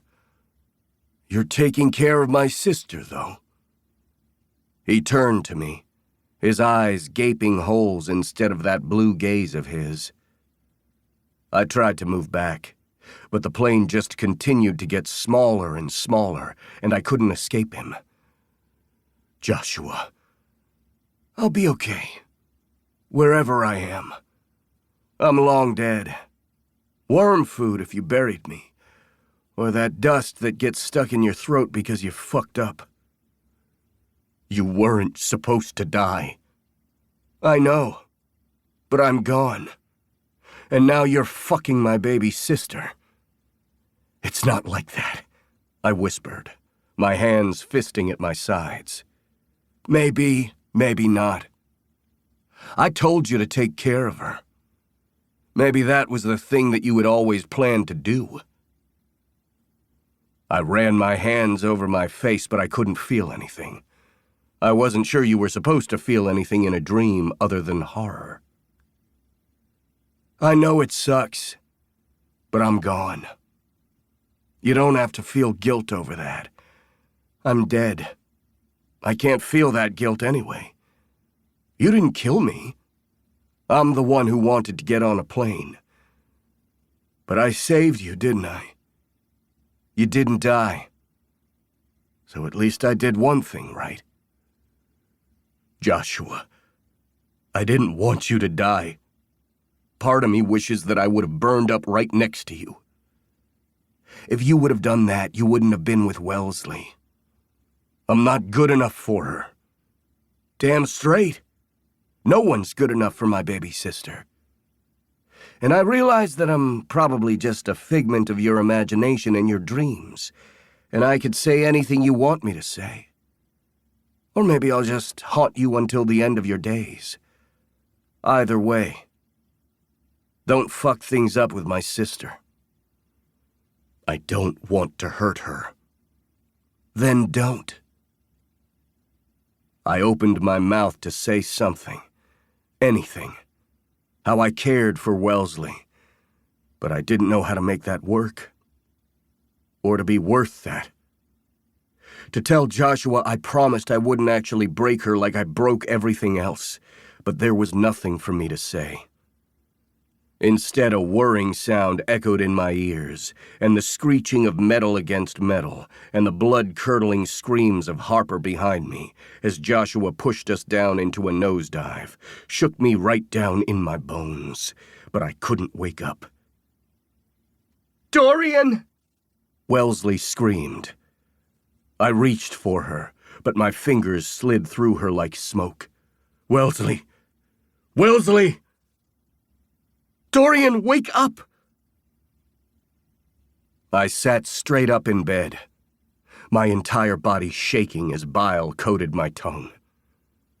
I looked down at her as she cupped my face, and I couldn't help but run my hands up and down her body. "You're safe. You're safe." She frowned at me as she slid her hands through my hair, the sheet pooling at her waist, so her bare breasts pressed against my forearms. "I'm safe. I'm right here. It was just a nightmare." A nightmare where I could still smell the putrid scent of burning flesh, still feel the heat and sharpness of metal slicing into my body. I hadn't been able to feel or sense a damn thing in that dream until the end, when it became all too real. And yet Harper Wellesley had been the one right beside me, as Joshua had tried to save us, only losing himself in the process. "You're okay," I said, and my voice ached. I must have been screaming for far longer than I thought, because it felt as if I had jagged shards of glass in my throat every time I swallowed. "I won't ask you what you were dreaming about," she said softly, sliding her arms down my body, as if checking me for new wounds. When her hand went to my side, I didn't flinch. Instead, she leaned her forehead on my chest, and I just wrapped her in my arms. "Sorry for waking you." It's okay. I have dreams too. I opened my mouth to say something, to say anything. But thankfully, Lucky took that time to slide his wet nose against my back. I yelped as Harper's shoulders shook. I scowled down on her. Really? I need to take him out. I shook my head as I pushed her back slightly so I could run my hands through her hair. No, I've got it. You don't know the land out here. I've been living in this town longer than you, Dorian. And you don't know this property. Just let me take care of him, okay? She studied my face, as if looking for answers I didn't have. Okay, I can do that. I'll make breakfast. You don't have to do that. Maybe I want to. I studied her face for a moment before finally nodding and getting out of bed. I didn't bother to wrap myself in a blanket, and I could feel her gaze on me as I walked naked to my dresser. My cock stood on end.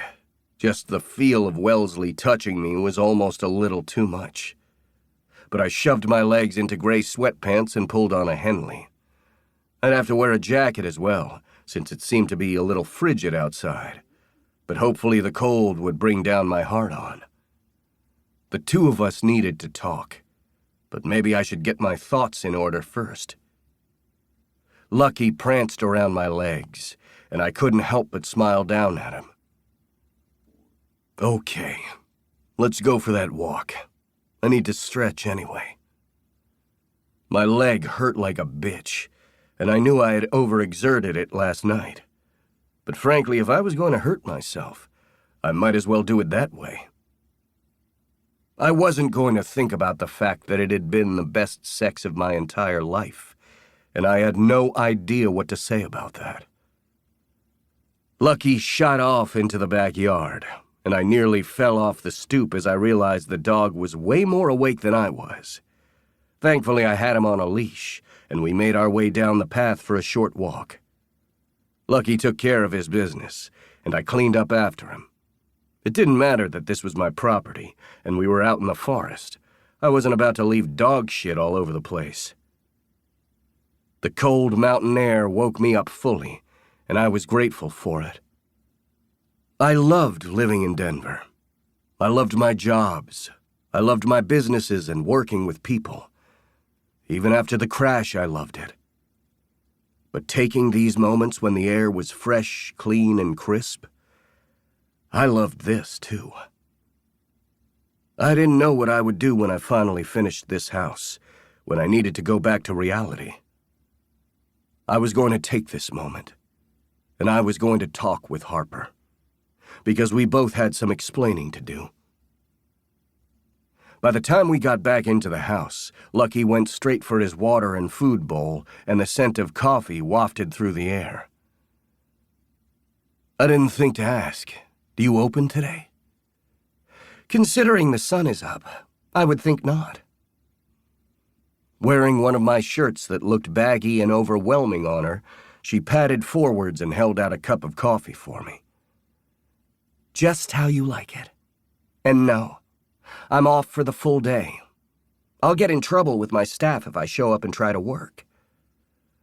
They're just taking care of you, I grumbled before taking a sip of my coffee. And she was right. She made it perfectly. Yes, I came in often enough that she would know my coffee order, but she had known it far longer than that. What the hell were the two of us doing? I don't know if I like the look on your face right now, she whispered. What do you mean? I asked, leaning down to pet Lucky as he pressed his head to my thigh. Thankfully, it wasn't the leg that hurt today, but for Lucky, I'd have taken the pain. He was Wellesley's, after all. Are you going to say that last night was a mistake? She blurted, surprising me. Of course, she shouldn't have surprised me. This was Wellesley. She spoke her mind, even if sometimes I knew she wanted to hide behind her own fears. She stood up to my mother, and frankly stood up to most people. Maybe I needed to be the smart one and stand up for her. You were a virgin, I said, knowing it was the truth. We hadn't had a fucking conversation. We should have. We should have said anything before just falling into one another. But I had a feeling if either one of us had, we would have backed away. Not because it was wrong, because I couldn't have those kinds of regrets, but because it would have been too much. Yes, I was a virgin. She took a sip of her coffee, her gaze right on mine. Out of the corner of my eye, I saw she had begun working on biscuits, flowers spilling over the cutting board, with a bowl filled with whatever ingredients she'd found in my kitchen that I rarely used. You didn't tell me. She shrugged again, before going back to the biscuits and not looking at me. Virginity is a construct. Yes, you are the first person that I've slept with. I wasn't waiting on anyone. It just happened that way. But you sure as hell weren't my first orgasm, or the first person I've ever had any sexual contact with. You were just the first person to enter my vagina. I blinked at her, laughter threatening. It was getting far more difficult than it should be for me not to fall for this woman. It makes me a fucking monster. It may be a construct, but it wasn't mine to take. You didn't take anything, and I didn't give you anything, other than an orgasm. She winked over her shoulder and I chuckled. I couldn't help it. This woman, she was just too much. But then she always had been. Seriously, I am a damn monster. No, you're not. It makes me feel like one because right now all I can think about is the fact that I've fucked you and claimed you and I'm the only one who has. I'm the only one that's been in that tight pussy of yours. And how fucked up is that? Her eyes widened before she painstakingly and methodically went to the sink to wash her hands. Oh? Is that what you're thinking about right now? Damn straight. So you have been the only one there. Is that going to be a problem for you? It should be. But we both know it isn't. So what are you going to do about it? She asked. What do you want me to do about it, Wellesley? Because we both know I want to do this again. That you want this again. Oh? You think I want this again? I looked down at her parted mouth, her wide eyes. Of course you fucking want this again. But that doesn't mean it should happen. Because you don't want it. Or you think I shouldn't want it. I'm only going to hurt you, I said point blank, thinking of Joshua's words. Then don't hurt me. It's not a full-on promise that you will. Just try not to be an asshole. Baby, I am an asshole. Okay, try not to be the asshole that breaks my heart. I set down my coffee cup and sighed. I don't promise forevers, Wellesley. I wasn't aware I asked you for them. So what do you want out of this? If you want to have that talk, I guess the answer will be your cock then. You talking dirty is just getting me hard. I can see that. You're out here wearing male lingerie with those gray sweatpants. That made me bark out a laugh. If I fuck you again, that could be the end. That could be all we are to each other. Because I am not in the right headspace for forevers. For a relationship. Again, I wasn't aware I asked you for one. You have relationship written all over you. Maybe. But then again, you're the one who came inside me last night. So maybe I have you written all over me. You're ridiculous. And I was falling for her. And that was the fucking problem. Dorian, we're friends. Before anything else, we're friends. I'm not asking you for forever. I'm just asking you not to hurt me.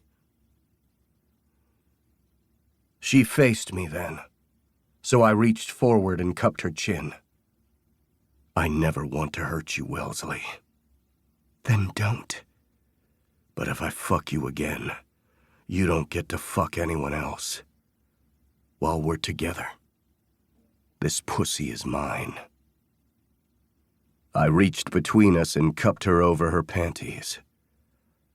Oh, she gasped. That's right. When we're together like this, you're mine. Your pussy is mine. Your orgasms are mine. Everything is mine. I'm not a nice man. I'm possessive as fuck. Then same goes for you. She reached forward and gripped me over my sweatpants. You're going to say that my cock is yours. Damn straight, she said, her voice shaking. I grinned before I slid my thumb over her lips. She opened for me, and I let her lick at my thumb, imagining what it would feel like when that mouth was on my cock. Just you and me, then. Until we fucked this up. In answer, she went to her tiptoes, and I let my hand fall. When she pressed her lips to mine, so soft and sweet, I couldn't hold back. I groaned into her, needing more. The kiss was slow, tempting, as we explored one another. I had wanted her before, when I had seen her thrive in her shop and show the world that she could do anything. When I had realized that she was one of the most beautiful people I'd ever seen in my life. When she had been Joshua's sister, and I couldn't have anything more. But now she was on my tongue, her body pressed against mine, and I needed every ounce of her. I pulled away, my breath coming in pants. Before she could say anything, I twisted her so she faced the sink. Grip the edge of the counter, I ordered. Dorian, do as I say, Wellesley.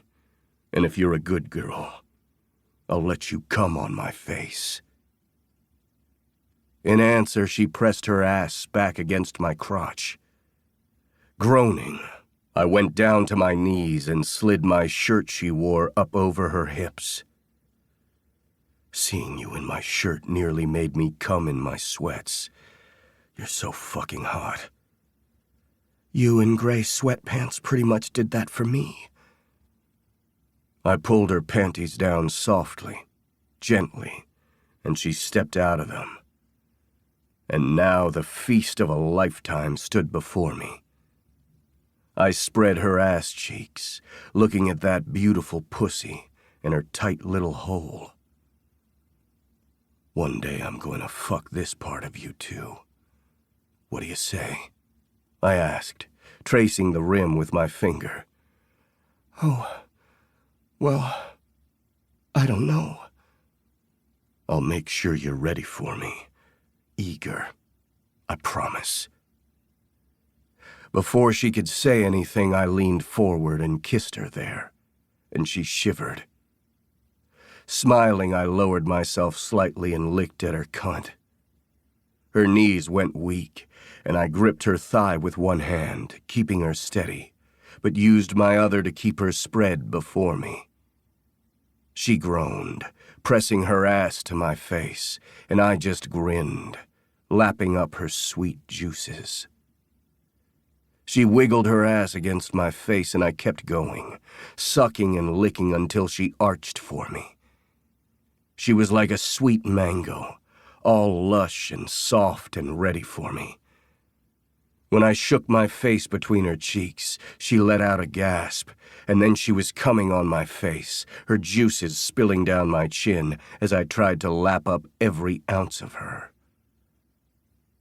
She was the hottest thing I had ever seen in my life. I loved going down on women. I loved their tastes, their feel. I loved the way each of them arched differently whenever you found that perfect spot. But Harper Wellesley bending forward so she could press her ass to my face as I ate her out. The best breakfast in the history of mankind. There was no way I would ever top that. Body humming, I finally stood back and palmed myself over my jeans, squeezing and tugging on my dick. She tried to turn from me, but I pushed at her lower back, keeping her facing away from me. I don't think I can even stand much longer. Wow. I'm going to love eating you out every morning. Just saying. And I'm not going to stop you, she rasped. Except, why won't you let me taste you? I groaned, squeezing the base of my cock so I wouldn't come right then and there. You will. But not right now. First, I need to go get a condom, though. I'm clean. I just had all of my tests, and I have an IUD. She looked over her shoulder at me, her eyes dark with desire. In answer, I licked my lips and looked down between us, at the way her ass pushed slightly towards me, begging for my cock.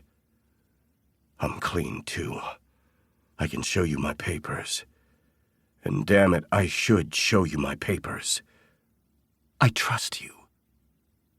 I cursed under my breath again, before I leaned back and shoved my shirt over my head. Pull your shirt up. I want to see your tits move as I fuck you from behind, I ordered. Eyes wide, she did as she was told and pulled her shirt completely off. I reached forward and palmed her breasts, loving the heaviness in my hands. Next time I'm going to fuck these tits, too. And then I'm going to cum all over them, painting them. What do you think? I think I can feel my wetness sliding down my thighs. With a rough laugh, I shoved my sweats to my knees and positioned myself at her entrance. She was so wet she swallowed up the tip of my cock before I could even move. We both froze, and I let out a shuddering breath. I've never fucked anyone bare before. This may be over quicker than we want.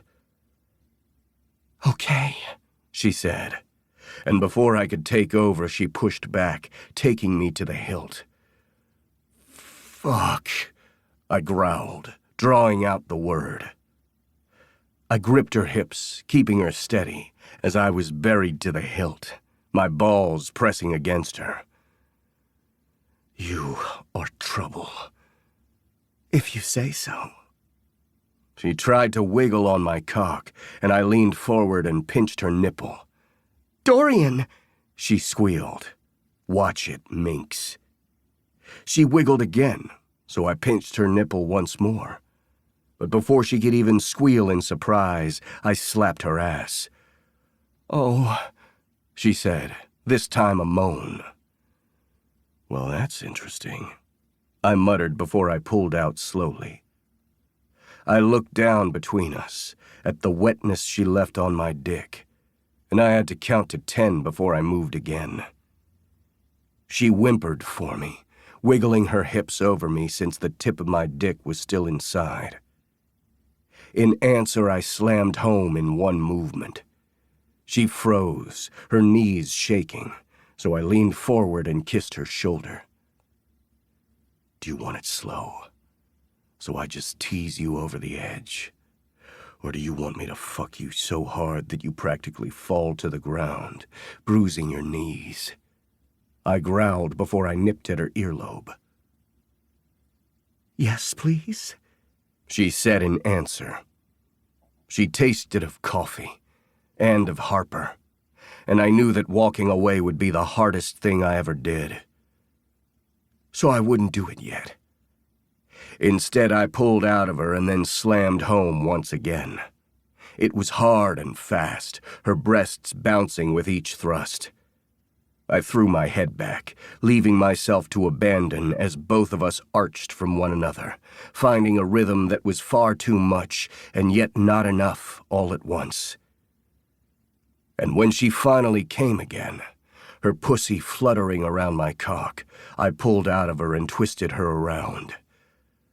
"Dorian," she whined, but I didn't say anything. Instead, I slid 2 fingers deep inside of her and fucked her hard with my hand, loving the way that her juices filled my palm and trailed over her legs. When she came one more time, I knew it was my turn. I lifted her by the thighs, set her on the edge of the counter, and met her gaze before I rocked my hips forward. It was hard and rough, and too much for a virgin, and I knew she would be sore. So I would take care of her soon. Pamper her the way that she deserved.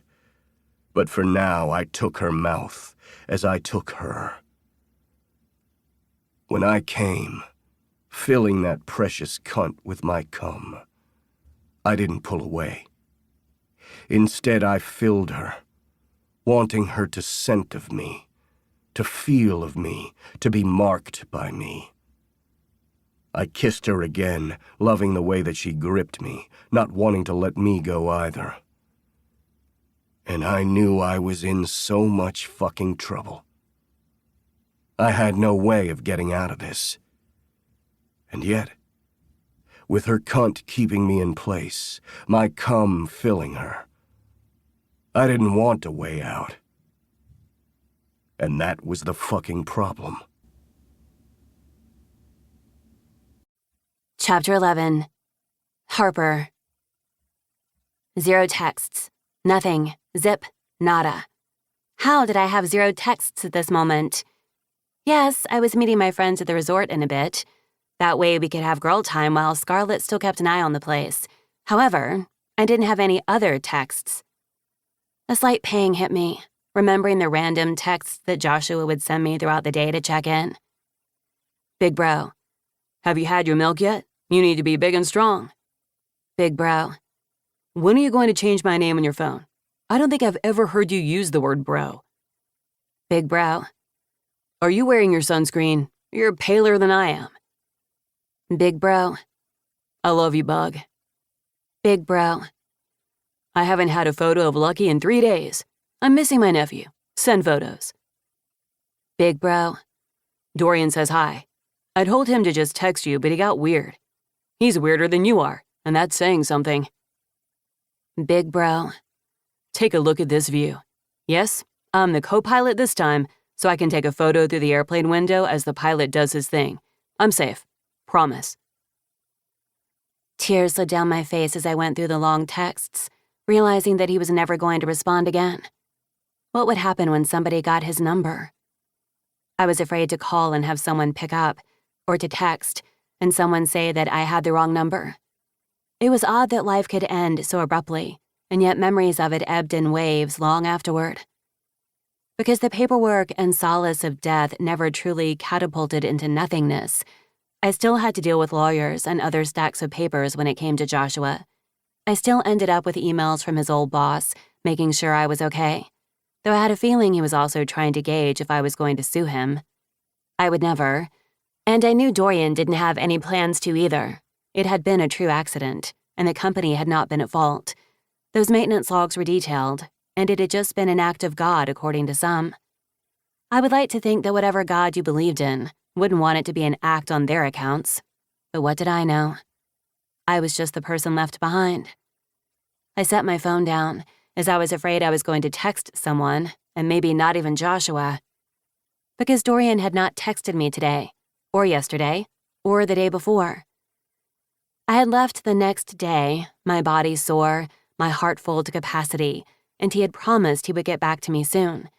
And then he'd needed to focus on a few work things and get through the rigors of rebuilding part of the house. I'd been up to my eyeballs in baking issues, as well as 2 wedding cakes for the resort, since sometimes the pastry chef for the Cage Lake Resort was a little testy, so I stepped in. I had been just as busy, if not busier, than Dorian, and he hadn't texted. Of course, I should probably text him, but he had been the one to say he would reach out. Hadn't he? I ran my hands over my face and growled. Lucky yipped at me, and I slid my hands through his fur. I am not good at this whole relationship thing. I don't even know if this is a relationship. Can you tell, Lucky? I feel like you should be able to tell. He tilted his head at me and I rolled my eyes. I'm sorry for putting the burden on you. I know you don't understand Dorian any more than I do. I barely understand myself at this point. With a groan, I slid my phone into my purse, then went to get ready.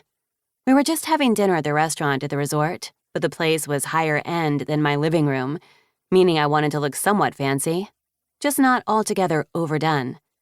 And why hadn't he called? I just needed to put Dorian Cage out of my mind for a moment. I didn't know what was happening between us, other than the fact that we were exclusive. Exclusive to just sex? Or dating? I didn't know. This was the point in my life when I realized that I should probably have tried to have a little more experience. I'd never really had a serious boyfriend. There hadn't been anyone in high school that I wanted to spend time with, and I had moved during an inopportune time thanks to my grandparents' neglect, so making friends had been difficult. Most of the people in Cage Lake had been here since birth, and they all knew each other. And while I had known them when I was younger, and now later, that gap had been right during the time of puberty where everything was that much more difficult. So falling for a boy just really wasn't in the cards. And in college, I'd been working on setting up the business, and there hadn't been time for falling for anyone. Not to mention Dorian had been on my mind then as well, even though he had been so far out of the possibility, it wasn't even funny. Now I had a situationship, or whatever the kids called it these days with Dorian, and I needed to tell somebody. I couldn't help but wonder what my brother would have thought of all this. I cringed as I slid my feet into my shoes, imagining my brother being his overprotective self. He had loved Dorian like a brother. Of course, that made it a little weird. And he thought Dorian was a great man. He should have been okay with Dorian and I. Well, just Dorian and me. However, I did not understand the male psyche. For all I knew, he would have decided that he needed to go all caveman and beat the ever-loving crap out of Dorian for daring to touch his sister. I really wish you were here to get angry or happy about this, I pouted.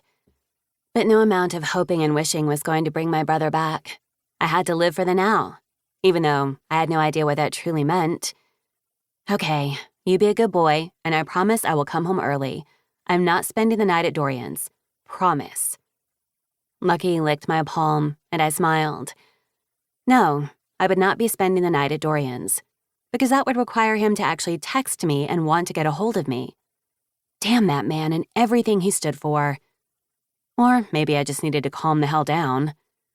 I grabbed my purse and said goodbye to Lucky one more time, letting the dog mom guilt settle in. I didn't leave him home often, as I usually took him with me or left him at doggy daycare or with friends, but he could spend a couple of hours on his own, and I would make sure I made up for it later. I got in my small, compact car with amazing tires, thanks to Joshua and Hudson, because even that cage wouldn't let me go around town without taking care of myself. The drive east of town was laid back since Cage Lake wasn't that large. I enjoyed the scenic views and the fact that I knew most of the people walking around. Yes, there were some tourists, but tourists tended to stay at some of the cabins on the lake, rented along the rivers and against the mountain ridge, or were at the resort itself. This long winding roads to the resort were for locals. I pulled into the parking lot and bypassed the valet. Though Scarlett had told me repeatedly that I was able to just use the valet on her card, I refused.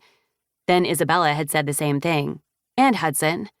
So eventually I was just going to have to give in. But not now.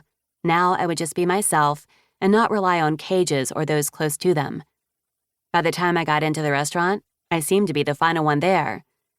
Isabella, Luna, Scarlett, and Ivy had a large table in the corner and waved me over as soon as I walked through. "Luna, I didn't know you would be here, I said, as I hugged Scarlett's twin tightly. I wasn't sure I would make it either, but I'm glad I did. You look amazing, so bright and happy. You do look amazing, Scarlett said as she narrowed her gaze. Well, I'm glad I'm here, I sputtered, wondering if I had a sign on my forehead that said, recently divergened by Dorian Cage's cock, and I love it. No, that sounded ridiculous. Of course I was ridiculous, wasn't I? I'm sorry I'm the last one here. I got distracted. You're not the last one, Isabella said, as she reached forward and squeezed my hand. However, you just beat Sophia. I turned as Isabella's sister walked forward, a small smile on her face and dark circles under her eyes that she couldn't quite hide with concealer. Sophia, I said, as I hugged the woman close. Sorry I'm late. We're staying at Aston and Blakely's place by the lake, and I'm still not used to driving on these roads. Even though I'm from Colorado, not living here is a bit different. You should have told me. I would have driven you, Isabella said as she squeezed her sister's hand. No, I'm going to learn it, and honestly, most of this just comes from the guilt of leaving the babies at home. I know that my husband can handle them, but I have mom guilt. Well, I'm glad you're here, and I'm going to need photos, I teased. Hell yes, all the photos, Ivy said, as she reached forward and grabbed the champagne bottle I hadn't noticed. Can you drink? We can get the non-alcoholic bubbly too, she said, before reaching for Sophia's glass. I'm allowed one since I'm not pumping tonight, so yes, give me the champagne, Sophia said, exhaustion evident in her voice. Well, that's it. I'm just going to have to come over tomorrow and steal those nieces of mine, Isabella said point blank, and I just sat back and laughed, holding my champagne glass as the two sisters playfully argued. We really are okay. I'm just tired. I'm always tired. I mean, I was exhausted when I was a dancer with a ballet, but that was a different kind of exhaustion.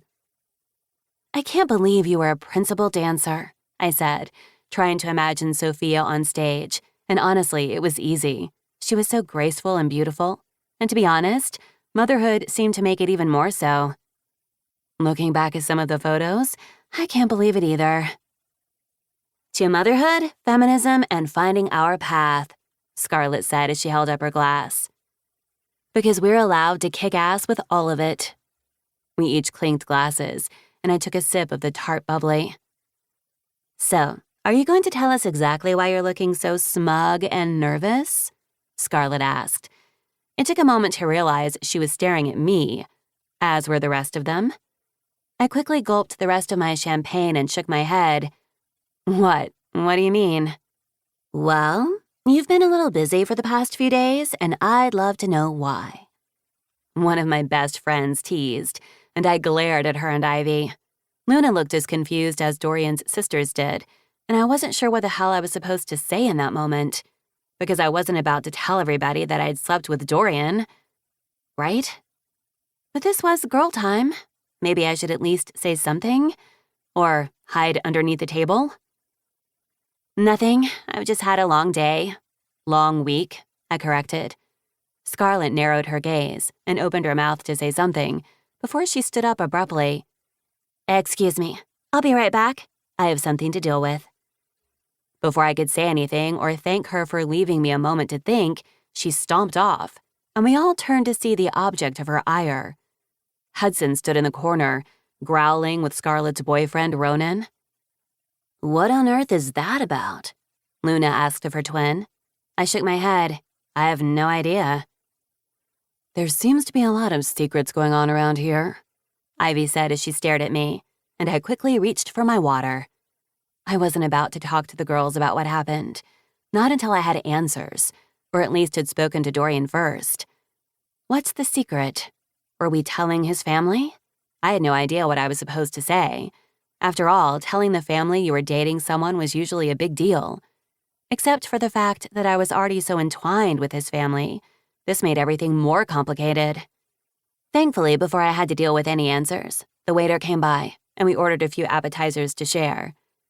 The subject changed to Isabella's current job, as well as Sophia's kids.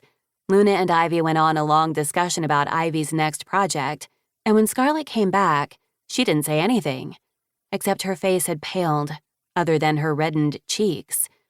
Luna just squeezed her hand, and Scarlett shook her head. So there would be no questions on that front. And I understood, because I didn't want any questions on mine either.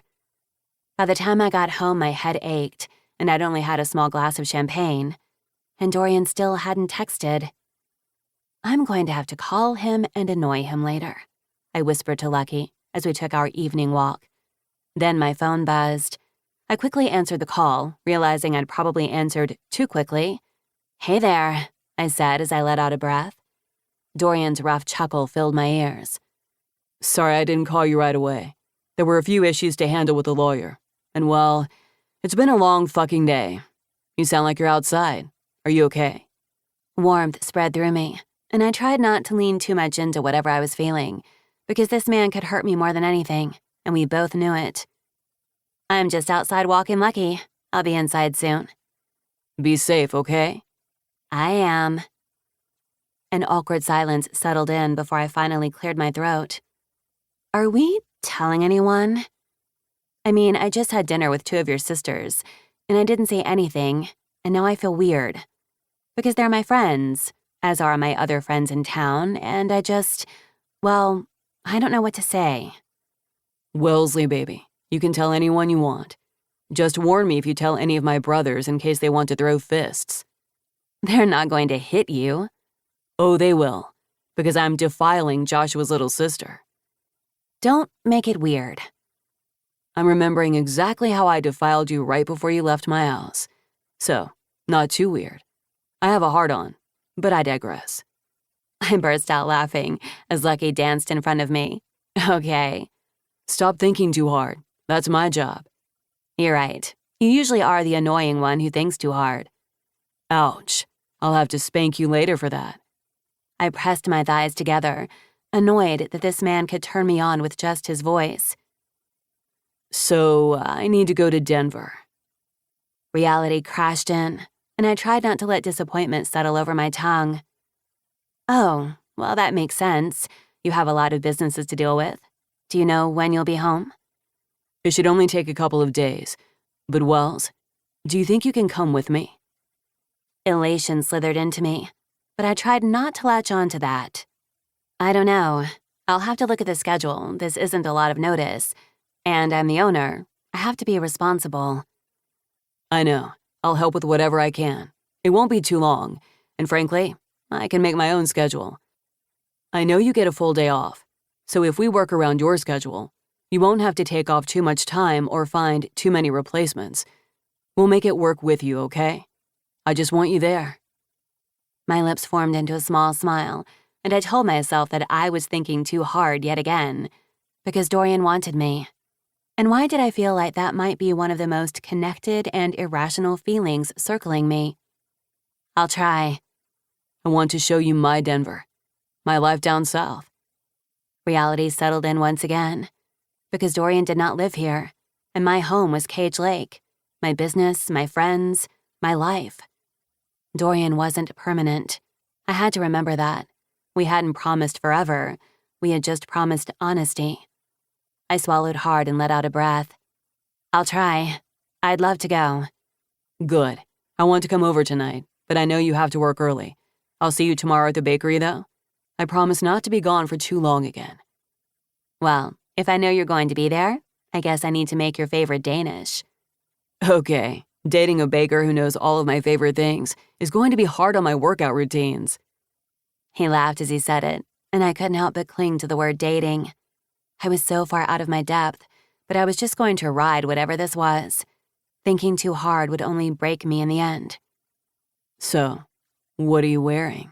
He asked, his voice low. And when I burst out laughing and followed Lucky back into my apartment, I smiled. I may not know what I was doing, but I was going to live in the moment. And when Dorian left, because he would have to, I wouldn't break, because I had set my own expectations. And apparently when I said honesty was how I was going to work with Dorian, I only meant between him and me. Because I was sure as hell lying to myself. Chapter 12. Dorian. Why the hell had I decided to bring Harper with me? Of all the things I could do to try to get my head out of my ass and maybe focus on what I should be doing, bringing Joshua's little sister with me to look at my clubs after spending far too long ignoring them didn't seem like the best way to go about it. But there was no going back now. Here she was, in my house, surrounded by things I had pieced together over the years to try to figure out my own sense of style, and I had no idea what the hell I was supposed to do about it. "Is everything okay?" Harper asked as she came out of the bedroom. We had taken the long drive down from Cage Lake to my house in the suburbs of Denver. Traffic had been a bitch on I-70 once we'd made it past the hardest curve of the drive in the winter, and I was just grateful the pass had been open. Frankly, I probably should have hired the company helicopter to get back to the place, but I knew there was no way I could get in the air. I would have to eventually.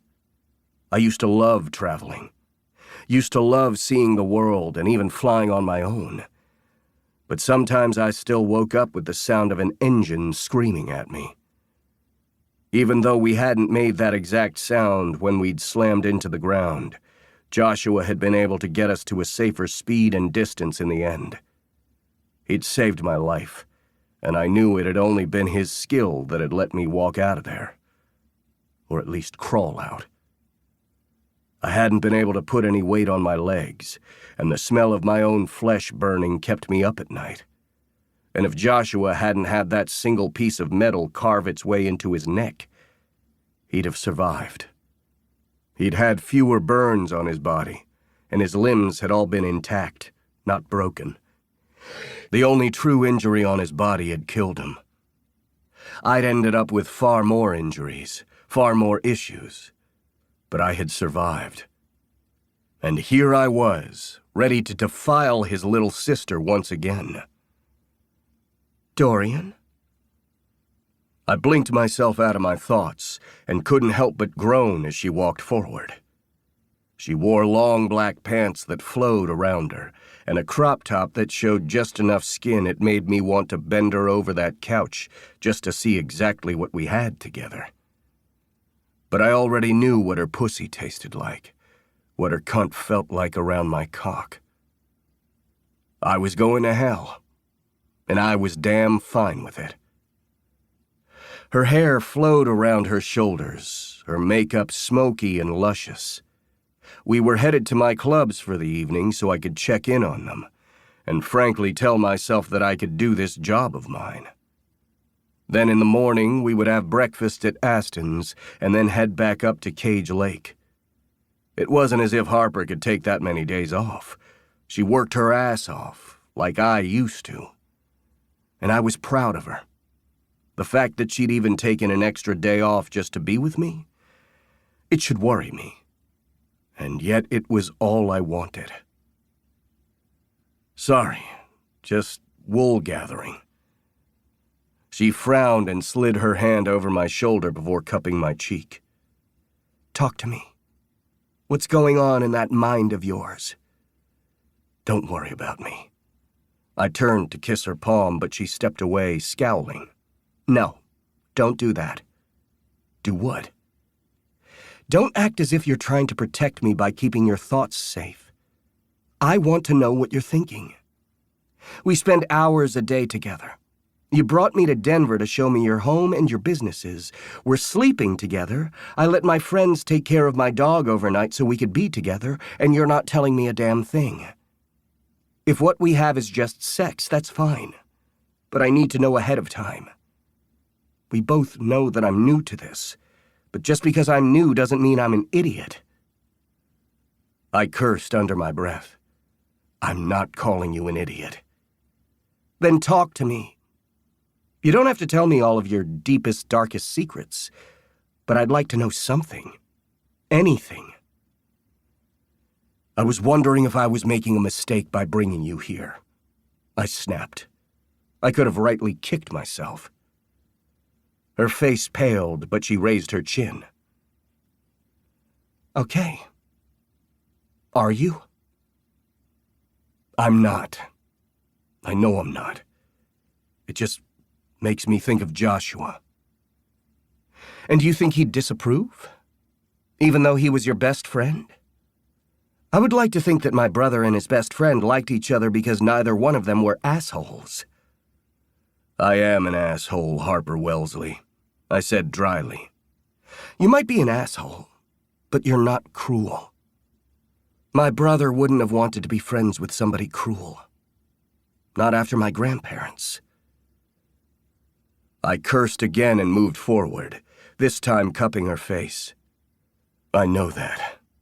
And I would love to think that your brother would approve of this. I just hate the fact that I don't get to ask him. Her eyes filled, but she blinked the tears away. He always knew I had a crush on you. I froze, uncertain. Really? Yes.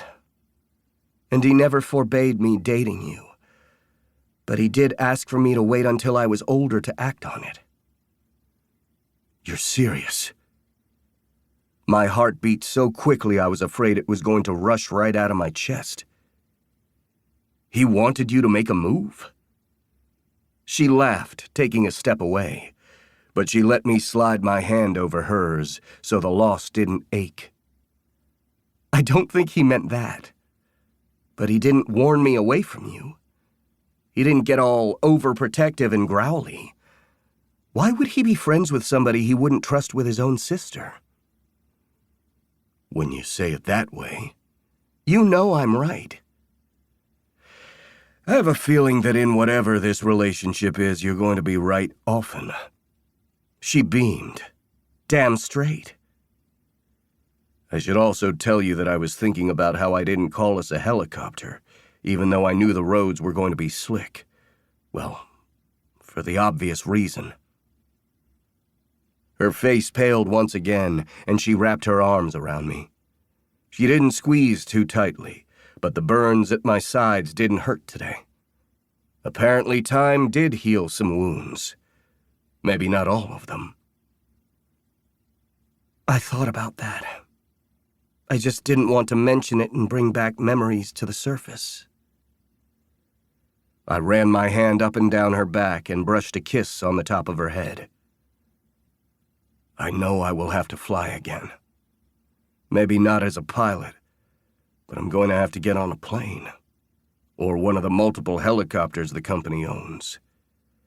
Of course the Cage Empire owns helicopters, she said dryly. We own a plane or two as well, but I don't think I could get on one. We can drive anywhere you want from now on. But what if I want to take you to Paris? I teased. Her eyes widened. Paris? I had only said it as a joke, but right then and there I promised myself I would find a way to get on a plane and take her to Paris. I would take her anywhere that she wanted. Because Harper Wellesley deserved to see the world. And if my asshole father and his money could help that, I'd do whatever it takes. Let's do it. I might need to take a little more time off work for that, she said dryly. That means I should probably learn to get on a plane. I paused. Do you think you'd be able to fly? After all, it had been her brother with me. She nodded, though carefully. Yes. Because I don't have those nightmares. Not the ones that keep you up. I swallowed hard, remembering how she had wrapped herself around me, naked, willing, but so steady for me. I wasn't used to that. Hell, the only serious girlfriend I'd ever had before had been Amy, and she'd walked out on me without a second glance. I'd been too much for her when I'd been broken. And here I was, trying to pick up the pieces, and Wellesley was there, where she had always been. And I had nearly been blind to it. Do you talk to your therapist about this? She asked after a moment. I nodded, rubbing my chin over the top of her head. I do. And I'll get there when I get there. I might scream and cry and pass out, but I'll get there. I don't want this to stop me from anything. You are one of the most stubborn people that I know, and that's including myself. We can figure this out. I threw my head back and laughed, because indeed we both were stubborn as hell. Then I leaned down and slid my lips over hers. Let's go head to the clubs. Thankfully, I'm old enough to get in now. I let my head fall back and groaned. Please don't remind me that you're that much younger. Only like 8 years. I'm 23. I'm an old maid. If you call yourself old one more time, I'm going to toss you over my lap and spank you. Her eyes darkened. Well, I guess I'm old. She laughed as I chased her through my living room, tossed her over my shoulder, ignored the pain in my side, and carried her to the bedroom. We might be a little late to the club. It was still early yet, since I was just meeting with my managers, my staff, and getting the feel of things. But honestly, it was like I had never left. The first 2 clubs we had visited were my newer ones, and everything had worked out well. I liked creating high-end clubs for people who wanted to dress up, have quality drinks, and occasionally toss around money to show off. You didn't need a Chanel bag or Louis Vuitton when you walked inside, but those with their Cartiers and Hugo Boss tended to puff up like peacocks when around each other. I'm glad that I borrowed this from Blakely because I don't own anything that would fit into any of these clubs, she teased. I slid my hand over her cashmere crop top. Are you telling me that I stripped this shirt off of you earlier and it's my sister-in-law's? I asked, grimacing. No, this was a gift. Don't worry. I promise you that your brother never fucked your sister-in-law in this outfit. I nearly tripped over my own feet, holding back a laugh as others gave me a look. Everywhere we went, Harper had blown everyone over. They'd practically fallen at her feet, wanting to make sure she was taken care of. Maybe I was one of those peacock guys who wanted to puff out their chest. And whenever somebody gave her a second look wanting a little more, I couldn't help but stake my claim. Maybe it was a hand around the hip, my palm at the back of her neck. But every single fucking person I introduced her to knew she was mine. I might be an old creep in his 30s when she was in her 20s, but I didn't fucking care. We were both adults, and we were both making our own decisions. And I couldn't wait to taste her pussy as soon as we got back to the house. There you are. I looked up quickly as my brother Theo strolled over, his hair disheveled, his beard longer than usual. Theo usually wavered between looking completely clean-cut or as if he hadn't slept for days. It had to be a back-of-house chef thing, but the man never touched drugs, didn't really drink, and yet still sometimes looked like he was out on a bender. That was just Theo. I didn't know you were going to be here, I said, but then nearly tripped as I was shoved away. Harper, my favorite. Theo pulled Harper into a hug, then picked her up and twirled her around. It's so good to see you, Harper said with a laugh. I narrowed my gaze. If you could stop trying to break her, that would be great. What? It's just Harper. I've missed my girl. He smacked a loud kiss on her cheek, and I hadn't even realized I had taken a step forward until my brother raised a brow. Well. It seems the rumors are true. You're a menace, Harper teased. Theo just beamed. I am. But I had to make sure that my big brother was doing okay, and ensure that the rumor of him kidnapping you was not too untoward. I was a willing victim, don't worry, she teased. Keep laughing, I muttered, as Theo's shoulders shook. It's good to see you out and about, he said, his voice getting serious. I shrugged, not wanting to make a big deal of it. Sorry we're not making it to your restaurant for dinner. We have these clubs and then breakfast at Aston's before we have to go back. Wellesley over here has a job she actually likes and can't miss too many days. Theo smiled. I do love your bakery. Are you doing okay, though? I asked. Theo nodded. Long hours. The teal door is kicking ass. And Luke? I asked, speaking of his business partner and best friend. Theo shrugged. You know. I didn't. But if Theo didn't want to mention what was going on with his best friend, I wasn't going to ask. At least not right now. Anyway, I'm joining you for breakfast tomorrow. Really? Harper asked, clapping her hands together. It's going to be so good to see all of you guys. I don't get to spend nearly enough time with the cages. There's only one cage that matters here, I grumbled. I like this look on you, Theo teased. Fuck off. No, I don't believe I will. My manager came up to me in that moment, her smile far too knowing. Sorry to bother you, but we have a few things for you to look at. I know we can do them online, but if you're here, it just makes things easier. Guilt swept up my spine. I'm sorry. I should have come down more often. She shook her head, hand up. No, the fact that you've trusted me to do all of this for this long, it's the best thing you could have done. You honestly never need to step foot in here again, but it's good to see that you can. She winked at Harper, as I had introduced them beforehand. I'll make sure he doesn't overdo it either, Harper purred. I knew I loved her, Theo teased. I was going to have to kill my brother later. It would be sudden, swift, but he wouldn't even know until it was too late. I'll be right back, I said softly, as I leaned down and brushed my lips along Harper's. I'll be here with Theo. Damn right she will be, Theo teased, as he wrapped his arm around her shoulder. I'll deal with you later, I growled. The two just laughed, and I followed my manager to the back. It's good to see you happy. I shrugged. I haven't been, other than the obvious. I'm not talking about the last year.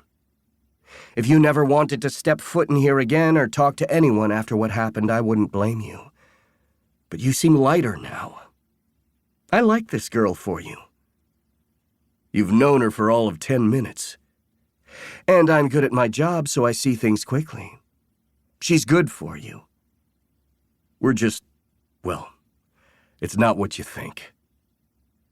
Her eyes widened, then that look of pity in her eyes stunned me. I turned and cursed. Harper, I whispered. She held up her hand. Well, that is my fault for overhearing. With that, she left the room, her shoulders tight. But I hadn't missed the look of hurt in her eyes. I pinched the bridge of my nose, my hand shaking. Fuck. That's not what I meant. You better figure out what you meant. Theo slapped my shoulder. I love her. My brother's eyes widened. Then maybe tell her that. And don't try to pretend that you're protecting her by lying about what you feel to others. With that, I moved towards the door, only to be blocked by Theo. Joshua's not here, so I'll kick your ass if I have to. It was another kick to the solar plexus. Let me through. I need to fix this. By fix this, you better not mean breaking up with her. She's the best thing that's ever happened to you, and we both know it. Don't fuck this up. I pushed past Theo, ignoring the ache in my leg as I made my way down the hall. At the end of the hallway, there was a fork. One path went to the main building, the other to a balcony that was only for certain VIPs. It wasn't late enough yet for people to be out there, but I knew she was there. Everything about her drew her to me. and I was a fucking idiot. I moved forward and tried to figure out what the hell I was going to say. She stood there in the moonlight, her face lifting towards the sky. It was damn cold up here, the wind whipping at her since we weren't at the ground, and I cursed under my breath. I pulled off my suit coat and draped it over her shoulders, and she didn't push me away. I had to hope it was because she wanted me there, not because she was cold. Wellesley, that's not what I meant to say. Her voice didn't shake, but I couldn't tell what she was feeling in that moment. What do you think this is, then? I don't know what it is, but I'm not walking away from it. She turned and looked at me, confusion on her face. You brought me here, and yet you're trying to hide it. No, I'm not. Okay, then what did you mean to say? That I don't know what the hell I'm feeling because I've never felt this before, I said quickly, and her eyes widened. See? It's scaring me. Not because it's wrong, I know that, but because I don't know what the hell I'm supposed to do. So when people say that they're happy for me, I freak the fuck out because I don't know what I'm supposed to be thinking. Dorian. I kissed her softly, taking her mouth as if she were everything to me. Because damn it, she was. I'm sorry. All I want to do is claim you in front of the world, to make sure everyone knows you're mine. And then the other part of me is so damn afraid of what I'm supposed to do that I just sit here, confused as hell. I didn't mean to hurt you. I know you didn't mean it, but it still hurt, nonetheless. I'm sorry, baby. I kissed her again, needing her taste. I'm sorry for overreacting and running out like the kid you think I am. Baby, I don't think of you as a kid. Seriously. You may be younger than me. I may call myself a creeper, but I know exactly who you are. And that's what scared me. But in the end, she wrapped her arms around me, and I took her mouth and hoped to hell I didn't fuck this up again. I was falling for Harper Wellesley. No, that wasn't right. I'd already fallen for her. I craved her more than air itself, and I knew with one casual cruelty I could break her. And yet I knew she could break me just the same. And how fucked up was that? Chapter 13. Harper.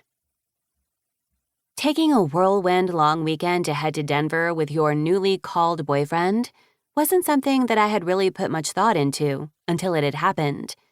We had spent 2 nights wrapped in each other, with Dorian showing me his world, the big city of Denver, which wasn't like any other large cities I had been to. It had its own flavor, its own feel, and it was such a far distance from Cage Lake that it felt nearly insurmountable, because frankly, it wasn't just distance. I pounded my hands into the dough again, working on my kneading. I had a 7-plate loaf to make, and then I'd work on rolls, and a few other baked goods before I got ready for the Valentine's Day dance tonight. Because, of course, it was Valentine's week. Cage Lake loved spreading the holiday out over an entire week. Yes, it was good for the town's revenue and income, but really, it was for the town's spirits. Yesterday had been the child's party and fair. I had baked far too many cookies and other baked goods that had been gobbled up by everybody in sight. My hands still hurt, but it had been worth it to see the smiles on their faces. Dorian had shown up to help, ignoring the town busybodies as they had stared at him, wondering why he was standing so close to me. It wasn't like we were hiding who we were, but there were some judgments. After all, he was a Cage, a millionaire playboy with a tragic backstory, who happened to have been best friends of my older brother. Of course, the busybodies, including Miss Patty, had opinions. Even my own team had opinions, but they were doing their best not to spill them my way. At least, I hoped they were doing so. I didn't want to hear what they thought. My friends were happy for me. I was happy. I just needed to lean into that. But this past weekend reminded me that while tomorrow was the final day of this Valentine's break, today was Valentine's Day. Today was the dance that all of the locals attended. Well, most of them.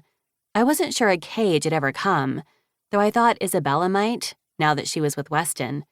She hadn't come last year because she had been down in Denver setting up Weston's new business. The two had made their forevers work by having two places and a very organized schedule. Dorian's life was in Denver. No, it wasn't that far away, but the hours added up, and when the weather was too icy or worse, the roads were closed. And even if the roads stayed closed but the weather turned sunny, Dorian himself had said he wasn't ready to get on an airplane or helicopter anytime soon. It cost money and emotional energy and so much more to make that work. My business and my home were in Cage Lake, a town with his name branded on it. My hands cramped, and I forced myself to relax. I was fine. I had to be okay. But what was I supposed to do? We had both said something about our feelings, though it wasn't exactly telling the other exactly how we felt. But he said he had never felt like this for anyone else. I knew Amy was the only other person he truly dated seriously, so whatever we had wasn't like that. But what would happen when he went back to work fully? I had seen the happiness in his gaze when he had been working, and how everybody had looked up to him, had respected him. He was damn good at his job, and I knew he wanted to open a few more places, and perhaps even work with his brother Theo on another project. He couldn't do things like that in Cage Lake. Sure, he could open up any business he wanted here, but the type of places he worked with didn't fit in Cage Lake. Maybe something near the resort, but that would be a long shot. His home wasn't here, but I was. What was I supposed to do? No, the more I thought about that, the more my chest ached, and the more I was just begging for trouble. We would figure it out eventually. We had to. And then maybe he would tell me what else was wrong, because there was something else on his mind, a reason he was working on that old house, a reason that he was hiding. We needed to talk it out, but I was worried if we popped that bubble, everything would change, and he would realize that maybe the heat we had wouldn't be enough. "I didn't know you were still here," Miss Patty said as she waved from the back door. I shook my head out of my thoughts and smiled over at her. "I have a few things to settle before I get ready for the dance. You know you're not supposed to be back here, right?" I asked, because while I loved Miss Patty, I wasn't in the mood to get in trouble by having a random person back here. Yes, Dorian helped out a bit, but his family owned the building, and I counted that as a cheat. Honestly, while I loved Miss Patty, I didn't want her to ask too many questions. She knew far too much, or thought she did.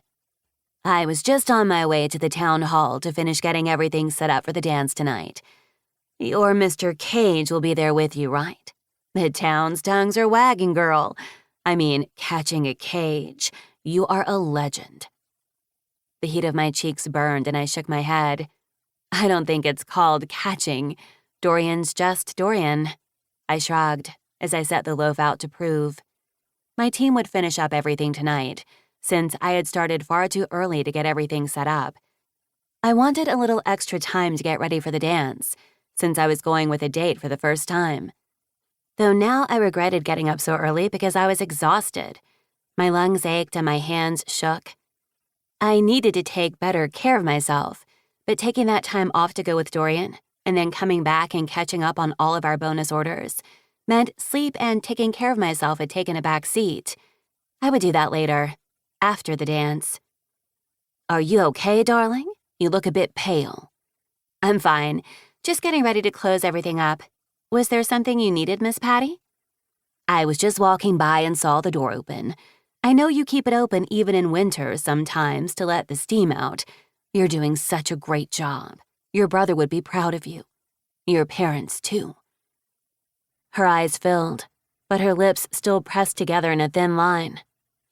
She didn't know the exact story of my grandparents and why I had come back so different, but she could probably have guessed. After all, she had known and loved my parents, and had also known we hadn't had a relationship with my grandparents until it was too late. These were the small-town things that kept me on the fence. They were who I am. Because while she knew those things, I knew small tidbits about her favorite pastry, or how she always started the pay it forward. No matter what she was feeling that day, she would make sure that someone else would be able to have a coffee or pastry, even if they couldn't quite afford it. She might love gossip, but she loved people, and she was a good person. And what would I do in Denver? I loved this town. But I loved Dorian, too. Well, I hope I'll see you and your man tonight. It'll be good to have a cage at the dance. God knows getting Hudson underneath those rafters is like pulling teeth. That made me laugh. I really don't think getting him to dance is ever going to happen. We could probably drag him, but he's kind of strong. That he is. But all those cages seem to be strong. She wiggled her brows, and I held back a laugh. I won't ask you for details. Just know that I'm proud of you. For many things. She wiggled her brows again, and I couldn't help it. I threw my head back and laughed. You're a menace, Miss Patty. So Mr. Mayor tells me. Now you go get ready as soon as you can, though you already look gorgeous. I should be annoyed with how beautiful you look covered in flour, but you've always been gorgeous, darling. And I don't know if you heard, but Isabella and Weston won't be able to make it tonight. My face fell. What? I pulled out my phone, then held back a curse when I realized I just covered it in flour. Indeed, my group chat had exploded. Everything's fine, but they had a minor fender bender, and while Weston will fix it, it's better for them not to chance it with any possible icy roads tonight, as a storm's coming in. So that's one fewer cage I'm going to see. They're safe, though. I'm sure you'll be able to check your chat. She said her goodbyes, and I quickly washed my hands, my phone, and then texted to make sure everybody was okay. If something had truly happened, I knew Dorian would show up and tell me in person. That's what he did. He took care of me. Of course, that just reminded me of Hudson walking into the bakery, showing up to tell me about the accident. I let out a shuddering breath. Dorian was fine. He was healing. And I would miss my brother until my dying days. But wallowing to the point where I couldn't breathe only made my chest ache more, and considering how hard it was to breathe at this moment, I couldn't afford any other issues. I quickly cleaned up and made sure my team was ready to close. We'd be closing in half an hour anyway, and all of the baked goods I had made were either for the party tonight or sweet doughs that needed to prove overnight. I loved the fact that the team members that I was slowly adding on could take more responsibilities, and maybe I didn't need to work 60 to 80 hours a week. I'd done so the past year so I wouldn't focus on the real world, but now I wanted as much time as I could have with Dorian before he had to go back to his real world, and my world crashed. I shook myself out of that thought and quickly ran upstairs. Lucky was inside, as he had spent the morning at doggy daycare, and then the last couple of hours in the apartment. Okay, big boy, time to go for a walk, and then I'm leaving you for only a little while. I miss you already. He gave me a look that told me he didn't quite believe me, but we went on his walk, while I once again ignored the pains in my chest. It was just a little too cold out, and I was overreacting about any twinges these days. I showered quickly, fed Lucky, and then did my best to get ready as fast as possible. I was meeting the girls at the dance, and I was excited. While Luna couldn't make it, and now Isabella wouldn't be there, Scarlett and Ivy would be, and that meant the family I was slowly building would be together. By the time I got ready, I still hadn't received a text from Dorian. He had told me he would meet me there since he had a few things to do, and I tried to ignore the disappointment. I was a big girl. I could drive myself. Heck, I could walk there if I wanted to. And maybe that's just what I would do, because then he could drive us home after. Well, to my home since Lucky was here, because it wasn't like we lived together. It was far too early for that. And his home wasn't in Cage Lake. Now I had to stop thinking about that. Since it was Valentine's Day, I had gone full on pink with a pale sheath dress that clung to my curves in just the right way. It was modest enough that Miss Patty wouldn't cluck her tongue, but I still felt like a princess. I let my hair fall in waves and pulled on a short, sparkly jacket to complete the look. I'd be warm underneath my parka for the walk, and the layers would help no matter what the temperature felt like at the dance. I said goodbye to Lucky and promised I would see him in a couple hours. The dance would be fun, but I knew keeping Dorian there for too long would strain him. He was a people person, a party guy, but small-town Valentine's dances weren't really his thing. By the time I got there, the dance was already in full swing, and I searched for Dorian. I didn't find those familiar features, and I held back my frown. He would show soon. He had promised. "You're here," Scarlett said as she moved forward. I hugged her tightly and she winced. "Are you okay?" I asked, alarmed. She waved me off. "I'm fine. I worked out a little too hard yesterday, and now my muscles ache." "I should probably work out, but that would require lifting things and I'm not in the mood," I teased. So says the woman who lifts flour and other random things all day. Ivy added dryly. "You're just fine, ma'am." I laughed and gratefully took the pink punch Ivy handed over. "It's alcohol-free, since there is no alcohol at the Valentine's Day dance, even for adults," she added. "That's just fine. The overwhelming amount of sugar will help me crash later," I said with a laugh. "So, well, I'm dateless by choice, but where are both of your men?" Ivy asked, her brow raised. Scarlett shrugged. "Ronan is stuck in the city. The roads are closed. Stupid snow and stupid mountains." Scarlett took a sip of her punch, and I reached out and squeezed her hand. "I'm sorry." "It's okay. We knew it might be an issue, but Ronan had that big meeting, and well, we celebrated Valentine's Day last weekend. We don't need to make it a whole week like the town does," she added dryly. "And where's Dorian?" Ivy asked. "He is coming, isn't he? Unless he decided this is too ridiculous for him, which I sort of understand," she said softly. Blushing, I shook my head. "He said he'd be here. I should probably text him now." "Well, if he said he'd be here, he will be," Scarlett said, though I couldn't quite read the look in her eyes. Frowning, I pulled out my phone and texted one-handed. Me. "Hey, I'm at the dance. Are you on your way?" I waited for those 3 little dots to tell me he was texting back, but nothing. He must be on the road. I ignored Scarlett's look and put my phone in my purse. "What do you say we dance?" I asked, as I set my empty punch glass on the table. "The 3 of us with a slow dance?" Ivy asked. "I'm totally in. Those busybodies over there are already gossiping about the fact that I didn't come with a date, and they're wondering where yours are." "You heard them all the way over here?" Scarlett asked. "I heard them as I was walking here, so now let's make a scene."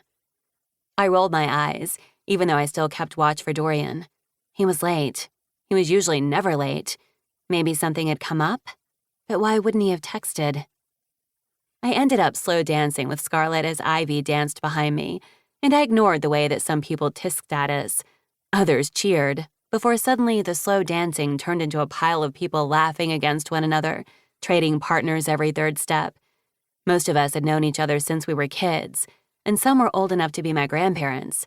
It was just a fun time, full of happiness and joy and town pride. And Dorian was nearly an hour late. I ignored the disappointment until someone touched my hip. Whirling, ready to punch out, Dorian slid his hand over my fist. "Sorry I'm late. The bridge is out," he whispered. There's a small bridge at the end of his current property, one that had needed to be replaced years ago. My eyes widened. "Are you okay?"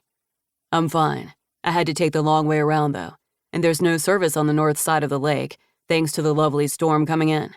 I'm sorry I'm late, baby. I didn't mean to be late."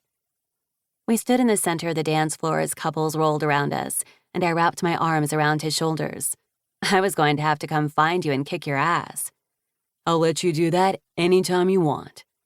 Then his lips were on mine, his arms around my waist, and I sighed into him. "This is a public place, Harper Wellesley," one of Miss Patty's friends called out, and I ignored her.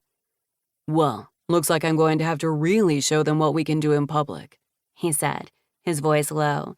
I shivered, pressing my thighs together. "Do you really want us to get arrested?"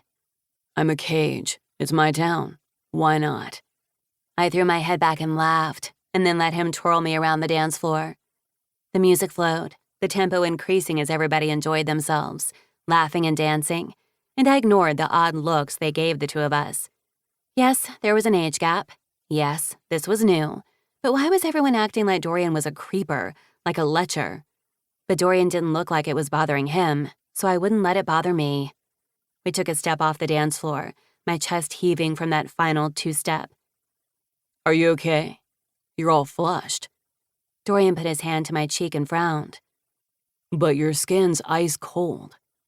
I'm fine, I rasped, as dark circles began to flutter over my eyes. I just need some water. At least, I tried to say that, but the words wouldn't come out. Instead, dizziness took over, and my lungs seized. I clutched at my chest, trying to breathe, and Dorian reached for me, calling my name. I tried to say something, anything, but there was nothing, only an aching of breath, and Dorian holding me, and darkness. Pneumonia? I was fine. I didn't even have a cough. We know you have issues with your lungs, and apparently your lovely bout of walking pneumonia was literal this time. Dorian growled out. I'd only passed out for maybe a second, but the fear on Dorian's face had nearly sent me over the edge. The music had ground to a halt, and Dorian had picked me up in one swoop and rushed me to his truck. The girls had followed me in their car, and I knew Miss Patty was already calling ahead to make sure that the clinic was ready for me. We didn't have a large hospital in Cage Lake, but the clinic was big enough to handle emergencies. Any surgeries, though, had to be medevaced out. I was hooked up to oxygen and an IV and would be staying overnight until my levels were back to where they needed to be. This isn't the first time it's happened, and it won't be the last. I looked down at my fingers and forced myself to untangle them. It's because of getting sick when I was younger. Sometimes I don't notice when I've overdone it. I should have noticed, though. Dorian growled. You could have been hurt far worse. I shifted onto the bed and patted beside me. Will you sit here? I'll crush you, he said softly. You won't. I just want to cuddle. Please. I was pleading, and he narrowed his gaze at me, but he lowered the railing and settled in. I sank into his warmth, finally breathing for the first time. You passing out like that nearly took 10 years off my life. Probably more. He kissed the top of my head, and I nestled into his side. Thankfully, it was on his non-burned side. But I had a feeling even if it wasn't, Dorian wouldn't have cared. I would have, though. I would do anything not to hurt him. I always try to take care of myself, but I guess I hadn't really paid attention to exactly how many times I'd had to catch my breath. Wellesley, he growled out. I know.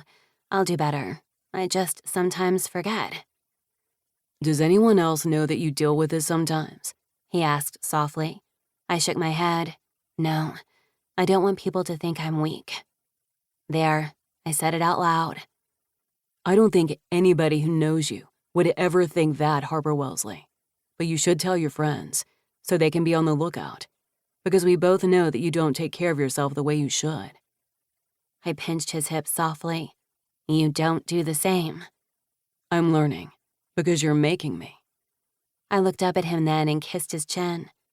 Then I guess you'll have to make me. You don't have to keep what happened to you as a child a secret from your best friends. Or at least, you don't have to keep the consequences of that a secret, okay? I don't want you to ever feel like you have to hide things from me. And I want others to keep an eye out on you, too. There was so much to unpack from that, so I just leaned into him a little more and let out a breath.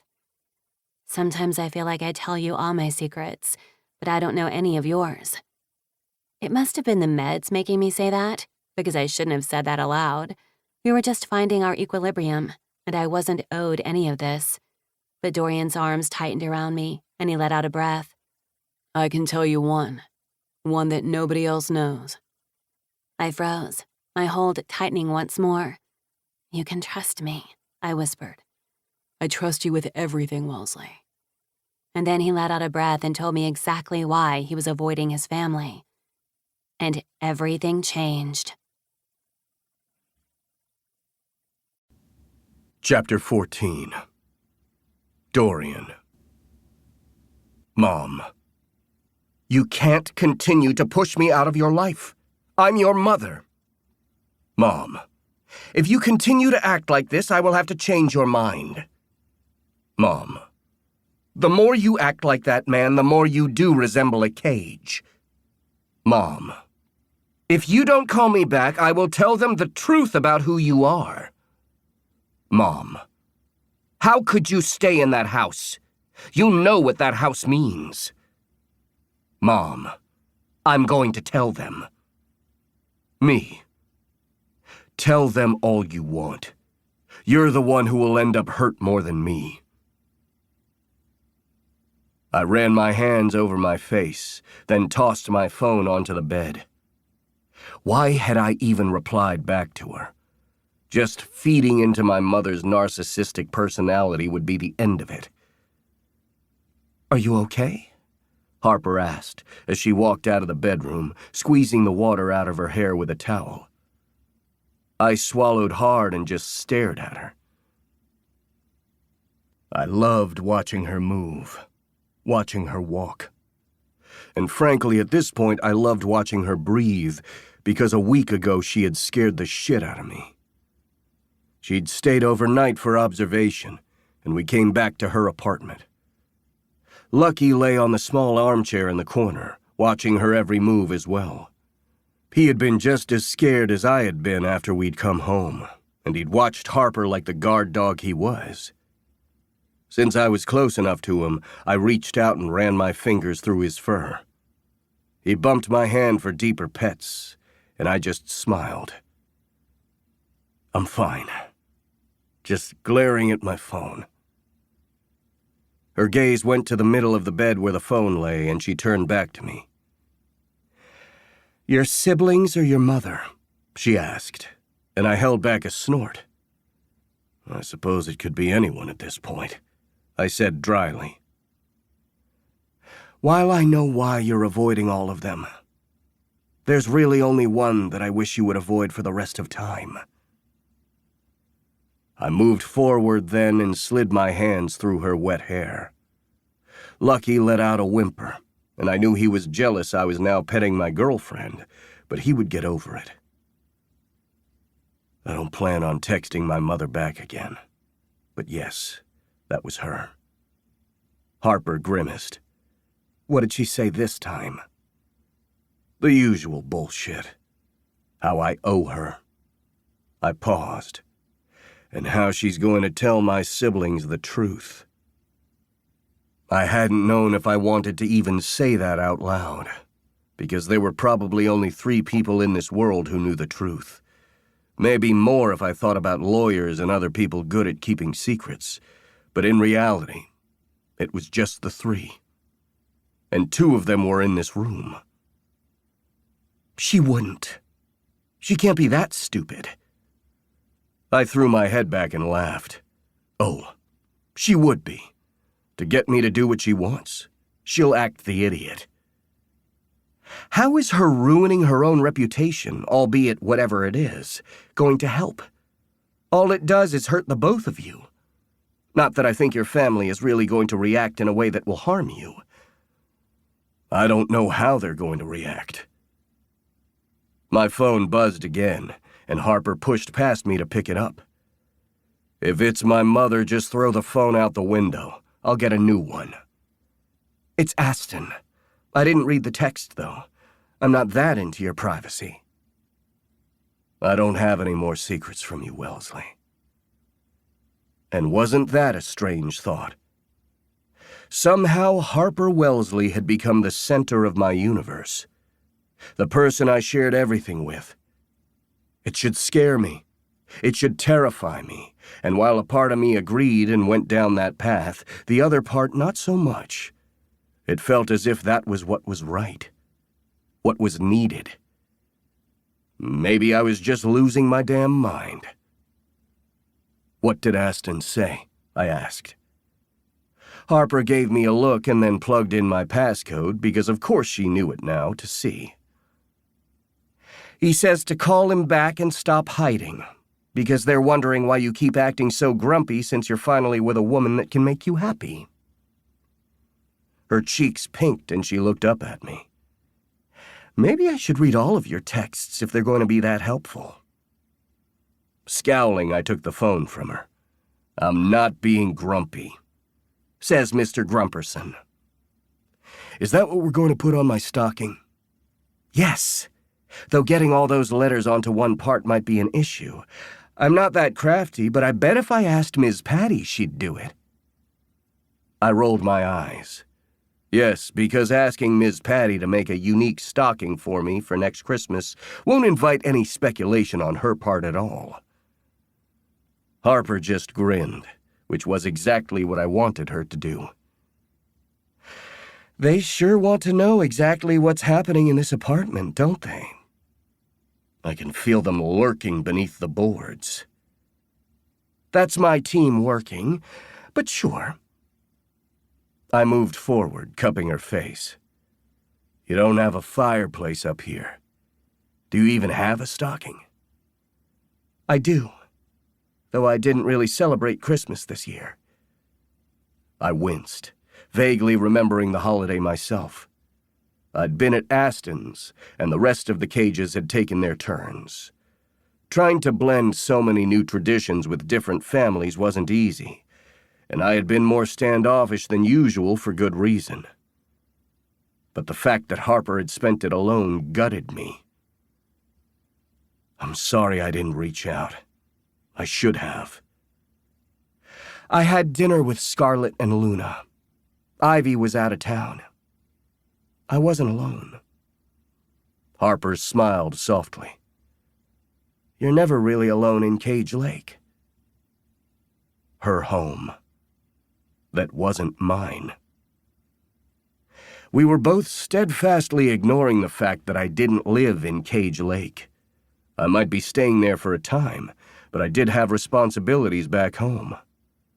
From the way that her eyes darkened for just a moment, I wondered if she was thinking the same. My phone buzzed again, and I sighed, looking at the family group chat blowing up. They were all worried about me, wondering why I was still in Cage Lake, finally asking why I was fixing up that house. But I didn't answer. I was just so tired. You can put your phone on silent for now, but you do realize he'll just show up. Yes, but I need more time. She cupped my face and kissed me softly. Okay. More time it is. I let my phone fall to the blanket and pressed my lips to hers. I think I know what we could do to pass that time. She smiled against my lips. Oh? Oh. I crushed my mouth to hers, moaning into her. She ran her hands up my back as we both moved into one another. Harper's nails dug into my back, and I slowly explored her mouth, taking everything in. She tasted of mint and hot cocoa. Lucky made a noise and moved out of the bedroom.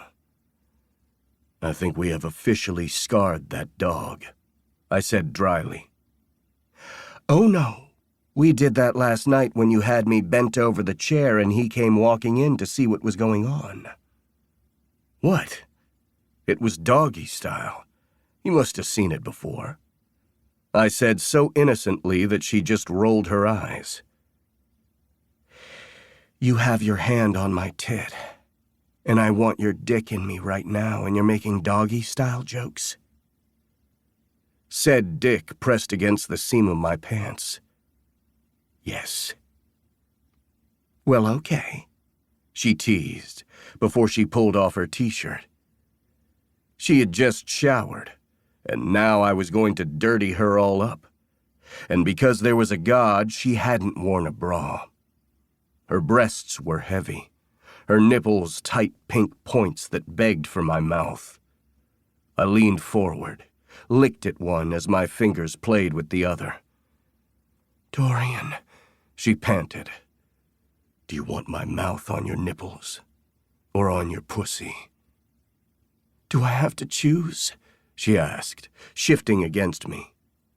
I just smiled before paying delicate attention to each breast. Her tits overfilled my hands, and I had big hands. I was one lucky man. I shoved down her sweats and groaned. "You're not wearing panties either." I didn't feel like it. "Don't sound all innocent. There's nothing innocent about you," I growled. "You're the one that deflowered me," she sing-songed. In answer, I lifted her by her thighs and tossed her on the bed. She gasped, laughing, as I threw myself on top of her. She spread her legs, cradling me as I licked up and down her neck, her jaw, down her breasts. "I really want to fuck these," I mumbled. "Would that feel good?" I groaned. "I love teaching you all the new things." She just grinned, and I continued to lick down her body. When I pinned her thighs wide and lapped at her cunt, she tried to shoot off the bed but couldn't. "Play with your tits. I want those nipples hard and waiting for my mouth. I need to explore this beautiful pussy." I sucked at her labia, then speared her with 2 fingers. When she groaned, I ran my thumb in circles over her clit. She came in a burst, gushing over my hand as I sucked and licked every ounce of her. Sweet and tart, like my personal drug. She blushed from head to toe, and I just continued to eat her out, loving the way that she was still so new at this, so sweet, and so eager to learn. I stood up, tossed off my shirt, and pulled down my pants and boxer briefs. "Sit at the edge of the bed." "Wow, I didn't know you were in the mood to order me around." "Wellesley," I growled, and she shivered before scooting to the edge of the bed. "Like this?" I nodded and tapped her thigh. "Spread yourself for me. I want you wet and dripping by the time you're done." Eyes wide, she did as I said, and I slid 2 fingers between her folds. So swollen. It's going to be aching for my cock soon. "So what are you going to do with my cock?" she asked, as she reached forward and gripped the base of me. I groaned, head falling back. "I have plans for you." She leaned forward slightly, and I took control, wrapping her hair with 1 fist and stopping her. Then I tapped her bottom lip with the tip of my cock, and her eyes widened. "Soon. Lean back." She frowned. "I don't get to taste you?" "Eager much?" "Of course." I just grinned but pulled at her hair slightly so she would lean back. "Now I want you to lift your breasts up and press them together. Present yourself to me." "Oh." Her eyes wide, she did as she was told. So fucking hot. I put my hand to her chin. "Spit." Without even a second thought, she spit into my palm, and I held myself back, gripping the base of my cock. I was going to come, and it was going to be an issue. I rubbed my palm up and down my length, then spit down on my dick for good measure. Before she could say anything, I slid my cock in between her breasts, settling it over her heart. So warm, protective. Your tits are something else. "Why was that the hottest thing I've ever seen?" she panted. "Just wait." Then I slid back, before continuing to move, fucking her breasts. Her teeth bit into her swollen lips as she continued to press her breasts tightly against my cock. The friction was nearly too much, but I didn't care. Instead, I kept moving, loving the feel and the way that she bounced on the bed for me. "I'm going to come," I growled and pulled back. In answer, she arched her back, pressed her breasts together, and I came, spurting all over those luscious tits. "So fucking beautiful," I whispered. I slid my hand around the back of her neck, gripping her throat, before I crushed my mouth to hers. Then I used my hand to rub myself into her chest, leaving her a sticky mess. "I just showered," she teased. "It's okay. I'll clean you up." I moved her back onto the middle of the bed before twisting her so she was on her hands and knees. "Dorian." "I need to take care of this pussy of mine while I get ready for round 2. I groaned as I spread her cheeks and lapped at her core. She pushed her ass to my face, and I continued to lick and suck until I was ready again. "I'm going to fuck this pussy, and you're going to call my name. Are you ready?" "Always." I pressed the tip of my dick to her, and then leaned down, slowly, oh so slowly, sliding balls deep inside her. She was so tight, so wet, that I had to count to 10 before I moved out again. "Dorian, you're so full. So big." You say the hottest fucking things. "I have your cum all over me, so you better make me cum. It gets kind of gross after a while." I threw my head back and laughed, gripped her hips, and then slammed home. It was hard and fast and raw, and I didn't care. We rode each other, thrust for thrust as I slammed into her, and when she came again, I pulled out of her, ignoring her whimper. "Don't worry, you're going to ride me." I positioned myself so I was at the edge of the bed, feet planted. She straddled me, and as our eyes met, I lowered her down over my cock. "Dorian." "You're so tight at this angle, baby. Are you ready for me?" Her gaze met mine. "I'm ready for anything." Grinning, I tipped her hips as she rocked on me, and she set the pace. In this position, she could fall if I didn't hold her, so I wasn't going to fucking let her go. Instead, I played with her breasts, loving the way she had my mark all over that beautiful body of hers. And when I slid my thumb over her clit, she came again, her pussy fluttering over my cock. I pulled her forward, hand on the back of her throat as I kissed her, moving fast as I pounded into her from below. And when I came, filling her, we both groaned, shaking. That was... She didn't finish her sentence, though. Instead, she sat on my lap, hand on her chest, as she fought for breath. Everything from the past few moments vanished from my mind as ice slid over me. "Wellesley, fuck, did I hurt you?" I slid out of her and cradled her to me. "Baby, what's wrong?" "I'm just catching my breath. I'm fine." But then I saw them.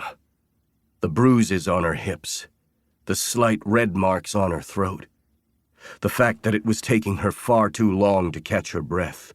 I had done all that. "I hurt you. Fuck, I was too rough. You were a damn virgin and I hurt you. I treated you so fucking rough I marked you." I set her down on the bed and scrambled up, looking for my jeans. "Don't you dare leave. And don't you dare call what we were just doing anything as cheap or not what we wanted." I whirled, jeans in hand as I stared at her. "I hurt you." "And my scratch marks are on your back. What the fuck, Dorian? Yes, I was a virgin, but both of us were in this bed just now. We both came multiple times. Sure, it took me a moment to catch my breath, but I'm healthy again. I'm cleared for sex, And we had sex yesterday. Stop freaking out. She walked towards me, her breasts bouncing and sticky, and I dropped the jeans. I just pulled her to my body, rubbing my cheek on the top of her head. She clung to me, shaking. I'm a fucking bastard. Maybe. But you need to stop freaking out every time that I need to catch my breath. Or you realize that both of us like it rough. My heartbeat finally began to slow, but I couldn't let her go. She was my ending, my beginning, my sin, and my salvation. Sometimes it just hits me that you're Wellesley, you know? Somehow that made sense. But I'm going to need you to stop reacting that way. Because it's starting to hurt. Fuck. I'm sorry. I leaned down and captured her lips as I held her close. I was in love with Harper Wellesley. And I was a bastard. And I had to stop finding ways to hurt her so she would push me away. Because I had a feeling as soon as I told the others the truth, she would be the only one left. And I had no idea what the hell I was supposed to do with that. Chapter 15. Dorian. Harper had been correct. Only it had taken 3 days for my entire family to show up. In those 3 days, I had barely seen her. She had multiple events at work, and I was later going to be forced to attend the St. Patrick's Day prep event. I didn't even know that Cage Lake did things like a St. Patrick's Day party. I'm pretty sure I had never been here in the month of March, but the whole town was treating me like I would always be here. I ran a hand over my chest. I'd have to figure out exactly what I was going to do soon, because I wasn't letting Harper go. In those 3 days, I had come back to the house rather than stay at Harper's apartment, and now Lucky and I were working on the staircase. A hammer. No, that's a wrench. I need a hammer. Lucky just tilted his head, expressive eyebrows saying far more than a bark could. Yes, I know I could reach it myself, but I thought we were learning something. We're creating a bond. Again, a tilt of a head. This time I felt judgment. I'm sorry you saw me naked before. It was an accident. We'll make sure you're safe in the other room from now on. Can you make this promise to all of your siblings? A familiar voice said from a distance. I froze, wondering why I was surprised he was here. Ford came around the side of the house. The sleeves of his Henley pushed up, even though it was getting damn cold with the storm rolling in later that evening. Then again, knowing how Cage Lake weather worked, the storm could wait a couple of days. It's just what it did. My youngest brother, or at least the youngest brother I had grown up with, moved closer and leaned against the side of the house. You don't call, you don't write, you don't answer the damn doorbell, Ford muttered. Shouldn't you be with your husband and pregnant wife? I asked. At that, Ford's smile grew wide, and his entire expression brightened. I have sonogram photos. Do you want to see? Lucky moved past me to Ford, and my brother leaned down, running his hands up and down Lucky's body. I'll show you, not Mr. Grumpy Gus. Why do people call me Grumpy? I thought that was Hudson. You were out-grumping me. That's gotta say something. Hudson snarled as he walked around the house. I sighed as nearly all of my brothers came forward. The only one not here was Kyler, but from what I remembered of his schedule, since I was keeping up with him on social media, he was in New York right now. I looked over at my 6 brothers and frowned. You leave the girls at home? I asked, wondering why it felt like we were missing so many siblings. It wasn't as if we had all grown up together. It hadn't been that long since I'd even found out that Isabella, Sophia, Kyler, Emily, and Phoebe existed. And yet not having them here when there were so many of us felt off, like we were hiding something. At least one good thing had come from Lauren Cage's infidelity and the other Cage mom's secrets. We'd made our own family, even if sometimes I didn't feel like I could be part of it, or even that I should be part of it. "They'll be along soon," Aston said as he studied me. "Kyler would have been here as well, but he has a sold-out show tonight." A small smile played over his face. "When he and his band come to Red Rocks, I've made sure to get us the space we need to attend." My lips twitched. Of course he did.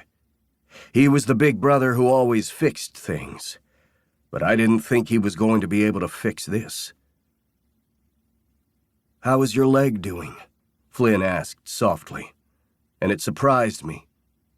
He wasn't as bouncy as usual, but maybe again none of us were acting the way we were supposed to these days.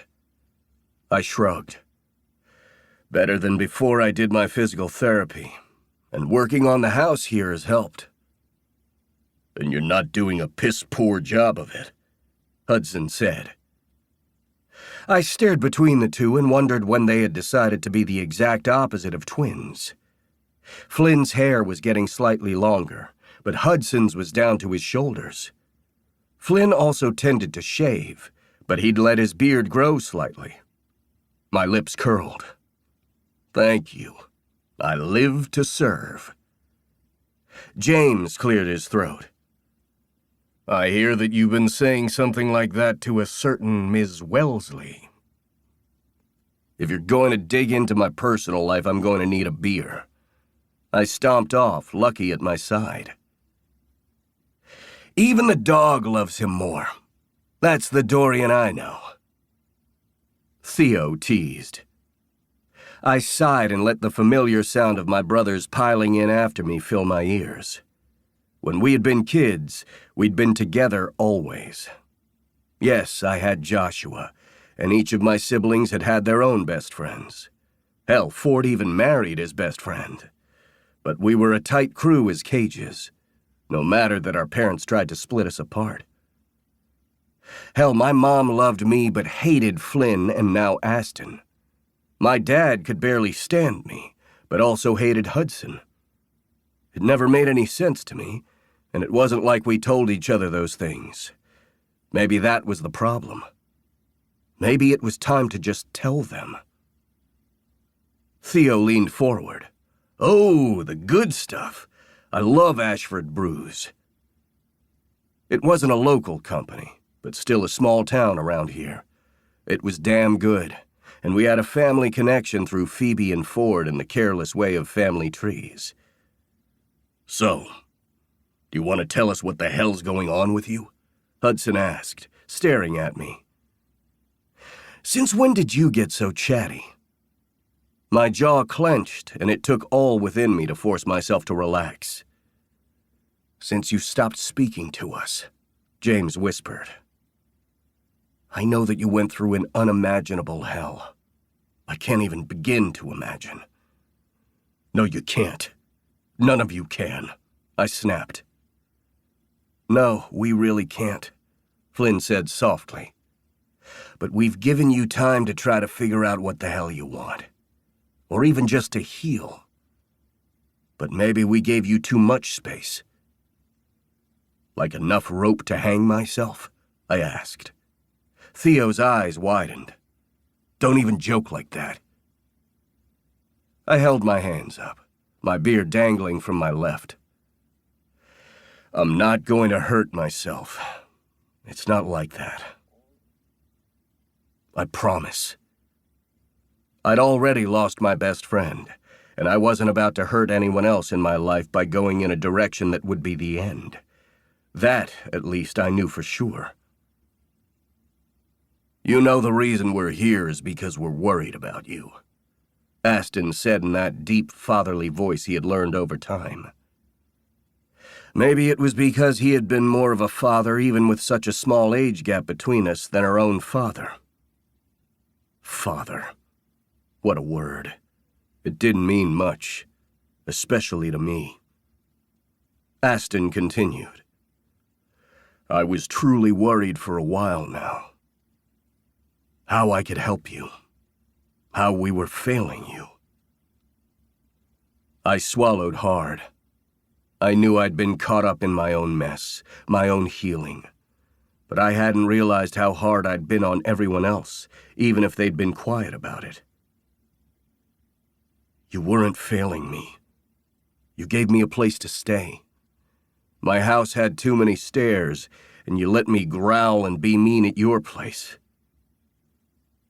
And you still ran away here. Aston met my gaze, and it took all within me not to flinch. And why here? Hudson asked suddenly. Why this place? The piece of land that we didn't even know about until you said you were staying here. It's between two pieces of Cage family land, part of the main trust, but it's a different slice. So what the hell? You don't need to tell us everything, but we're here for you, Ford said. We've all kept our secrets, sometimes for good reason, but we're worried. I was far more worried before, Aston added, until I saw you with Harper. Yeah? I asked, my voice biting. Aston just raised his brows. She might be too young for you, but what do I know? She makes you happy. I snorted. You're going to pull the age card? Blakely and I don't have that much of an age gap, Aston said with a shrug. And frankly, you don't have one either, not in the way you're thinking. You two fit. I have no idea how you're going to make it work once you're ready to head back to the city.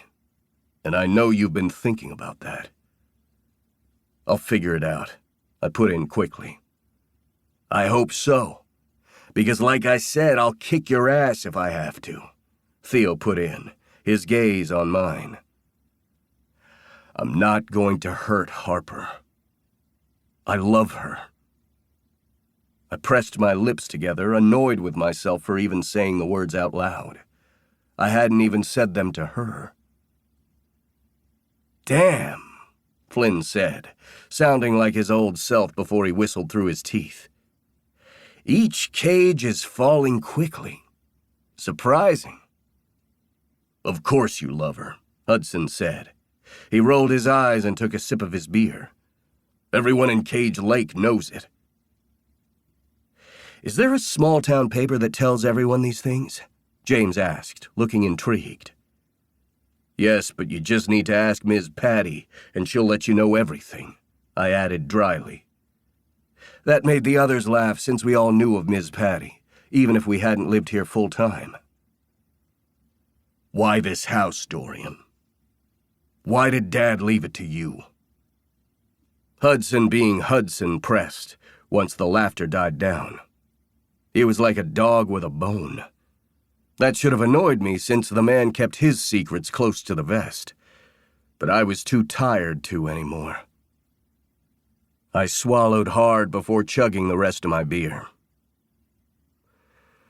Dad left it to me because I kept his secrets while he kept mine. Nobody said a thing, and I knew they were letting me breathe.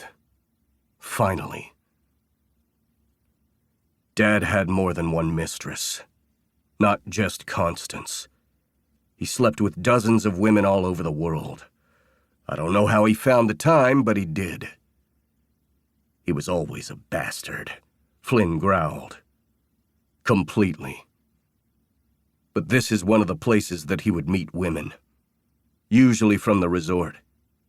He'd pick them up, bring them here. Then one day Joshua and I came out to play in the small creek in the back. It was between two cage houses, so we just walked over the land like we owned it. I snorted. I just didn't realize that Dad did own it. He made you keep that a secret? James asked and shook his head. What exactly did you walk in on? They were in the yard, fucking against a tree. because that's exactly the image I wanted to see. Bile coated my tongue, and I went for another beer. Fucking against the tree out in the open, and Joshua and I just walked past. I thought he would kill me. He looked so damn angry, that vein on the side of his neck bulging. He pulled up his pants, and I was so startled I was like a deer in headlights. And when he caught me by the neck and shoved me into another tree, I just laid there. Joshua had run off because he thought I was right behind him. He eventually came back, but thankfully Dad didn't hear him. I met his gaze and tried to tell him not to do anything because it was just Dad.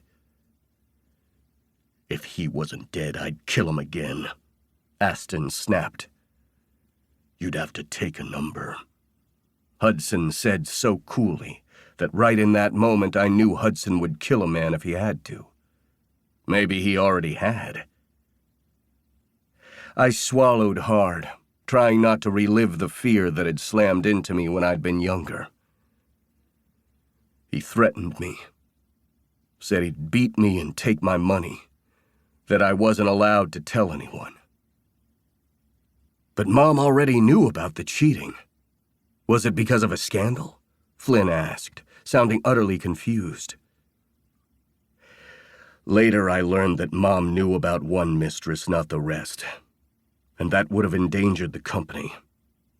They didn't have a prenup, I said. Are you fucking kidding me? Aston snapped. There was paperwork for Mom. I shook my head. There was the postnup, which is apparently a thing, and that's what the lawyers confused us with. The postnup is what allowed Dad to keep a mistress and keep the secrets. And why Mom is so fucking annoyed with the way that the trust is set up now about how we have to have dinners and shit once a month, because hers is all twisted up in that. I'm so glad I'm not a lawyer. Damn straight, Flynn growled. I'm so sorry he threatened you, Aston said as he moved forward, but I stiffened. What else? I met their gazes and swallowed hard. I would have found a way to tell you guys, but you used to suck at keeping secrets. But then he told me something else. They didn't say a thing, and Lucky leaned against my leg. I ran my hand over his head, taking comfort from the love of Harper's life. He told me that he wasn't the only cheater. That Mom cheated too. I looked up at each one of my brothers and met their similar gazes. Mom cheated just like Dad did. And I was the result. For a moment it was so silent you could hear a pin drop. And then everyone roared at once. What the fuck? She has to be lying. You look like us. Countless things were thrown at me, and I just set down my beer and rubbed my temple. I have the DNA test. I'm not a fucking Cage. Yes, Lauren Cage is on my birth certificate, but I have no idea who the hell my biological father is. So that's why Mom acts the way she does, Hudson snarled, letting out a breath. Because you're the one she feels isn't touched by Lauren. I nodded. It's sick, twisted, but that's it. I'm not even a Cage. The other Cages, the girls and Kyler, we don't share any blood. That's the bombshell. I'm half of a half at that point. However the math works for it, I'm not a Cage. After all this, I'm not a fucking Cage. I tried to move past Aston, but instead he'd gripped my shoulder and glared at me. Stop it right there. We are not Lauren Cages. He can go fuck himself.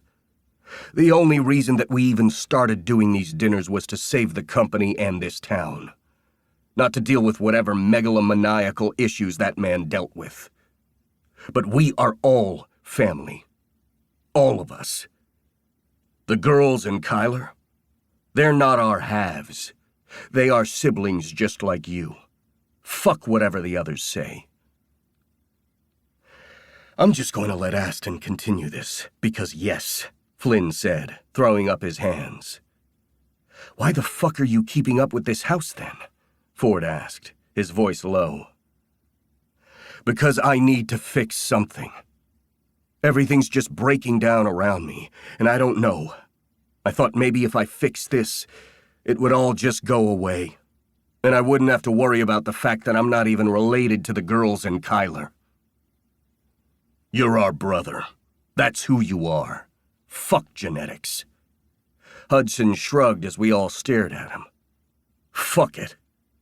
I'm twins with this asshole over here, but I act more like James and Ford than anyone.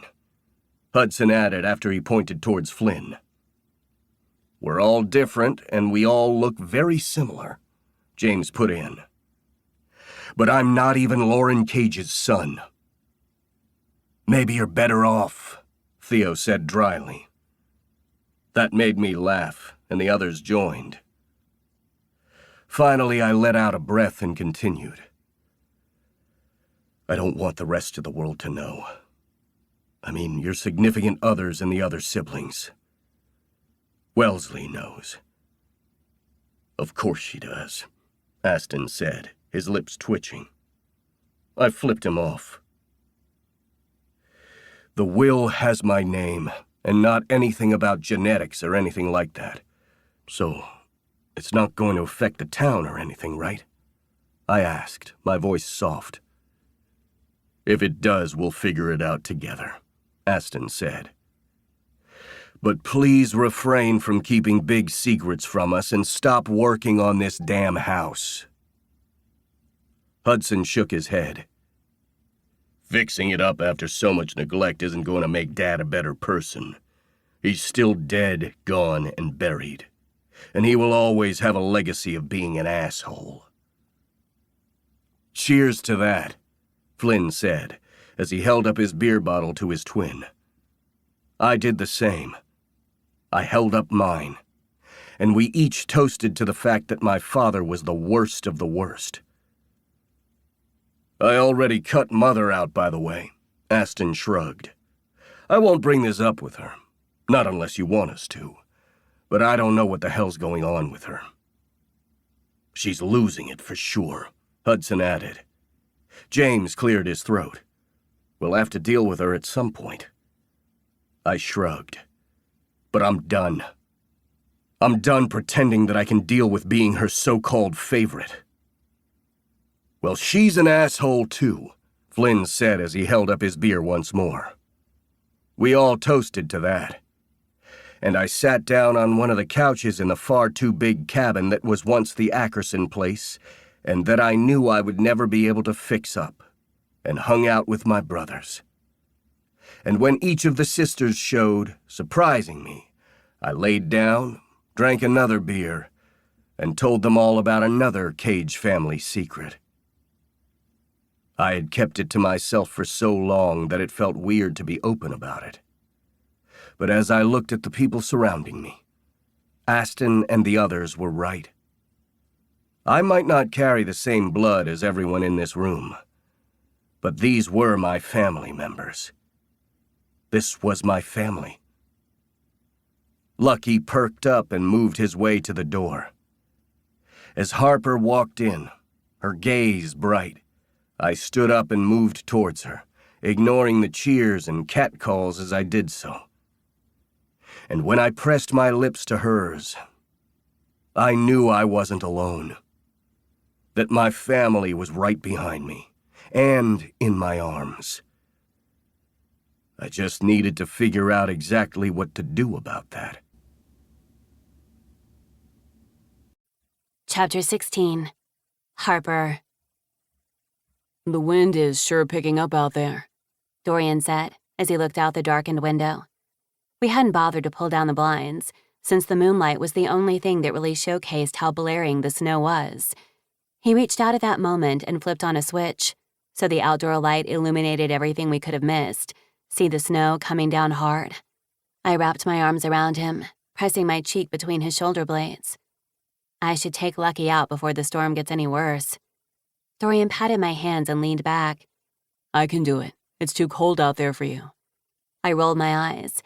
I've lived in the mountains for longer than you. I can handle it. He turned then, but I still kept my arms wrapped around his waist. Then he pushed my hair back from my face and smiled. Ever since he had told his family what had been burdening him for so long, he looked lighter, as if the world wasn't pressing down on his shoulders. Yes, you can do it, and I trust you to know your own lungs. But I don't mind. I could use some fresh air. Is everything okay? He leaned down and kissed the tip of my nose. It is. I'm just wondering why I'm here. I froze, everything in me shaking, but I tried to act as if I wasn't falling apart inside. This was it. This is when he said he was having fun, but it was time. He was no longer needing to hide from his family anymore. He was finally figuring out what he needed in life, and living in Cage Lake with a bakery owner, and who only rented a tiny apartment with her giant dog, wouldn't be part of that. I should have known it would be coming. Yes, he liked me. Yes, we were having a good time, but this wasn't forever. He would realize exactly what he wanted, and I would have to deal. I wish I knew what was going on in that mind of yours, because your eyes are so expressive right now, like Lucky's. I narrowed my gaze. My eyebrows are nowhere near as expressive as Lucky's, thank you very much. Lucky took that time to bark, and I nodded, as if my dog had just stood at my side. Fine, Lucky wins, but I'd love to know what you're thinking.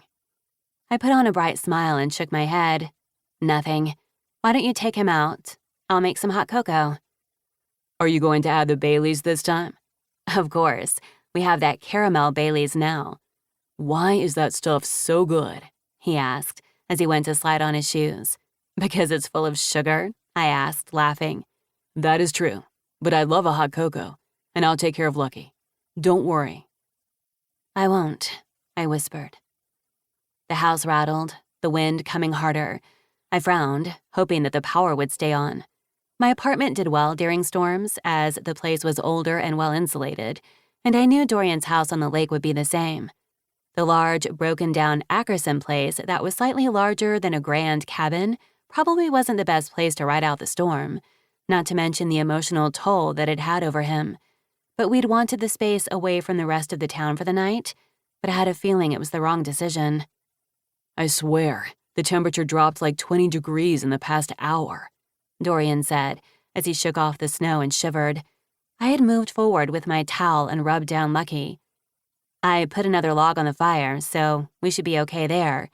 Are you okay, buddy?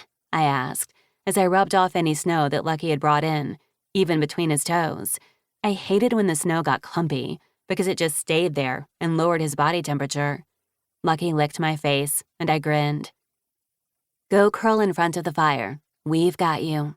I kissed his cheek and Lucky patted off. The lights flickered and I froze.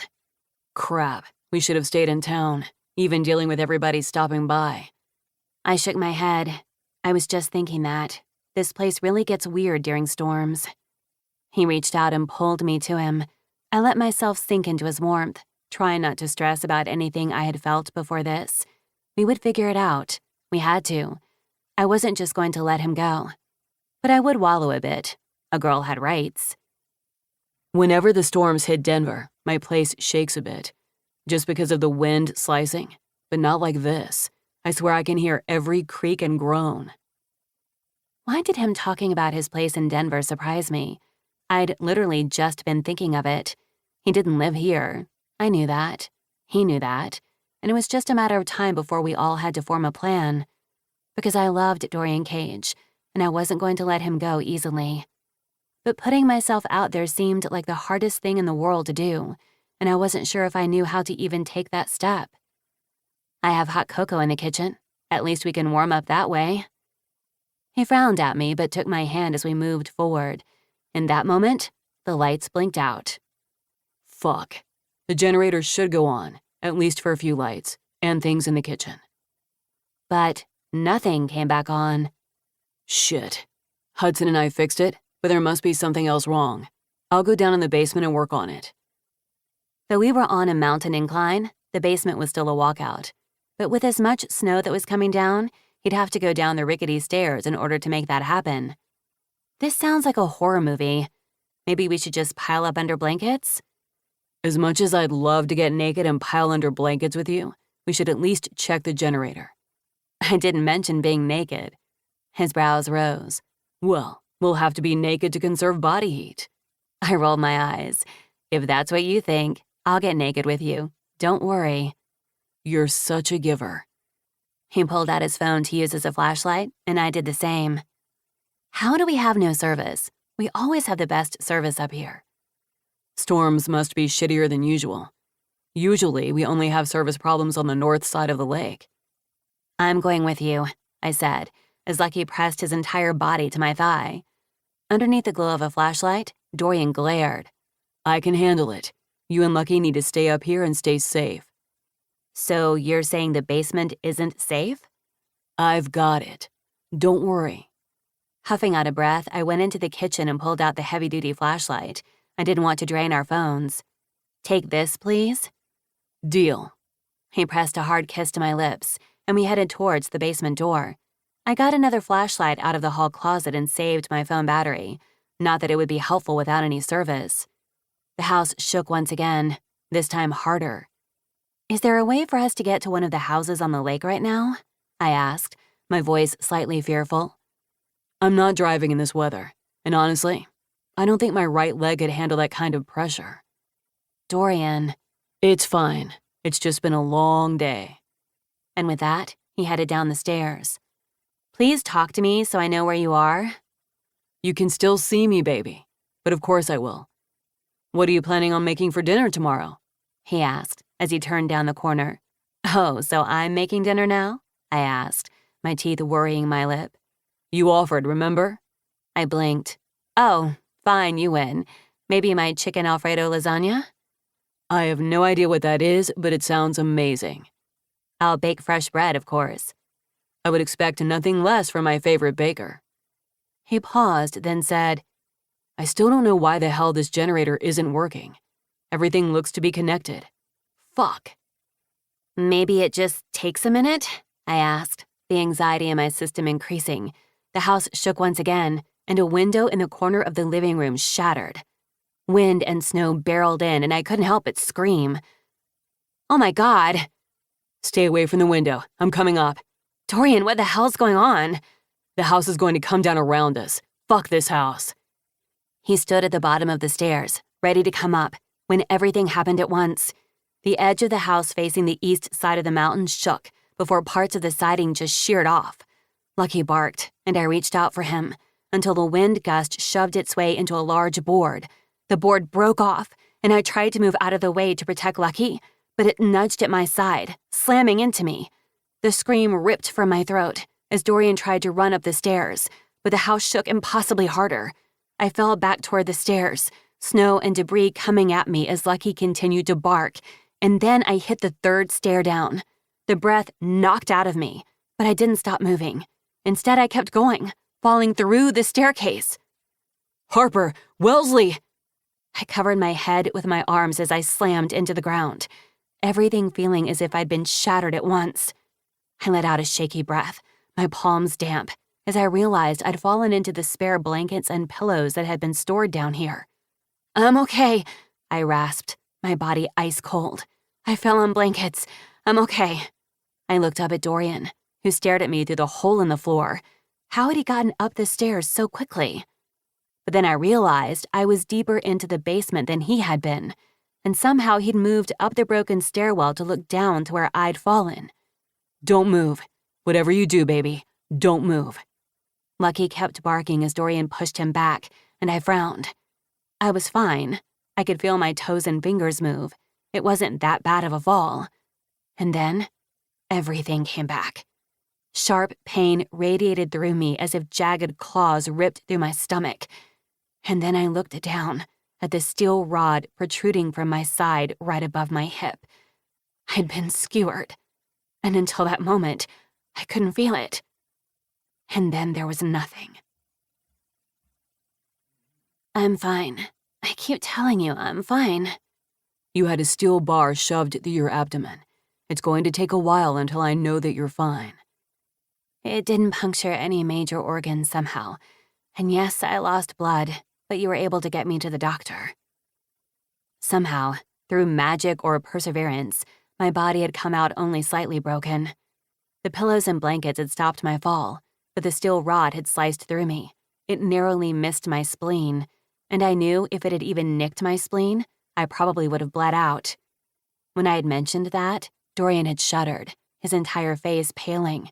So I would never mention that again. I'm fine. The doctors say I'm fine. And you're fine. Lucky's safe with Ivy, and we never have to go back to that godforsaken house again. Dorian leaned forward and cupped my face, kissing me softly. I owe Hudson everything. I know. I'll bake him a cake. His lips twitched as he sat down and took my hand. There had been a mini avalanche in Cage Lake, or at least to the east of it. The old house that Dorian had been working on had been hit the worst. Part of the place had just been sliced off, and it would take a while to repair if Dorian didn't just bulldoze it. Hudson had been at the tip of the avalanche and had followed it down, bare-knuckling it all the way in his four-wheel drive truck to us. He had a satellite phone and was able to get a hold of the emergency services and get us out. I still was a little bit blank on how everything had happened and how they'd got me off the steel rod. I didn't want to ask, but I would later. But for now, I knew the Cage men had saved my life. Hudson would be getting many cakes. You scared the shit out of me. Well, it was very scary. I don't want to do that again. I knew I was trying to make light of it to help him, but if I dwelled on it too much, I knew anxiety would slam into me, and I didn't want that right then. I just wanted to know that we would both be safe. I'm never going back into that house. We'll just have to stay at my house at the lake, your apartment, or downtown in Denver. We'll make it work. I froze, trying to figure out exactly what he was saying. So you're going to find a way to stay in Cage Lake? I asked, my breath shaky. Of course I am. I love you, Harper Wellesley. I love you so fucking much. We'll figure out where we're going to live and how to make it work. Your bakery is here, and I can travel. We'll work it out. But no matter what, my home is you, Wellesley. I almost lost you tonight. I almost lost you. I'm not losing you again. Tears slid down my cheeks as Dorian kissed me softly, his lips chapped from being outside for so long. I tried to move my hand to reach up and brush my fingers through his hair, but my free hand was the one attached to the IV. Instead, I just nuzzled into him, tears flowing. You love me? I asked, my voice soft. He leaned back and frowned at me. Of course I fucking love you. I'm just sorry it took me screaming at you while you were passed out and impaled for it to happen. Wait, you told me you loved me before? He blushed. Yes, I thought you were awake. Hell, I'm not good at this. I've never loved anyone before. If I could, I would jump out of bed and dance, throwing myself in Dorian's arms. It would just have to happen later. I love you too, you know. I was trying to figure out how to tell you and how I wanted you to stay. His face softened as he brushed his knuckles along my cheek. We'll make it work. I have family money for a reason. I might as well use it for good. But we're never, ever going down in a basement again. Damn straight. Maybe just ranch-style homes from now on? He grinned and kissed me once more. Excuse me, I thought the patient was supposed to rest. Hudson growled as he limped his way in. He wouldn't tell me how he had hurt himself, and Dorian wasn't budging. These Cage men and their secrets, I was just going to have to figure them out myself. I am resting, and I'm thinking about what cakes I'm going to bake you. Hudson rolled his eyes. I like carrot cake. Nobody likes carrot cake, Dorian snapped. Yes, they do, and I like the cream cheese frosting. Hudson snapped his fingers. There you go. You don't have to bake me anything, Harper. The sound of that avalanche scared the shit out of me, and I was just glad I was there. You both saved my life, so I'm sorry I'm baking things for you forever. Hey, I was the one with the satellite phone. Why does he get cake too? Hudson asked, laughter in his tone that made me warm. She's my girlfriend and the love of my life. Of course I get cake, and pie, and other baked goods, and euphemisms with using baked goods. I slapped at his chest with my good arm, ignoring the IV, and rolled my eyes. Really? Sadly, that's the Dorian we know and love, Hudson said dryly. Well then okay, I'll take it. Damn straight you will, Dorian grumbled before he pressed his lips to mine, and I sighed happily. I hadn't meant to fall in love with my best friend's brother, or catch this particular cage, but maybe, just maybe, my dog's name was right, and I was lucky. Being impaled with a steel rod and all. I grimaced, knowing I wasn't going to be able to make too many jokes about that anytime soon. But it didn't matter. Dorian was mine, and I was his, and we were going to figure things out. Just as long as I never stepped in a basement again. Chapter 17. Dorian. Everything hurt, and I was dying. Okay, not quite that bad, but sometimes it felt like it. After all, I had been through worse. I rubbed my knee and winced at the slight twinge in my ribs since I had moved too hard. Well, fuck. You would think I would be used to this whole being injured and figuring out how to deal with it thing, but apparently I had forgotten how. Or I was losing my damn mind. Everything okay? I looked up to see Sophia standing there, her hands in front of her body, that soft and worried expression on her face. Emily stood behind her, also looking just as worried, and I hated myself just a little bit in that moment. I wasn't used to being the big brother to little sisters.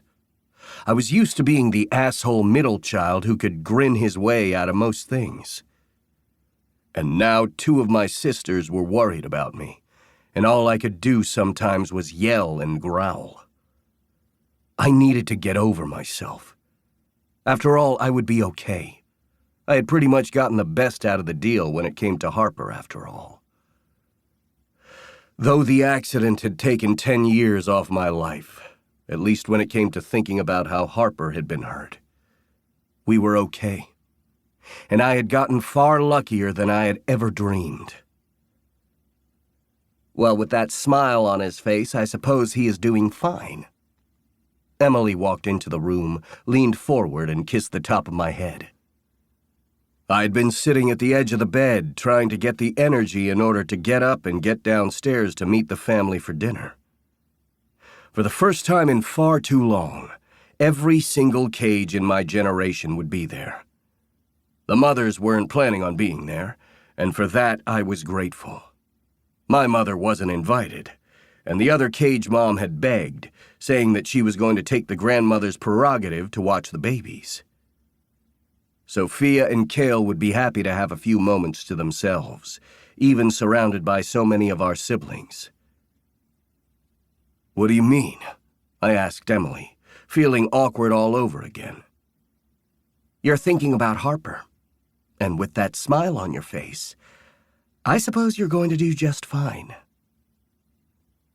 I narrowed my gaze at her, wondering why she reminded me so much of Flynn. Genetics were such a weird thing. "Is this what happens when you have younger sisters? You have to deal with their teasing?" "Pretty much. And I'm not even the youngest." "That is very true," Sophia said as she leaned over to grip the cane I had rested on the other side of the bed. My leg was killing me, and I was stuck using the cane for a bit longer. The wounds, the burns on the side of my body were finally healing, to the point that it didn't hurt as much as it had even 2 months ago. But the new wounds from the storm weren't being nice. "I always forget that you're not the youngest," I teased Emily. She rolled her eyes. "It's because Phoebe is married and happy and all that lovely glittery stuff. She cut in line, and if we were in Regency time, I would have to have a speech about having no prospects and being a burden." I snorted. "I'm sure we can find you a nice man who likes potatoes." You know Pride and Prejudice? She asked, eyes wide. Of course I do. Wellesley loves it. Both women made cooing sounds, and I rolled my eyes. You know, it shouldn't surprise me that the two of you found each other, especially because she is Joshua's little sister. But now that I see you two together, it just makes sense. Damn right it makes sense, I said as Sophia grinned. Well, if you know a nice small-town guy who's looking for maybe forever and maybe not forever, send them my way, Emily said as she fluttered her eyelashes. I'm not going to send anyone your way, because then I'd have to kick their ass. Her eyes widened.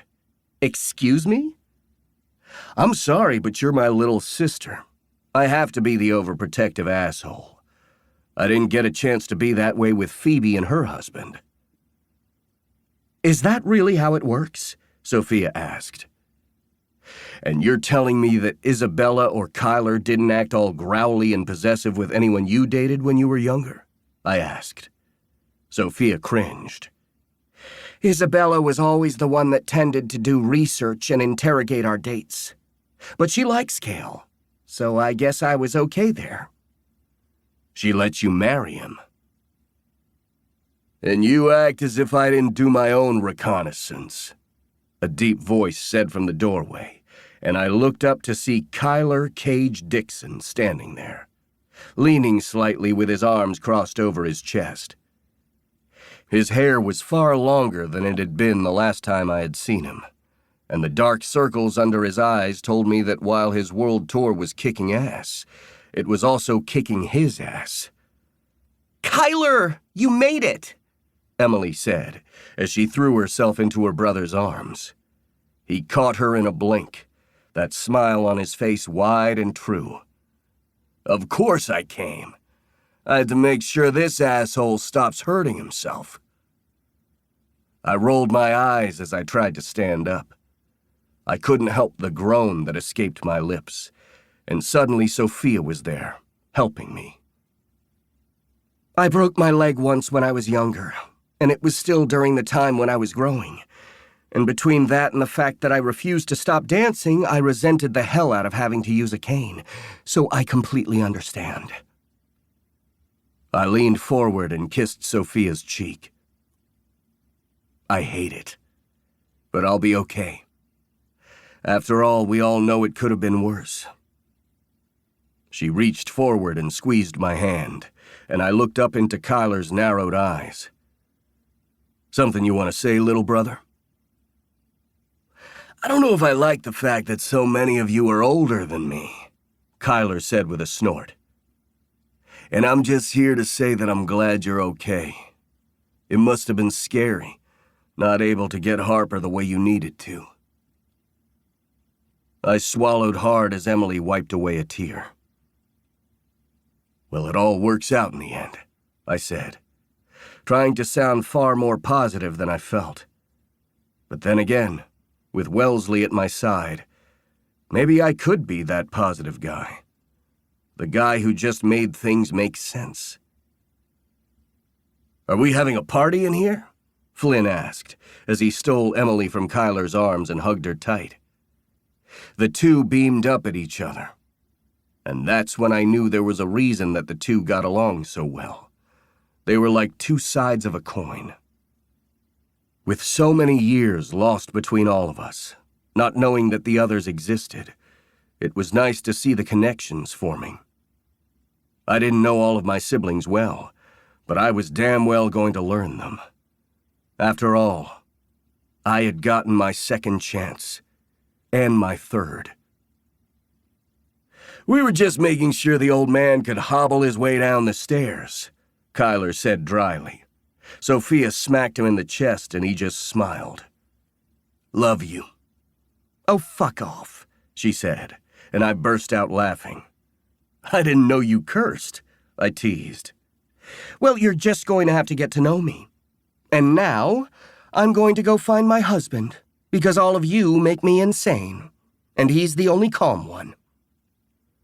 That's because he's not related to any of us, Emily said with a sly smile, and I just laughed and made my way to the door.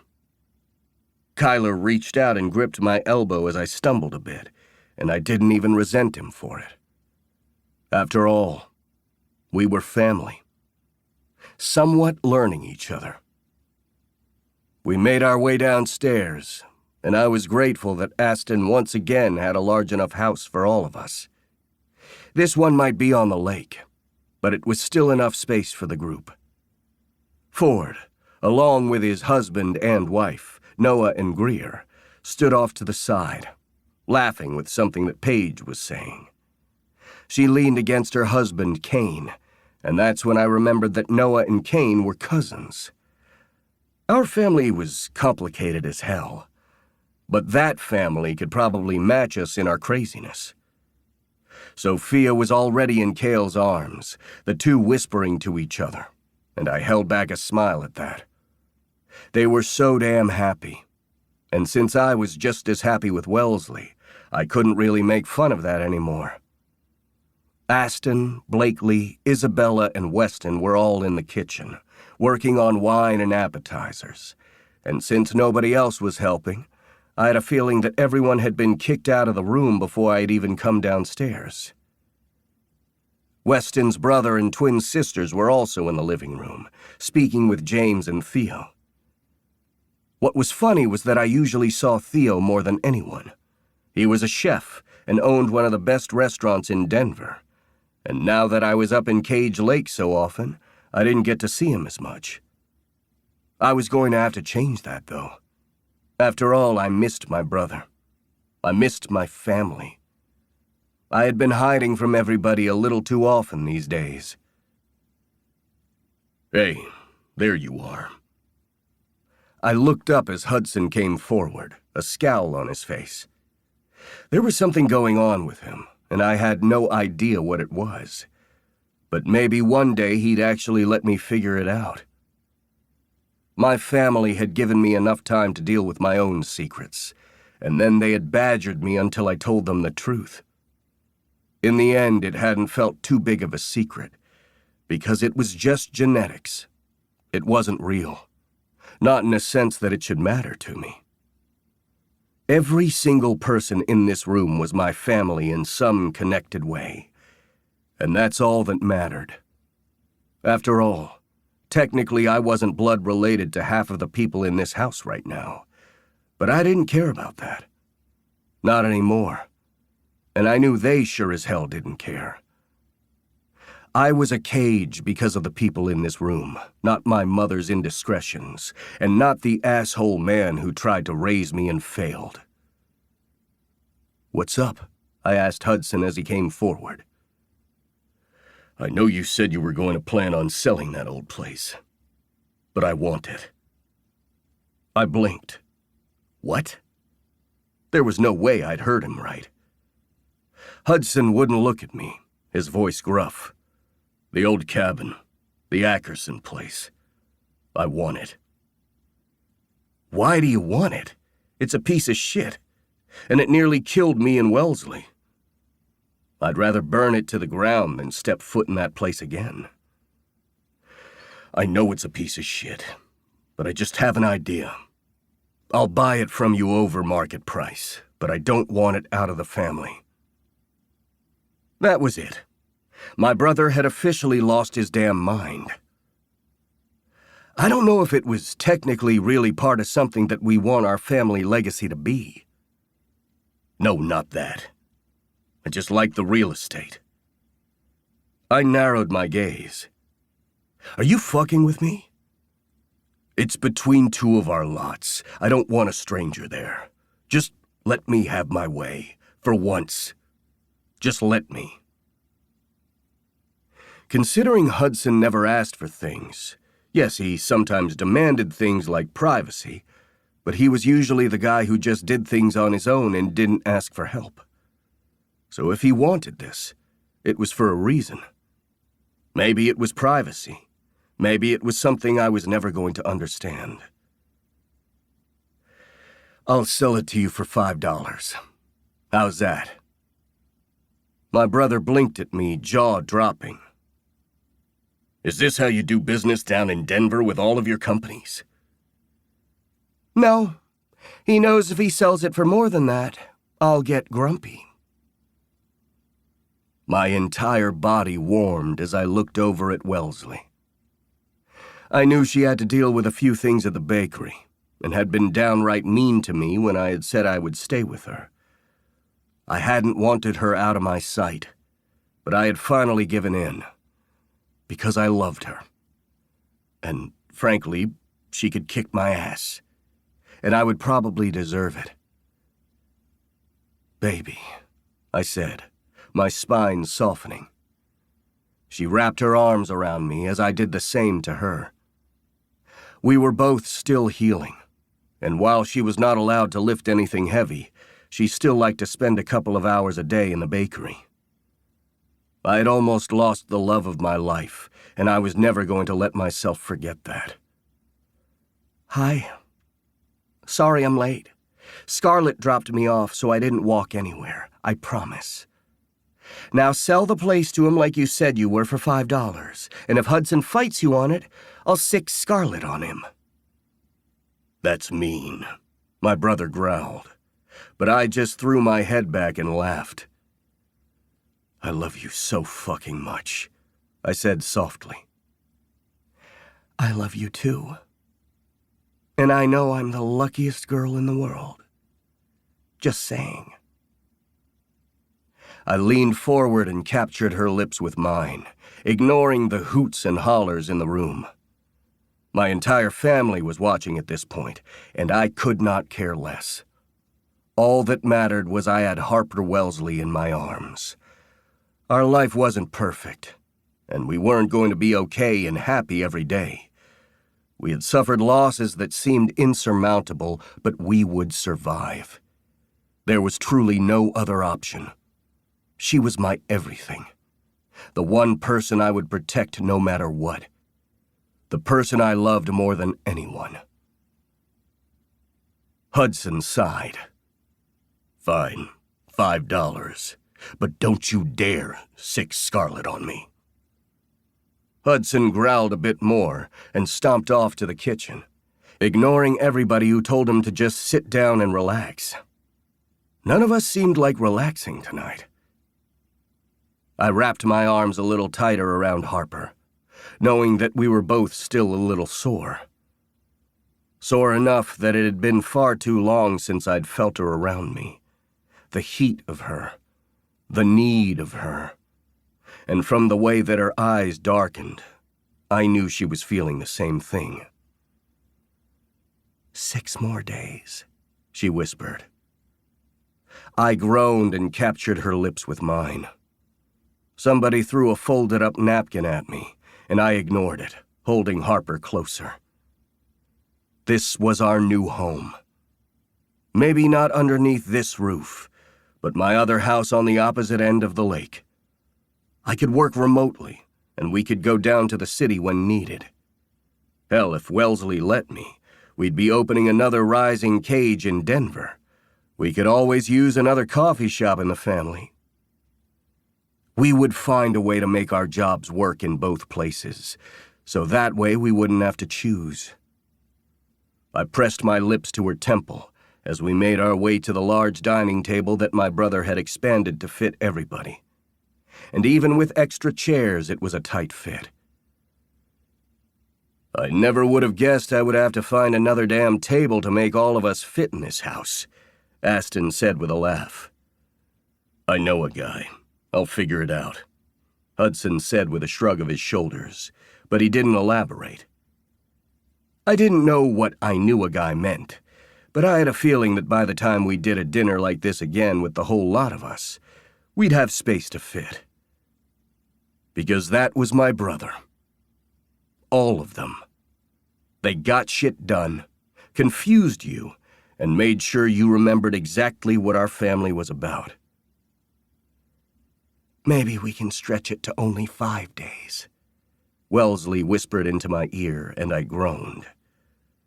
Woman, I growled.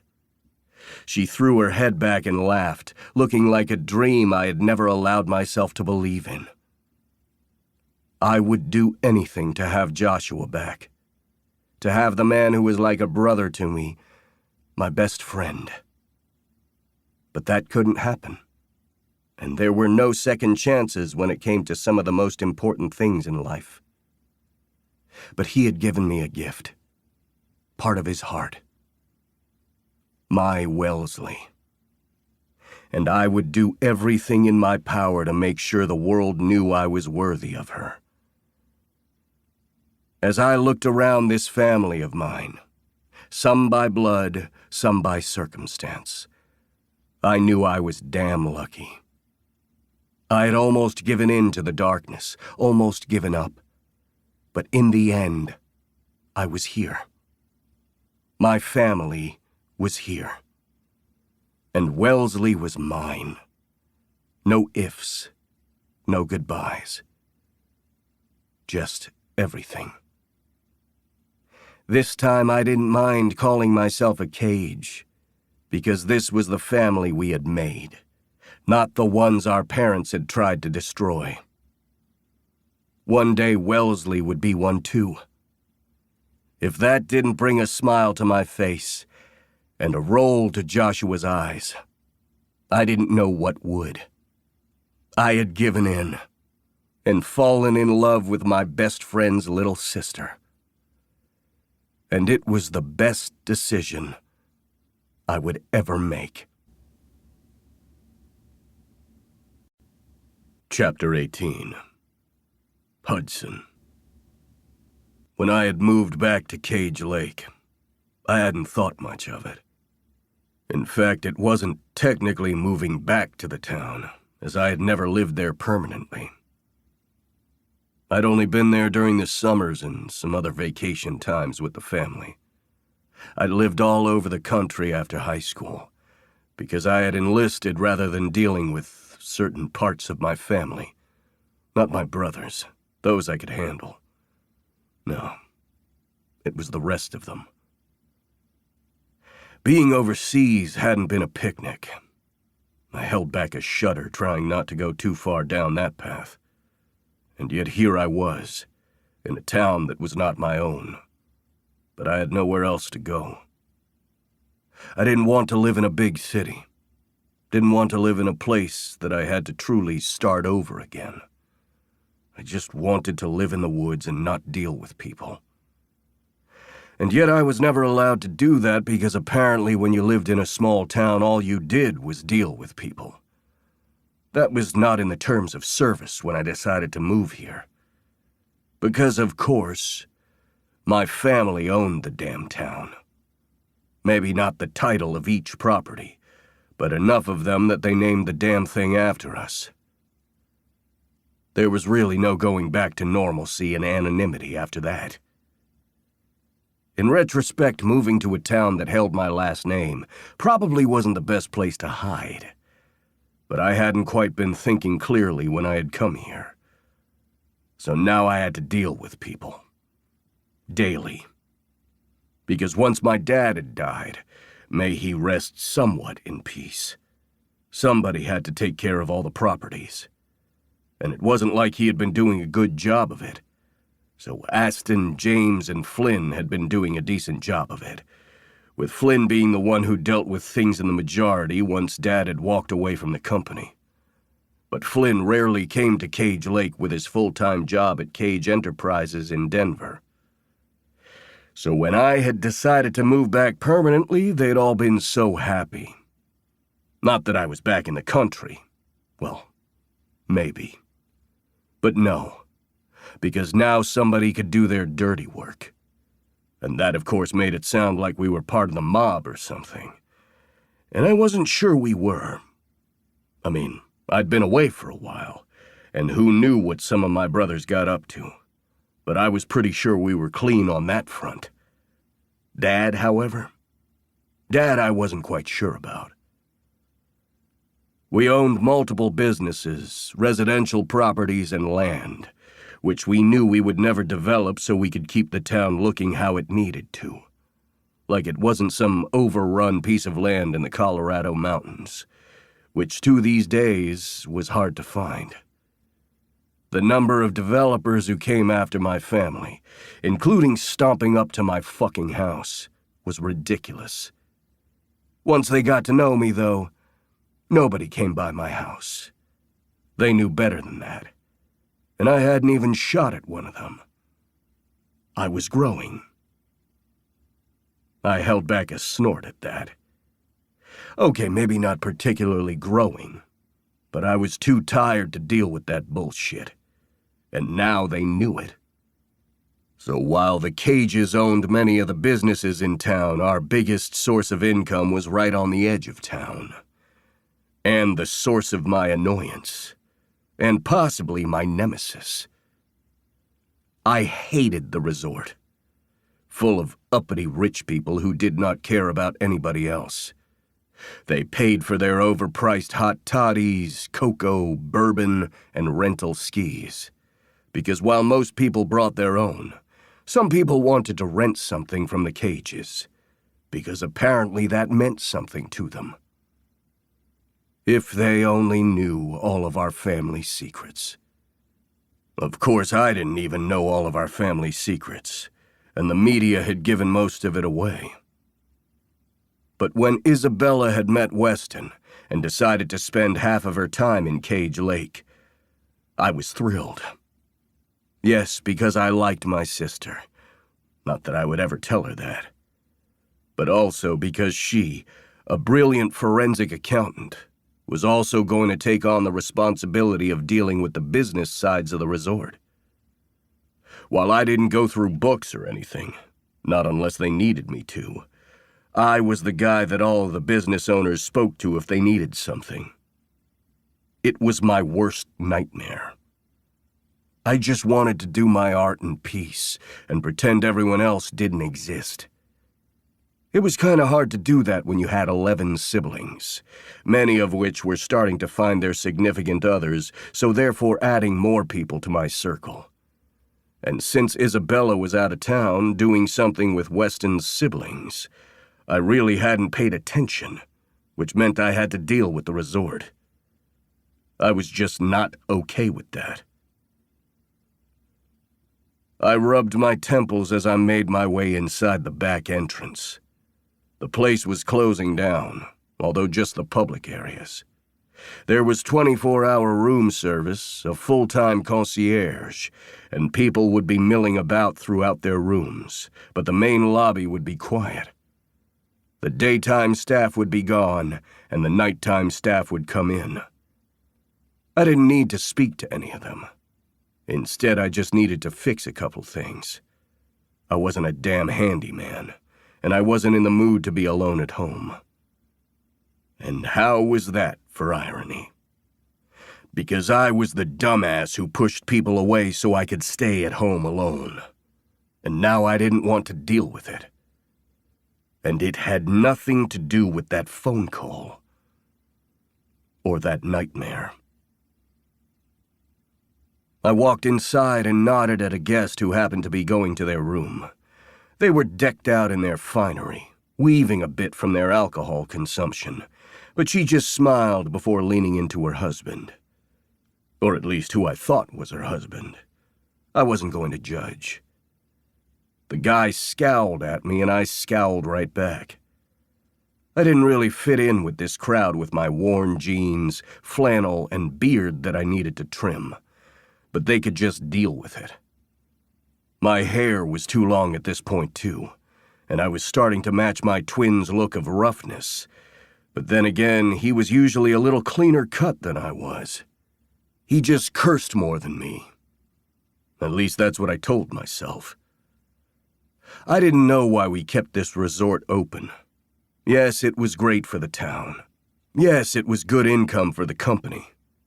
But why did we have to do something in which we had to make rich people happy?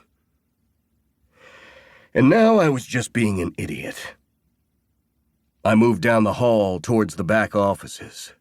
After I slid my key card to get through security, I tried to think about all the things I needed to get done tonight. I wanted to work on my art piece, but it was turning out to be far more difficult than I thought. Maybe I would head down to Harper's later and work on another mural. That would clear my head, And I liked my brother's girlfriend. She might seem sweet and innocent, but she could kick anybody's ass if they ever decided to come and hurt her family. And the Cages were now her family. I liked her. I could be doing art. I could be working on my house. I could be doing anything else. But instead, I was at this damn resort trying to fix a doorknob that kept getting stuck. Again, not my job.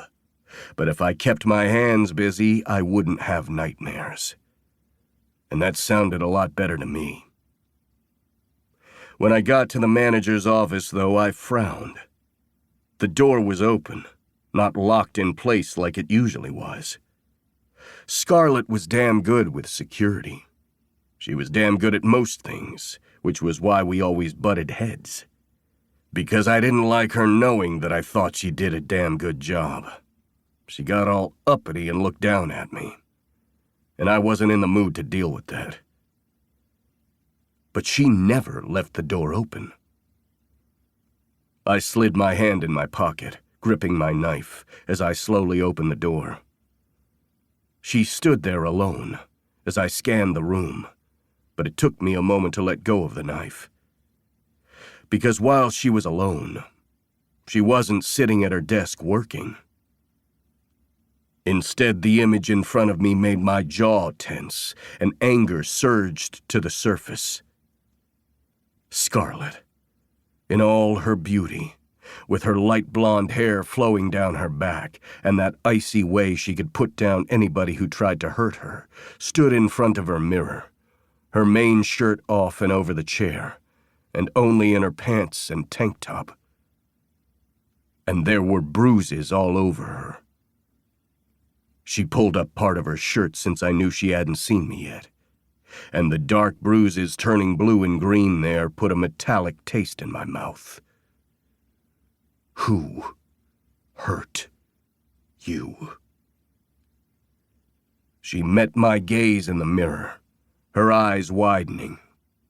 Her face went deathly pale before her jaw tensed, and that familiar snarl covered her face.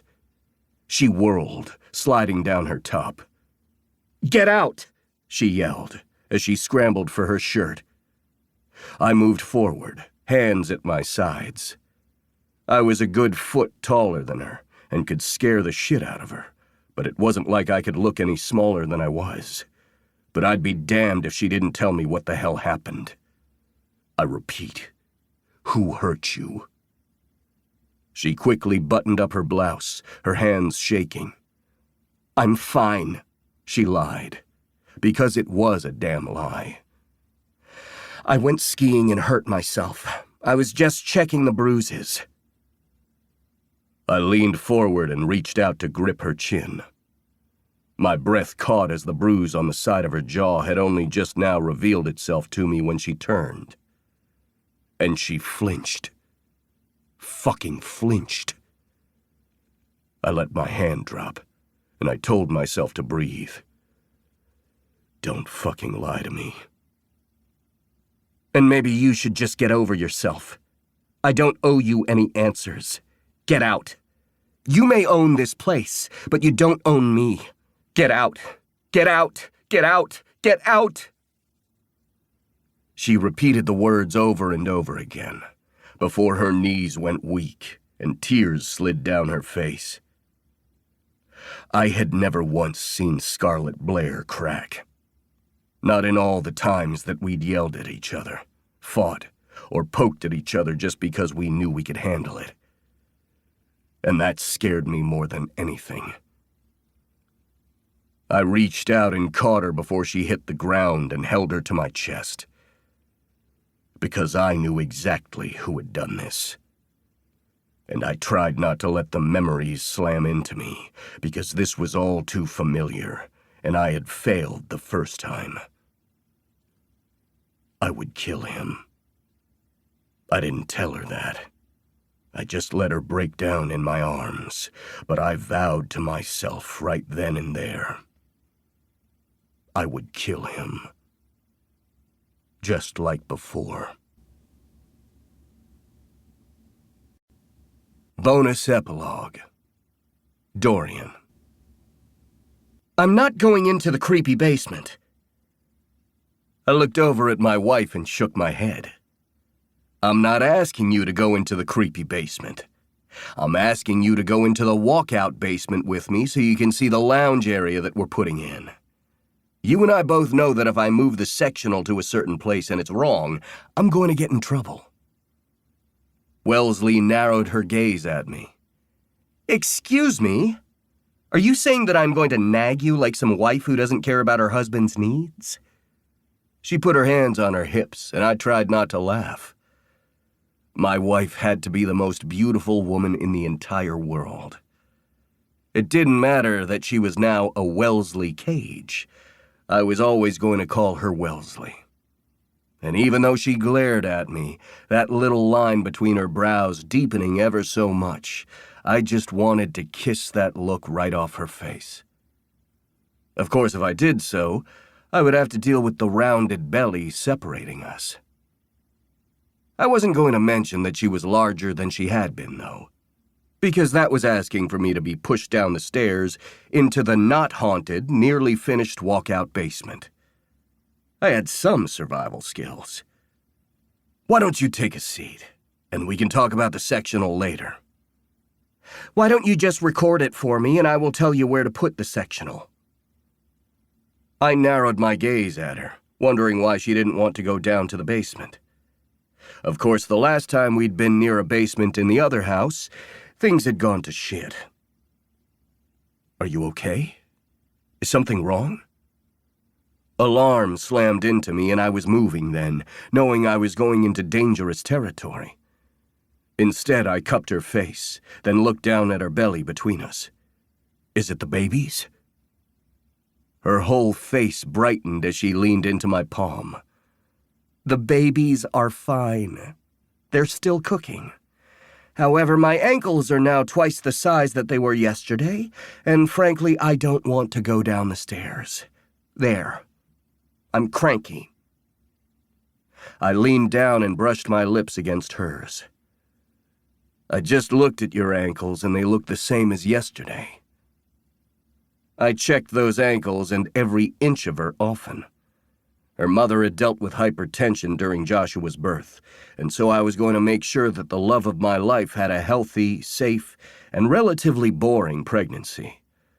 Of course, with my siblings butting in with every single part of this pregnancy, there really wasn't much normalcy or quietness to go around. Are you sure? Well, let's double-check. Without a word, I lifted her up into my arms, ignoring her squeal of protest. She immediately wrapped her arms around my neck as I carried her to the living room. We lived in our home on the lake, the one that I had owned for years, and Harper had really made it ours versus just a place where I put my feet up as part of a vacation. We also had a house in Denver, and still owned the apartment over Harper's bakery.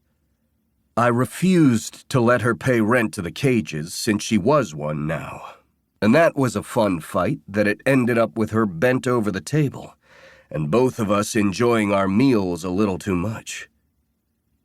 We didn't rent out the place, but it was a nice apartment for when visitors came and didn't want to stay in one of the big houses, or frankly, if we got snowed in the middle of town and had nowhere else to go.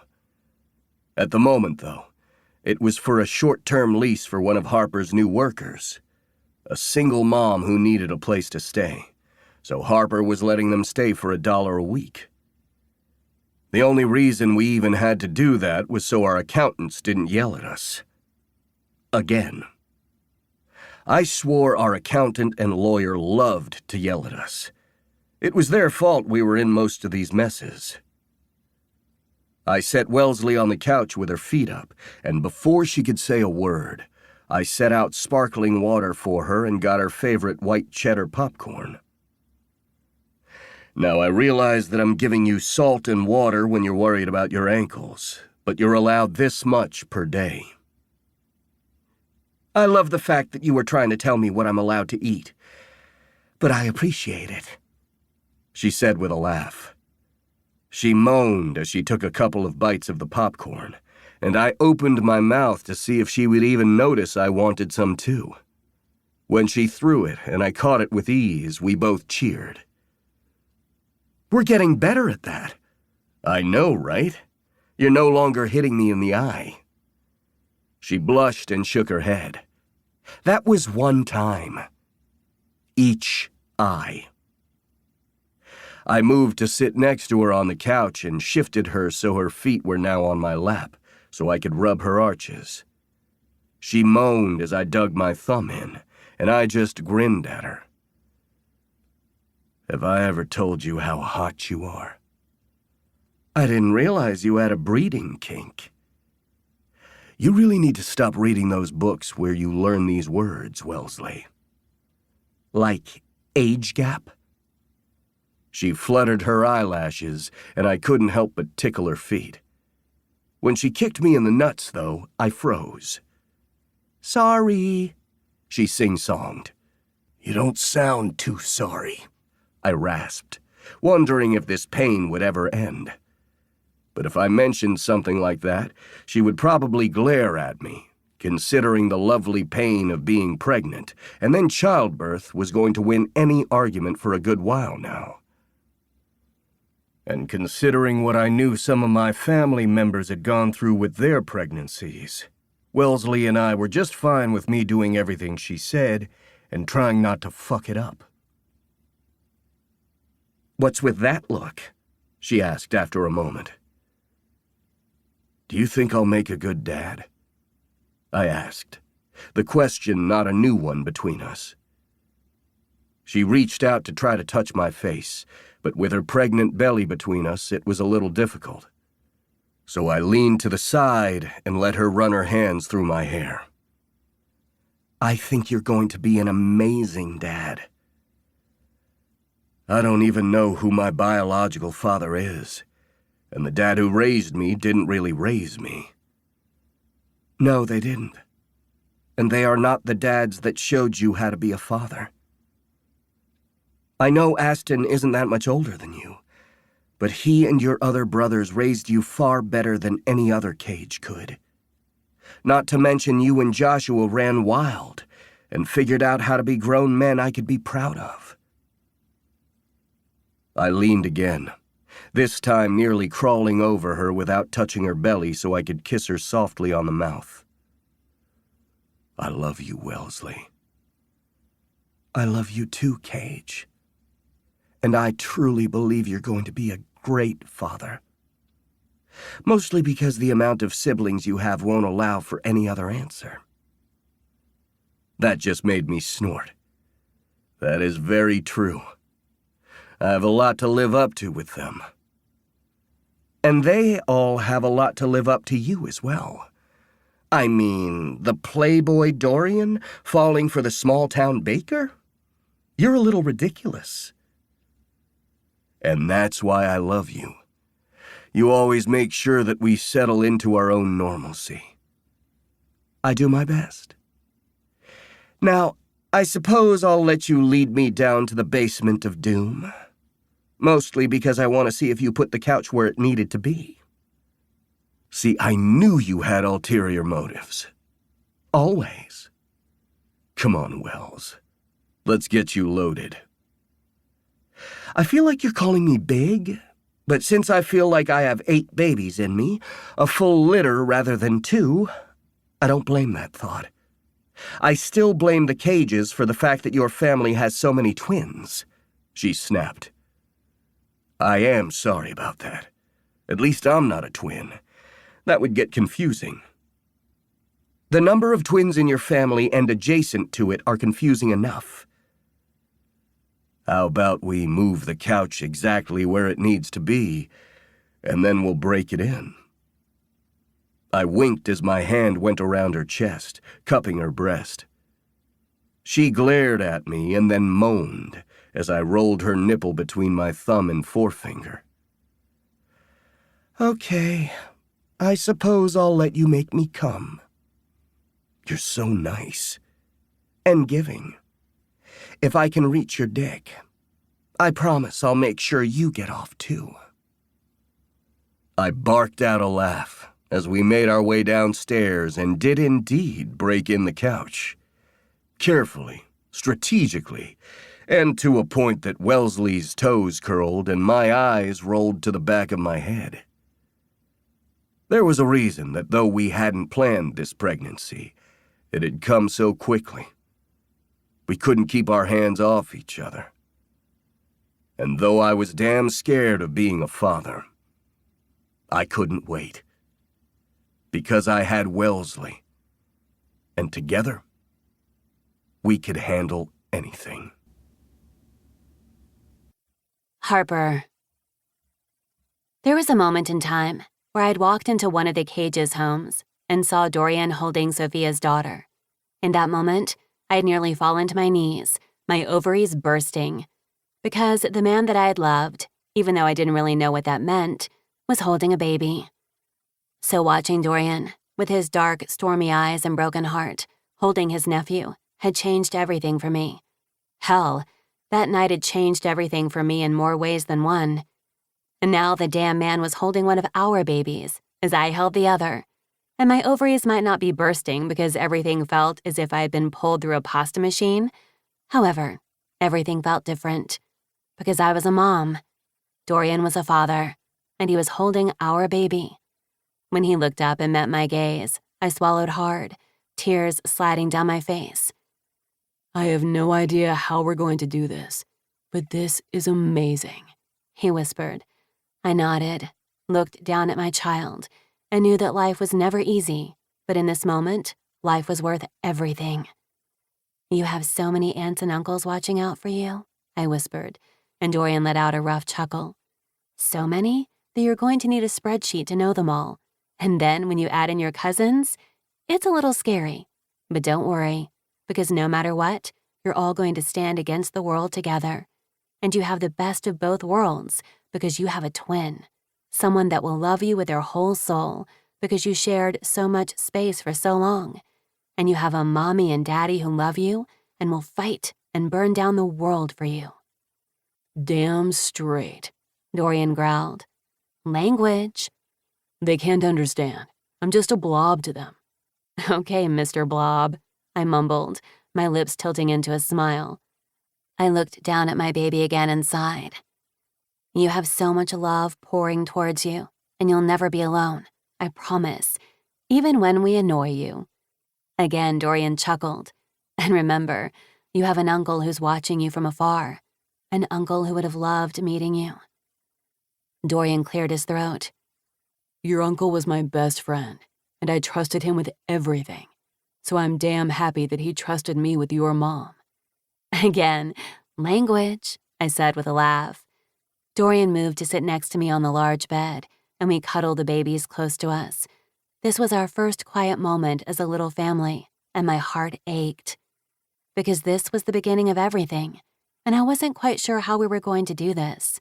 But before I could say anything, to voice my worries, the door opened, and the Cages piled in one after another. They each washed their hands and came over to check on our new little family. And I realized just then, it wouldn't matter if I felt like I couldn't do this, because we would never be alone. I had once been afraid that I was the only member left of my family, standing alone in the abyss as darkness settled in. But that was no longer the case, because I had a family who loved me, who needed me, and who stood by me day in and day out, and our babies would feel the same. I was a cage, a Wellesley cage, and our family was ready to face whatever came at us next. This has been If You Were Mine, Book 3 in the Cage Family series, written by Carrie and Ryan, narrated by Callie Dalton and Ryan West, produced by Wilder Audiobooks, post-production by Chrissy Farrell, text and production copyright 2025 by Carrie and Ryan. Thanks for listening, and keep an eye out for the next book in the Cage Family series, One Quick Obsession. Audible hopes you have enjoyed this program.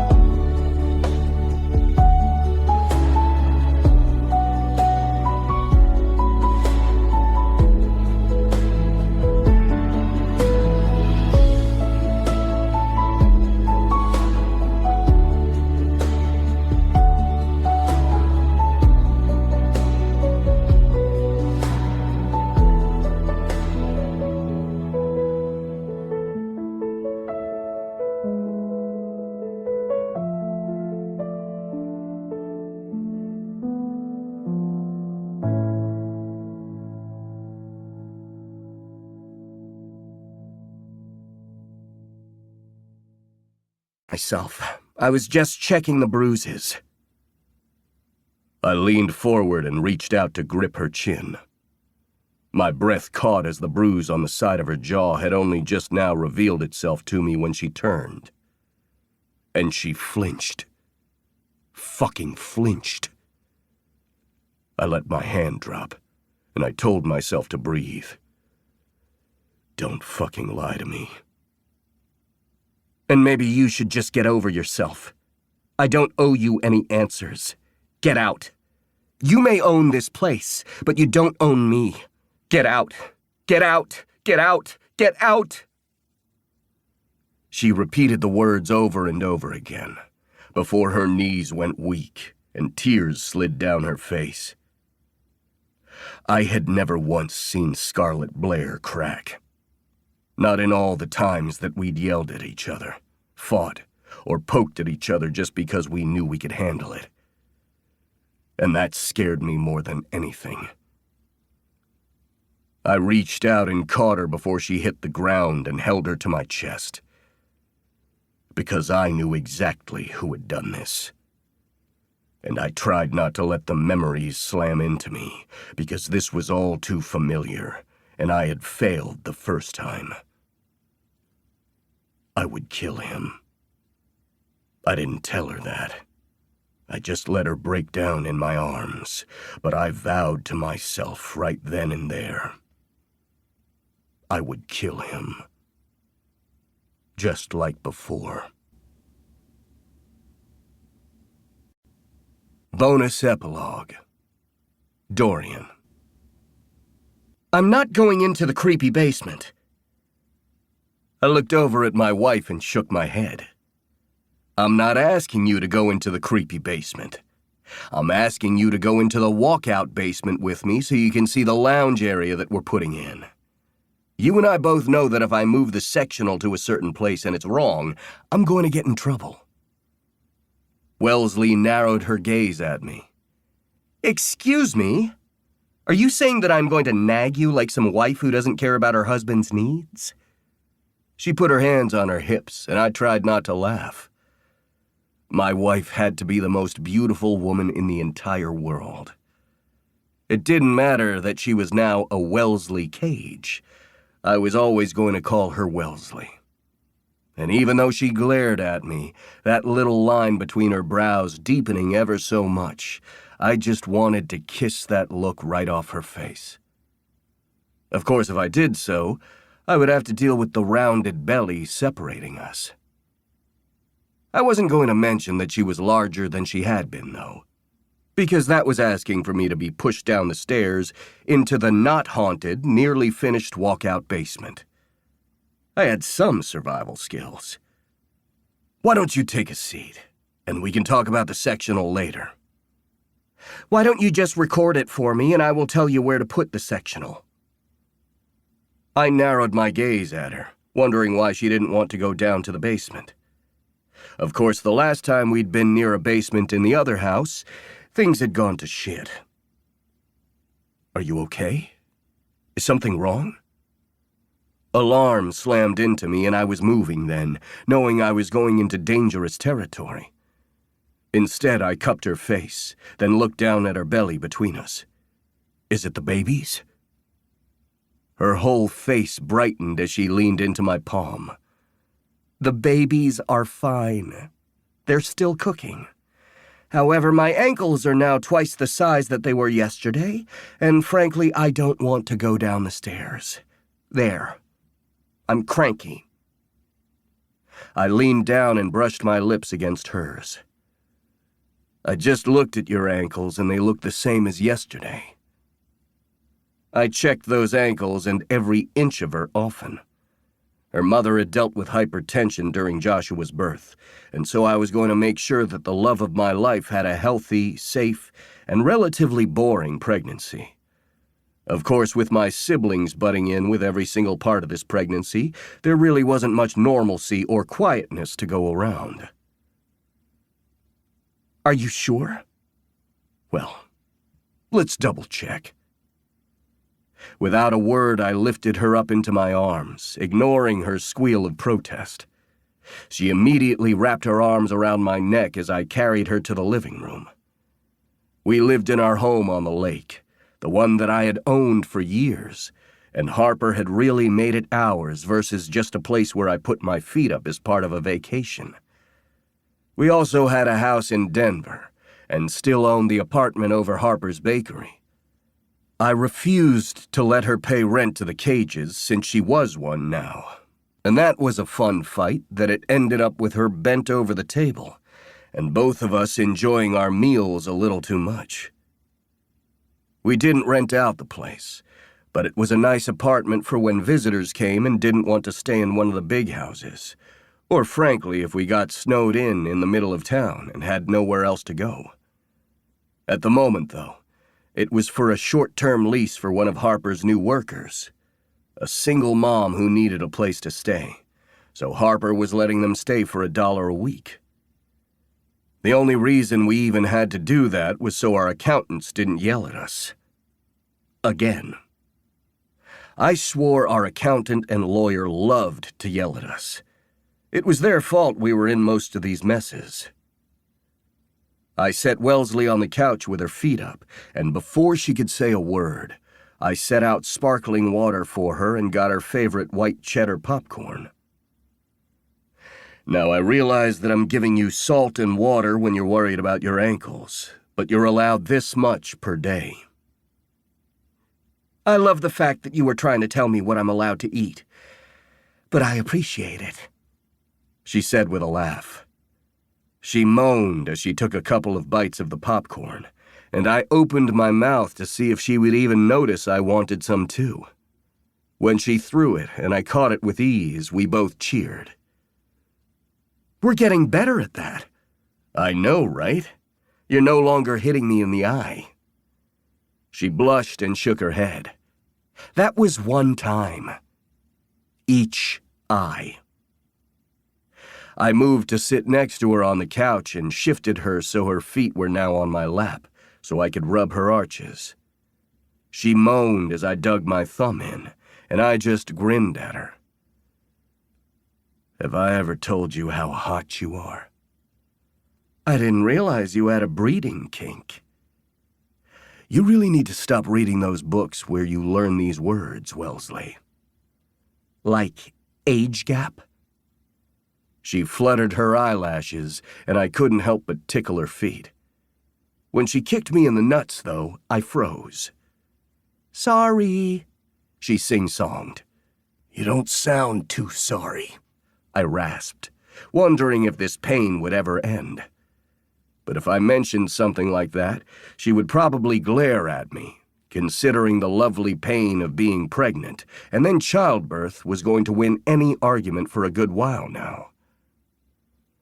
And considering what I knew some of my family members had gone through with their pregnancies, Wellesley and I were just fine with me doing everything she said and trying not to fuck it up. What's with that look? She asked after a moment. Do you think I'll make a good dad? I asked, the question not a new one between us. She reached out to try to touch my face, but with her pregnant belly between us, it was a little difficult. So I leaned to the side and let her run her hands through my hair. I think you're going to be an amazing dad. I don't even know who my biological father is, and the dad who raised me didn't really raise me. No, they didn't. And they are not the dads that showed you how to be a father. I know Aston isn't that much older than you, but he and your other brothers raised you far better than any other Cage could. Not to mention you and Joshua ran wild and figured out how to be grown men I could be proud of. I leaned again, this time nearly crawling over her without touching her belly so I could kiss her softly on the mouth. I love you, Wellesley. I love you too, Cage. And I truly believe you're going to be a great father. Mostly because the amount of siblings you have won't allow for any other answer. That just made me snort. That is very true. I have a lot to live up to with them. And they all have a lot to live up to you as well. I mean, the playboy Dorian falling for the small-town baker? You're a little ridiculous. And that's why I love you. You always make sure that we settle into our own normalcy. I do my best. Now, I suppose I'll let you lead me down to the basement of doom. Mostly because I want to see if you put the couch where it needed to be. See, I knew you had ulterior motives. Always. Come on, Wells. Let's get you loaded. I feel like you're calling me big, but since I feel like I have 8 babies in me, a full litter rather than 2, I don't blame that thought. I still blame the Cages for the fact that your family has so many twins. She snapped. I am sorry about that. At least I'm not a twin. That would get confusing. The number of twins in your family and adjacent to it are confusing enough. How about we move the couch exactly where it needs to be, and then we'll break it in? I winked as my hand went around her chest, cupping her breast. She glared at me and then moaned as I rolled her nipple between my thumb and forefinger. Okay, I suppose I'll let you make me come. You're so nice. And giving. If I can reach your dick, I promise I'll make sure you get off too. I barked out a laugh as we made our way downstairs and did indeed break in the couch. Carefully, strategically, and to a point that Wellesley's toes curled and my eyes rolled to the back of my head. There was a reason that though we hadn't planned this pregnancy, it had come so quickly. We couldn't keep our hands off each other. And though I was damn scared of being a father, I couldn't wait. Because I had Wellesley. And together, we could handle anything. Harper. There was a moment in time where I'd walked into one of the Cages' homes and saw Dorian holding Sophia's daughter. In that moment, I had nearly fallen to my knees, my ovaries bursting, because the man that I had loved, even though I didn't really know what that meant, was holding a baby. So watching Dorian, with his dark, stormy eyes and broken heart, holding his nephew, had changed everything for me. Hell, that night had changed everything for me in more ways than one. And now the damn man was holding one of our babies, as I held the other. And my ovaries might not be bursting because everything felt as if I had been pulled through a pasta machine. However, everything felt different. Because I was a mom. Dorian was a father. And he was holding our baby. When he looked up and met my gaze, I swallowed hard, tears sliding down my face. I have no idea how we're going to do this, but this is amazing, he whispered. I nodded, looked down at my child, and knew that life was never easy, but in this moment, life was worth everything. You have so many aunts and uncles watching out for you, I whispered, and Dorian let out a rough chuckle. So many that you're going to need a spreadsheet to know them all. And then when you add in your cousins, it's a little scary. But don't worry, because no matter what, you're all going to stand against the world together. And you have the best of both worlds because you have a twin, someone that will love you with their whole soul because you shared so much space for so long. And you have a mommy and daddy who love you and will fight and burn down the world for you. Damn straight, Dorian growled. Language. They can't understand.